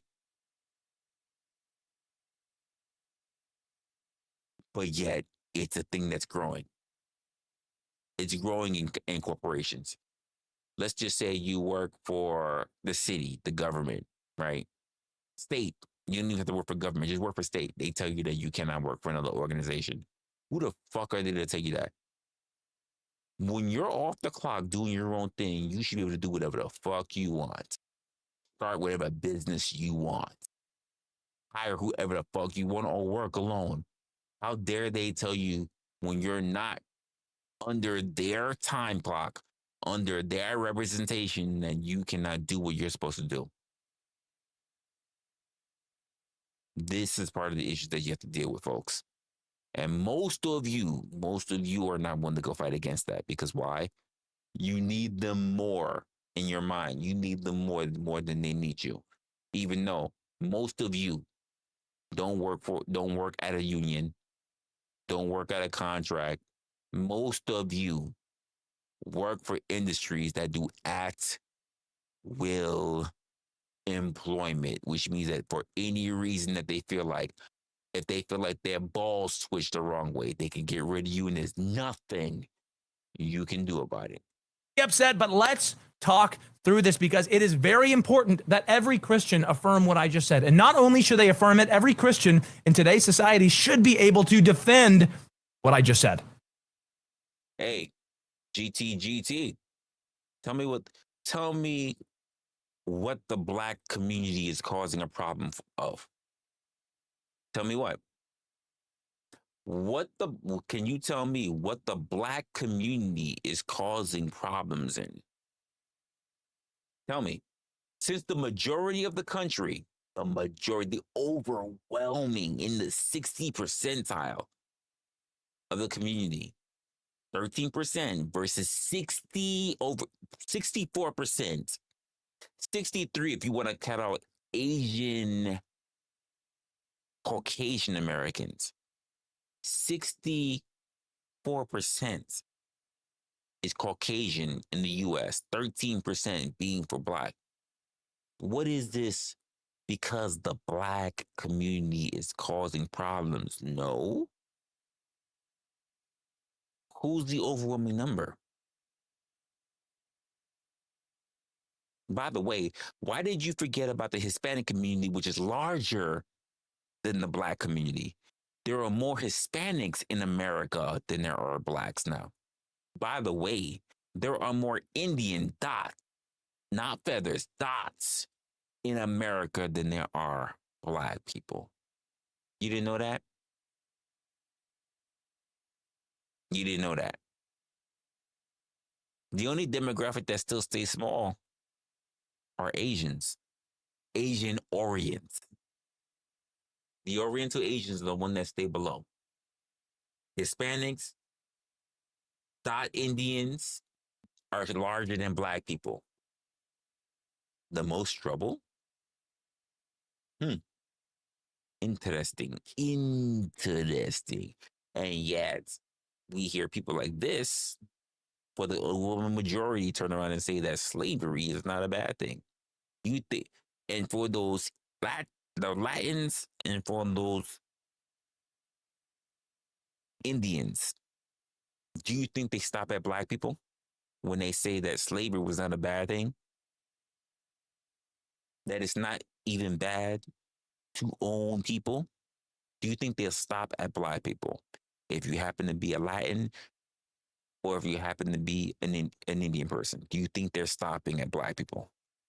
Okay, every Christian should be able to defend it. Big evangelicalism has been getting this wrong for years, basically since the Genesis, since the advent of Big Eva. They haven't had a good answer for the slavery issue. All right, Christians in America have been led astray on this topic. They've been. Mama, I swear, I'm losing. I so wanna rip at this one, but I'm not gonna. I'm not gonna do it. But I really wanna rip at this one. I really do, but I'm not gonna. Led to believe things that the Bible doesn't teach. And when we go beyond. Because when I do so, it's not a white black thing. When I do so, it's also a Christian thing. You know me, I don't like try to get to like into politics or even religion. But when I do so, I know it's gonna hit Christians. The Bible.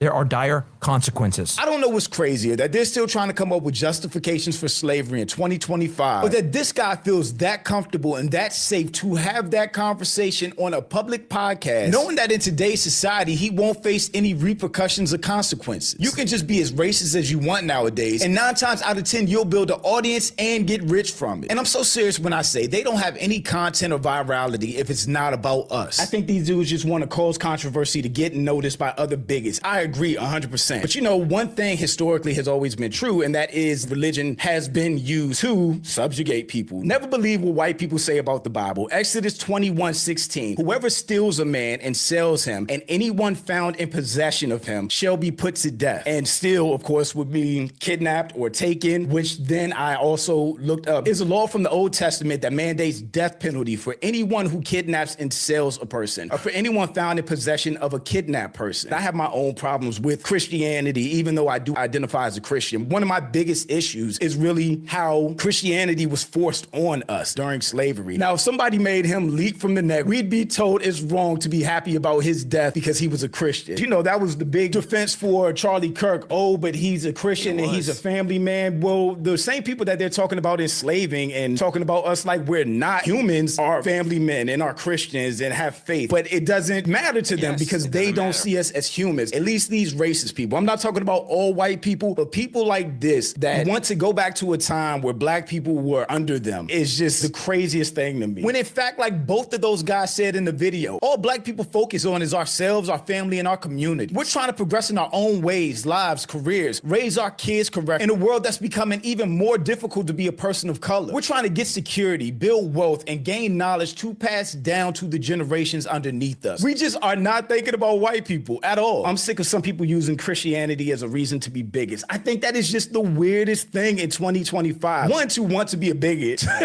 2, to. So that's one of my main issues. You're gonna be a bigot. You're gonna be a racist. That's cool. Do your thing. Be that thing. Don't use Christianity for it. Don't use religion. You want to be an asshole, you want to be a bigot, you want to be racist, that's fine. Don't use religion to do so. Don't do it. Don't hide under Jesus when Jesus did not promote that. That's my thing.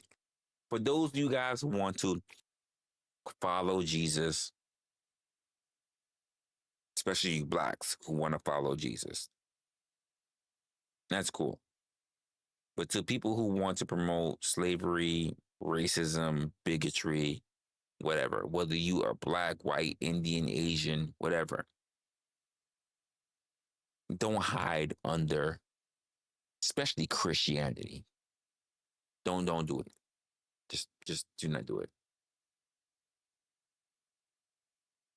Use the Bible to justify it. Christian nationalism is just white supremacy with scripture citations. The same way that the MAGA hat to me is the Confederate flag. It's literally just the next iteration of the Confederate flag. And we all know what the Confederate flag means when we see it. It means those are people that were pro-slavery. And if they had their way, we would have to step sideways and bow our heads when white people walk past on the sidewalks. He does look like a cartoon villain. 100%. Christian podcaster Joshua Hayes just says slavery is biblically acceptable. This isn't crazy talk, it's conditioning. They're normalizing the language of bondage just like they did with anti-trans hate with mass deportations. Normalizing slavery isn't next, it's now. I need you to watch this clip. I need you to open your eyes and think about what exactly it is they're doing. The institution of slavery is not inherently evil. It is not inherently evil to own another human being. Normalizing the concept that slavery should be reinstituted. And I know you don't understand that. I know, but consider the fact that the demonization of trans people and the media started in the corners of the internet without warning, without cause, and America embraced it, accepted it.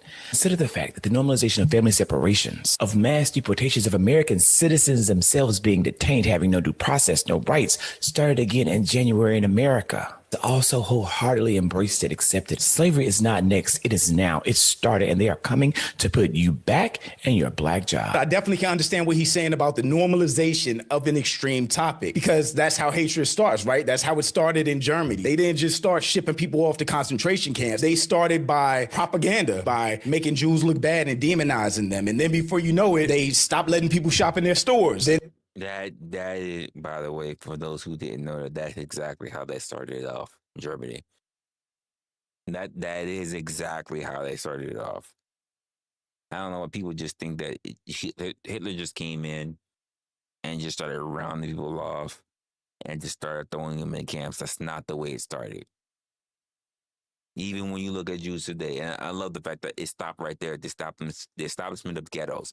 Because we still have ghettos even here in New York, and it's not just full of black people. It's not the projects, but there are ghettos here in New York City, and the ghettos are mainly held with the Jewish community. They have terraces and everything else, the same way how black people do in their projects.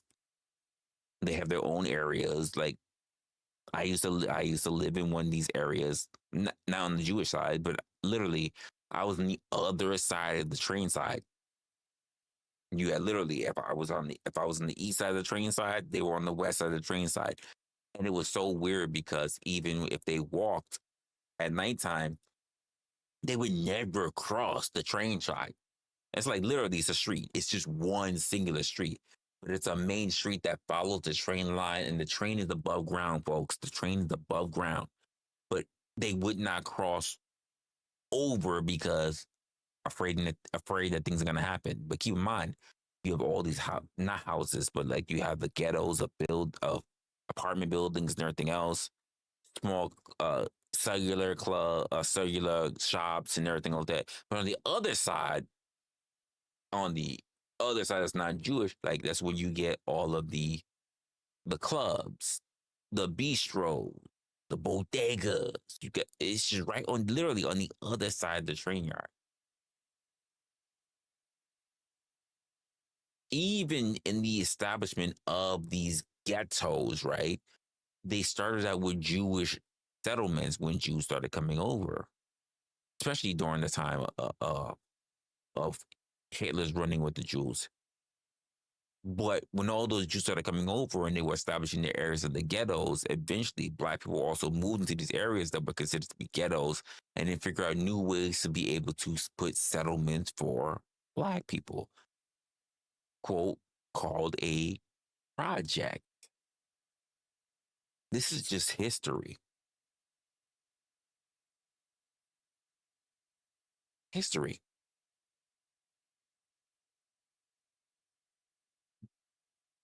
Not made up. Anyone can look it up.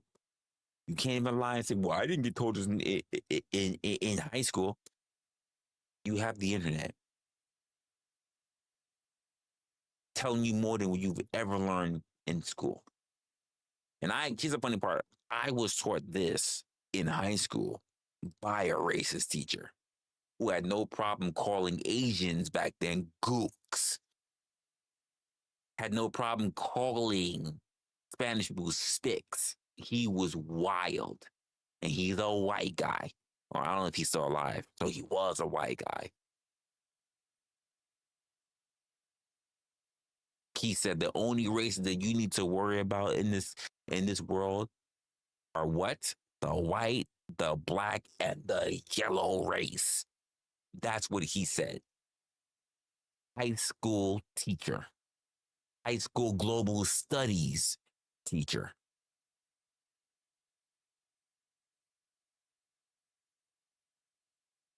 Just saying. I remember him. He was one of the only teachers that kept it honest. Then they started moving them away from their houses. Then they put them in ghettos. Then they started shipping them off. So it was a progression of hatred that made the Holocaust possible. This is Pete Hegseth, pastor defending slavery, and nobody is surprised. This goes back to the Young Republican text. There are people like in the Young Republican text that are bigots and racists that have positions in the federal government that are heads of agencies or that have connections to people with known racial agendas. And if those are people making policies and controlling funding, of course their biases will come into play when it comes to enacting policies, which would benefit white people or conservative groups and hurt liberals or people of color. That is the definition of systematic racism. At this point, it's just impossible to hide what MAGA is and what their intentions really are. And it's not us speculating anymore. They're saying it themselves in their own words. They're obsessed with black people because they feel threatened by us. Because we have continued to persevere in a society that has tried to oppress us for generations. And now so many of us are waking up and speaking out to wake other people up. Thanks for watching. Y'all let me know what you think about all this in the comments. Also, make sure you check out the next video. I mean, wow, this is the first video I've ever seen for Jew Almighty. And that was his MAGA loves to hate black people. This is the first time I ever saw his video. There are some things that probably, I don't know if I have to see it again, but I'm probably sure there's some things I probably will like look at and be like, but for a good portion of things that, as far as a historical context, I'm not gonna really go up against it. But of course, there's also an angling that's also in there to make sure that black is first before anything else. So I'm not really sure. I'd have to see more of his content to know what it is. I think he's probably gonna be more African American centric. Not that I have a problem with that. It's just the fact that there's a reason why I stopped really being around black spaces. And mainly because black spaces tend to talk about a lot about relationships, right? That's what a lot of spaces that I used to come from. I try to stay away from the black spaces when it comes to political areas too. But most of all is that there are people who I'm around in a liberal state. So I do run across a lot of people who are like, who we call blackity blacks, you know, who it's everything. No, black people basically can't do wrong. Black people can't be racist. Black people are, it's because black people are oppressed. Black people can basically do no wrong. They can't do this. They can't do that. There's no way. And I'm just like, we gotta stop. Especially because, like, at least in my younger years coming up, I'm saying my younger years coming up, like as if in my older years, people have done differently. And it hasn't been the case. The people who have literally come out their way to accost me or do other things or whatever case may be has mainly been black people. I'm just gonna keep it a buck. And it didn't matter what was here in New York, when I was out in Florida. I didn't get that in California. Like, so there's been a lot of people who have mainly caused angst, and it's mainly been like, I've never been held up or robbed or stuck up or had a big shit.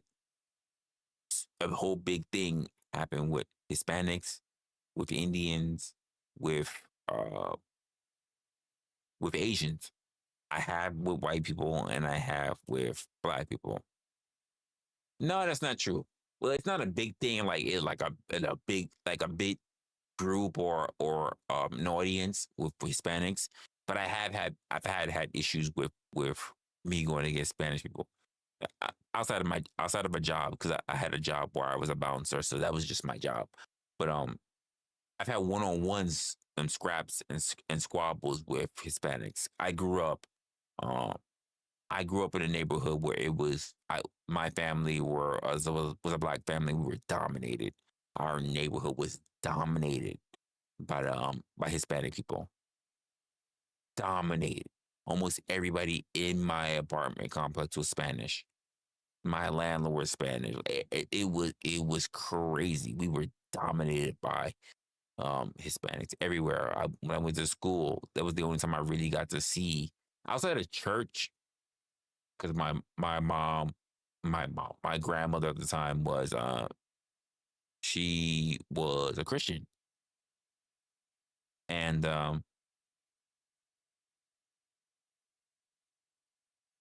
sorry, it's like so many memories started flooding back real quick. She's a Christian, and outside of going to church or knowing my family when we were on vacations or whatever, I really didn't see Black people outside of high school. Outside of church, going on summer or winter vacations, I did not see really Black people unless I went to school, and it was just how I met my friend. How I met friends. I met other Black people. So I've had my own experiences in how to experience other people, as well as how I feel about Blackness when I started being around Black people. And when I started getting around, not necessarily high school, because I went to I worked my way into good enough grades where I got into high school, in a good high school, or it was my first time having exposure to like white people. It was mainly Blacks and Hispanics. If I saw a white person, they were teachers. They were faculty and staff. You know what I mean? Or cops. Gee, there was cops. Yes, there were cops. But when I can actually say I started getting to know white people on a personal level, it was when high school, when I actually started meeting other high school boys and girls. And college. Then there were definitely white people. It was mixed. Spanish, white, Black, Asians. I was like, ooh, Asian. Like, yeah. College was a big opening for me. Huge opening for races for me. And I had some biases, but the difference for me and my family is that we always had an open mind. There was no, watch out for white people. Watch out for Hispanic people. Watch out for these Asians. It wasn't like that in my household. It was just like, oh shit, there are people out here. And keep in mind, before college, I had West Indian friends who were Black.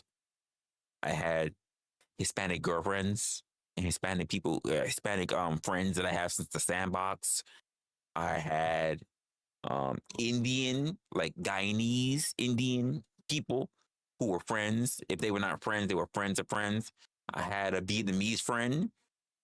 He was more close to somebody else as being a friend. We were more closer acquainted, but we were still cool with each other. We never really hung out like one-on-one or at the house or anything, but when we hung out in a group, we had no problem getting along with each other. So I had a Vietnamese friend.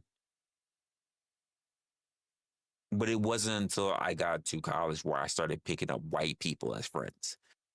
And it was weird because the first time I actually remember this, by the way. So this is a small story, folks.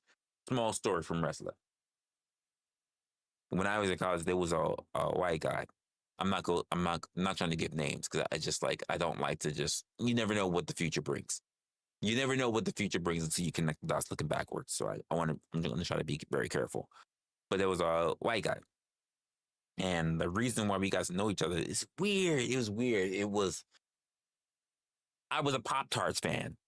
And we ate Pop-Tarts. Me and my brother, we ate a lot of Pop-Tarts in our house.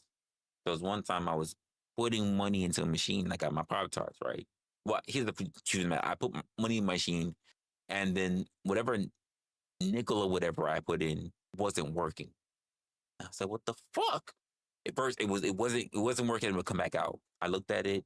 Like, put it in, we'll come back out. And I only need a nickel left just to get my Pop-Tart. Put it in again, wouldn't come back out. I was like, what the fuck is going on here? I looked at it, make sure, it wasn't like a Canadian coin. It was good. Put the nickel in, stayed in, didn't register. I was like, I fucking hate this machine. Now, it stayed in and never registered. White guy comes in. He puts his nickel in. He goes, what the fuck's going on here? I don't even know it was a nickel. He put a coin in. He was like, I don't know what's going on here. He hits the machine. He goes up, he shakes the machine. The nickel goes in. Or whatever coin he has come in. He puts in extra coins. He understands now he has 2 purchases. He gets Pop-Tarts. He's looking around. He's trying to, he gets his shit, and then he's like, I got something extra. I said, yo, that was mine. Pop-Tart night. Here I am, looking like a nigga. Walk, the nigga. I'm gonna be a nigga now. Walking up like, yo, that was actually mine, yo. You about to get my purchase. Like, I understand you put the coin in, but that coin that you hit was my coin that went in, that finally registered. That was my shit. You know what I mean? How am I prove that? How am I prove that? He looked at me, he was like, you wasn't even around when I was putting my, but you know what he did? He said, what Pop-Tart you was looking for? I said, come on, man. I want that cherry. I want that cherry. Give me the one with the frosting, man. You know what I'm talking about? He turned around and he punched it in. Pop-Tart came through, and he and I, we chopped it up. We was talking a little bit about whatever. It just so happened he was cool with some things. I was cool with it. And literally, we did it from there. We dipped. But you know what kept happening? Same lunch period. Same fucking vending machine. Same time, we would walk up like, yo, oh, what's up? You here again? That's machine fucking with you? No, it's not fucking with you. And that was my first experience to getting to know white people. And he and I became good friends. We exchanged numbers. He eventually invited me out to one of my first white parties. I invited him out to one of his first black cookouts. Like, there was a lot of shit that took place. But I wouldn't have gotten that experience if it wasn't for how college was supposed to be. That's not to say there's not still a lot of problems that happen here in this world today.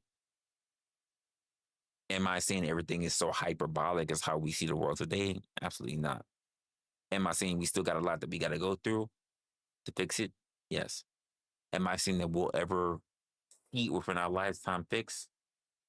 I'm not going to tell you that. All I'm going to say is that we shouldn't be like that lukewarm motherfucking Christian that just says, yeehaw, basically. We just need to be thinking that we're going to do a civil war, so we think we're going to clear this fucking shit out. Here's the truth of the matter, Mr. Lukewarm motherfucking Christian. You think you're one of the fat fucking ginger bastards that's going to survive that war. Because you're going to run across people who you're not ready for. That's going to put some lead in that ass. And you're going to drop swiftly. You ain't going to get the chance to sweep. You ain't going to get the chance to pop a shot back. You're going to drop quickly. Night. Just quick. Gone. Not even a headshot. Lung, heart, whatever. You're going to drop quickly. You're not going to get a chance to think that you're going to pop back. A lot of people, whether in the streets, whether out in the country, whether those who are who are trained professionals at shooting, those who think they want to go for the Civil War. Let me tell you what a respected HR professional that I've met said, and it stayed with me. Resla, as smart as we are and as much as what we do, you don't know what you don't know. There's too many people out here that like to presume that they're going to be the ones who get away. But you won't. With that being said, guys, I have been up here for 5 motherfucking hours. I'm going to leave you to it, guys. I'm going to let you cook. I'm going to give you your time. I'm about to end it right now. I'm in there right now, my G. I'm literally ending it right now. I'm 5 hours now. It's so funny. I'm literally ending it right now. I'm ending it out. I will see you guys in the next one. By the way, we're Sunday morning now. So, and we're Sunday morning, so I'll probably be talking with OG Do Dirty, and if anything, we will be doing the DBD later today. If not, I'll let you guys know, whether it's through community posts. And so then, take care of yourselves, take care of your family. Thank you for rocking with me this entire time. We got to do this again. I still got other tabs. I swear. We only did a few episodes, but I got 1, 2, 3, 4, 5, 6, 7. I got 8 tabs left. You know what? If I wake up earlier in the day before DBD, or maybe we might even have to do it later tonight. But we'll cover some of the other tabs that's going on. We'll do this again. We'll do this again for sure. Because I like this. So we'll do this again, and I'll see you guys in the next one. Take care of yourselves. I'll catch you in the next one. Later, y'all.